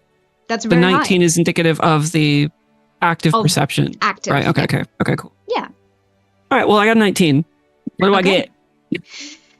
You can see every member that is in attendance currently is now on the deck of this ship as an announcement goes out to the lords, ladies, and lairds of this ship in attendance. We are promptly due to depart. Please make sure you hold on to your hats. You can see that the announcer is trying to be humorous and it's not quite landing with anyone that is in attendance. You see the 4 royals are sort of keeping to themselves at the back of the ship, not really mingling with anyone as of yet, looking a little nervous. Benji! Rude. You see the Glaive household with Lady Kestrel Glaive as well as her husband, Lord Brezza. And you can also see an interesting individual here, which you wouldn't have suspected, a 7-year-old girl who looks to be a combination of an air genasi and a half-elf. More elven features, but with her blonde locks sort of floating in the breeze. This looks to be the daughter of Lady Kestrel's older brother. It's very unusual for a child to be attending. Right. I just give Sora a little bit of an elbow. And a little bit of a shift on a little shift to be like, go. Okay, well, onto the ship we go. There's no Tend other to the answer child, than it will make than you yes. look good. Tend to the child, it will make you look good. Oh, yeah, no, yeah. Okay, kids. Good with kids. Yes. Yeah. I am, though, actually. I'll turn to Amina and just be like, you're a cousin of theirs? Yes, I am Mhm. with them for now due to reasons. She just arrived this morning. She's available on the marriage mart. So How is do you- he. Oh my god. Oh my Do we goodness. really need to start with this? We all are. The day is just it's just been begun. 2 minutes. It's been 2 minutes. Listen, our parents would be worse. How do you feel about the matching season, Amina? Well, I think it will be fun for those that it's meant to be fun for. Others, not so much. Good, you're in similar company. And he will, from his jacket, pull out a flask, undo it, and pass it. Oh, no, thank you. I don't drink. I'll pass it to my sister. Incredible. Well, they'll be Please fun. tell me it's fireball. It is. Henri just eyes the alcohol. Pass. Kind of shifting eye and just as sneakily as you can, but just like quick drink. Okay. Taps it back. Not a problem. The airship begins to take off, and the very short but picturesque journey gives a moment of final peace before the incredibly chaotic events begin to unfold. And in this moment, I would like to know what each of you are thinking. What is that clear thought in your mind, whether it be hope, fear, plan, strategy, as the demigod city comes into view, the castle itself. And the next 3 months await of trials and tests, challenges, balls, and revelry. What is on your mind? Let's start with Inara. What are you thinking about? I am just super curious about what's going on and what's the deal with the demigods, and so ready for chaos. And can already see how things will fall into place. I love it. The chaos brimming almost on your face as you look out. The mortal nations below, your future of shenanigans awaiting. Beside you, your brother, Gilgamesh, what is on your mind? So Gilgamesh, after we kind of share the drinks and we've had the journey, he's leaning against the rail and his eyes are locked on a certain person.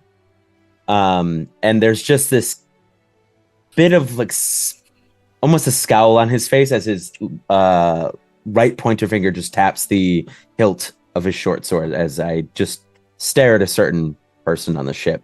And the idea of ruining that person's life is what he's thinking about. Interesting. Noted. I believe I know who you are talking about. Mm-hmm. And the others are distracted in this moment, so I will not reveal who that might be. Wonderful. Then moving over to Henri. She's kind of taken a step back as she kind of urged her older sister to try to win favor with the people around by tending to this child that is on this boat, which should not be here, or it's weird that, they are here. And is just kind of staring up at the destination that we're going to be making our way to, palming and sort of playing with the upside down bishop that hangs around her neck. And if you could see what was underneath, you might catch a small hint of like maybe you'd almost swear that it had some sort of a luminescence to it. But her face is steeled. And the fact that she now has someone else that she has to help take care of. And try and provide a future for. And because she knows that she's about to go into a lion's den. Not because she's been there before, but because she knows what kind of people surround her in the position that she's in.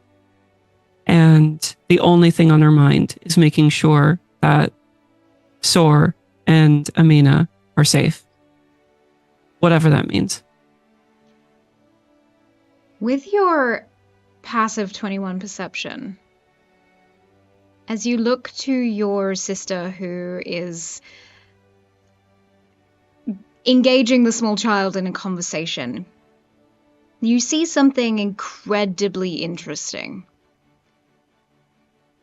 That around one of her fingers is a small little black ring. It is identical to one that Lady Kestrel is wearing. But not only that, tied to the belt around her beautiful bright red dress is an upside down pawn attached to the child. Sor. Sor's probably trying to entertain this child because she's also definitely confused as to why there's a kid here. Probably pulled out a lute of some sort to be like, hey, look, small child, music. And is trying to entertain those around her.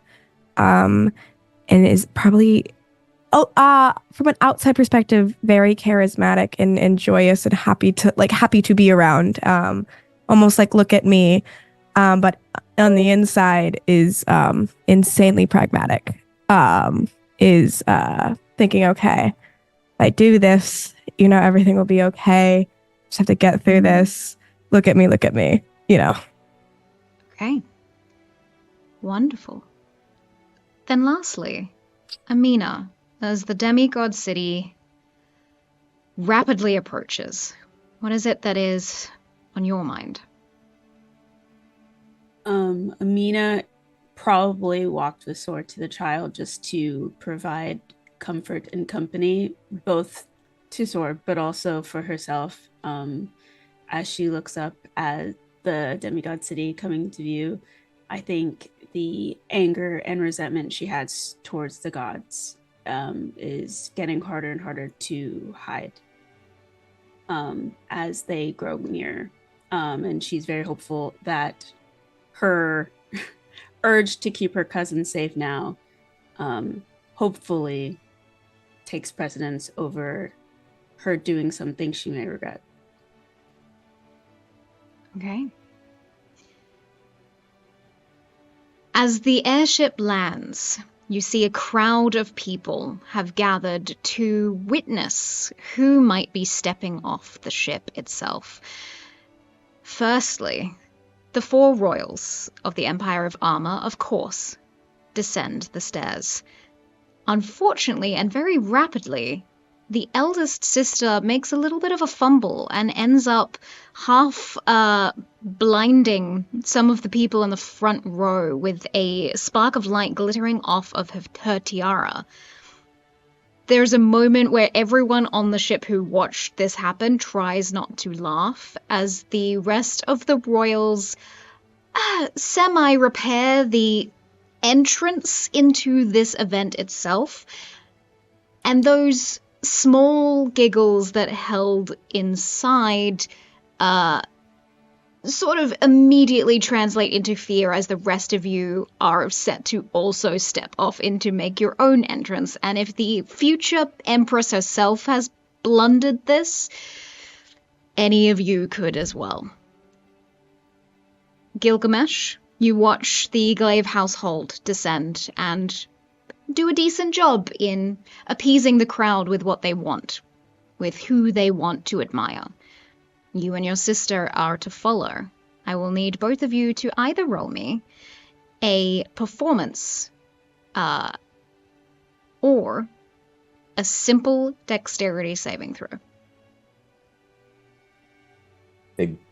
Okay, performance is marginally better. Okay, that's not bad. 15. 15, not a problem. Yep, for performance. Okay, for performance. And Inara? They're counting. I'm assuming it's high. You're muted. You're muted. But I think it's 22. I think it was 32. Oh, fuck. 23. Sorry. 23. So close. Amazing. Then, Gilgamesh, you offer your arm, as the gentleman that you are, to your sister, and the two of you descend the stairs, but your sister seems to be gleaning a lot more of the eyes and wonder from the people onlooking. You see that many of them are already noting down things on pieces of parchment, and you can see, or not the person itself, but what they're carrying, this large silver wand that seems to be recording as they sort of out loud in front of everyone around them are proclaiming their thoughts, sort of like a sports announcer. Gilgamesh von March III and his younger sister Anara Eris von March seem to be making a very decent first impression to the members of the castle.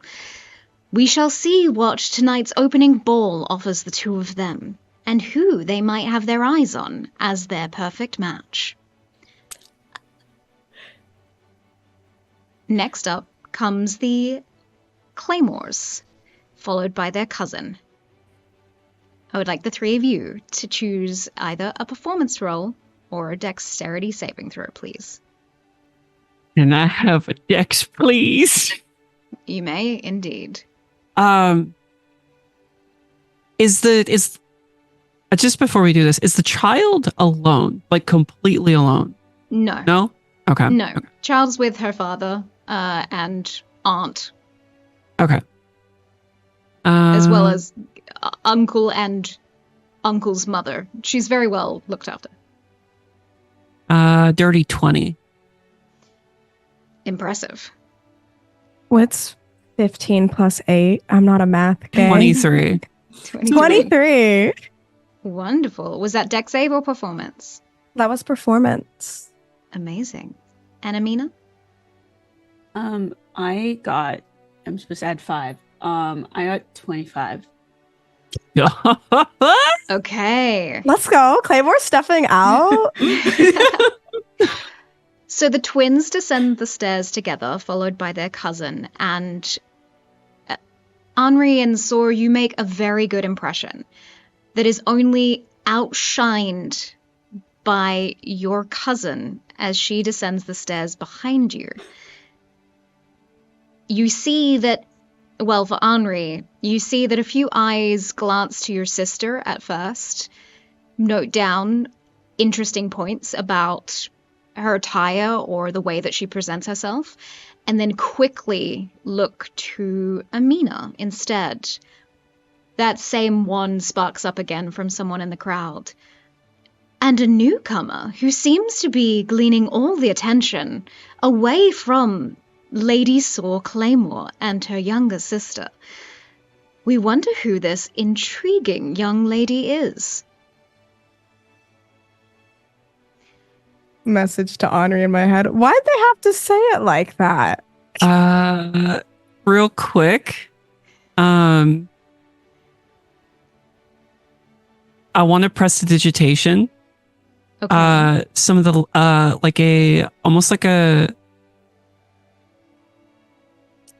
I don't know, like a glittering kind of light off of the off of one of the like ornate gold pieces that's sitting around Sor's neck. Mm-hmm. Just under my breath. Just do the act. Yeah, we'll do that. We'll just do that. Okay.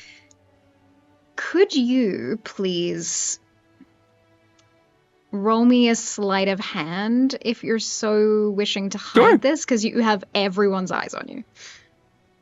Wonder why. Yeah, I wonder why. That's an 11. You You tried your definitely best. do cause this effect, but it is also noted that it was done through magical means. And you can see that some of the crowd immediately pass snide comments, or at least, start making assumptions that you're trying to outshine your cousin through magic rather than natural charisma. Reputations can be quickly built and quickly destroyed in this city. And not everything that people say is true, but they'll take what they want and they'll write it. Do I notice anybody writing anything of... This is going to be a bit difficult. I might dig us a hole here, but I'm going to do it. Do I notice anybody looking... Any looks of disdain? Can I meet anybody's eyes? Certainly. I guess. Why not? I'll make an NPC you make eye contact with. I'll create an enemy right here, right now. Yeah, right. Let's do it. Let's throw hands. What's up? I just want to... What would you It like would to be do? in character. Almost like anybody that's kind of doing a little bit of a judgy thing that I feel like is kind of giving that sort of vibe. I just want to throw daggers at their eyes.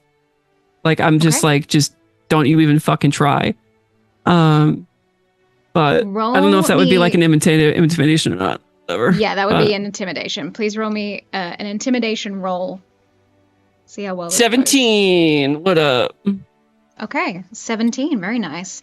This person immediately looks down as if caught, and you hear again the one spark up. Perhaps it is actually Lady Saw's sister that might get in her way this season, not her cousin. The matching season can be difficult to navigate, with rumors and gossip being sparked by the simplest of things. However, would we have it any other way?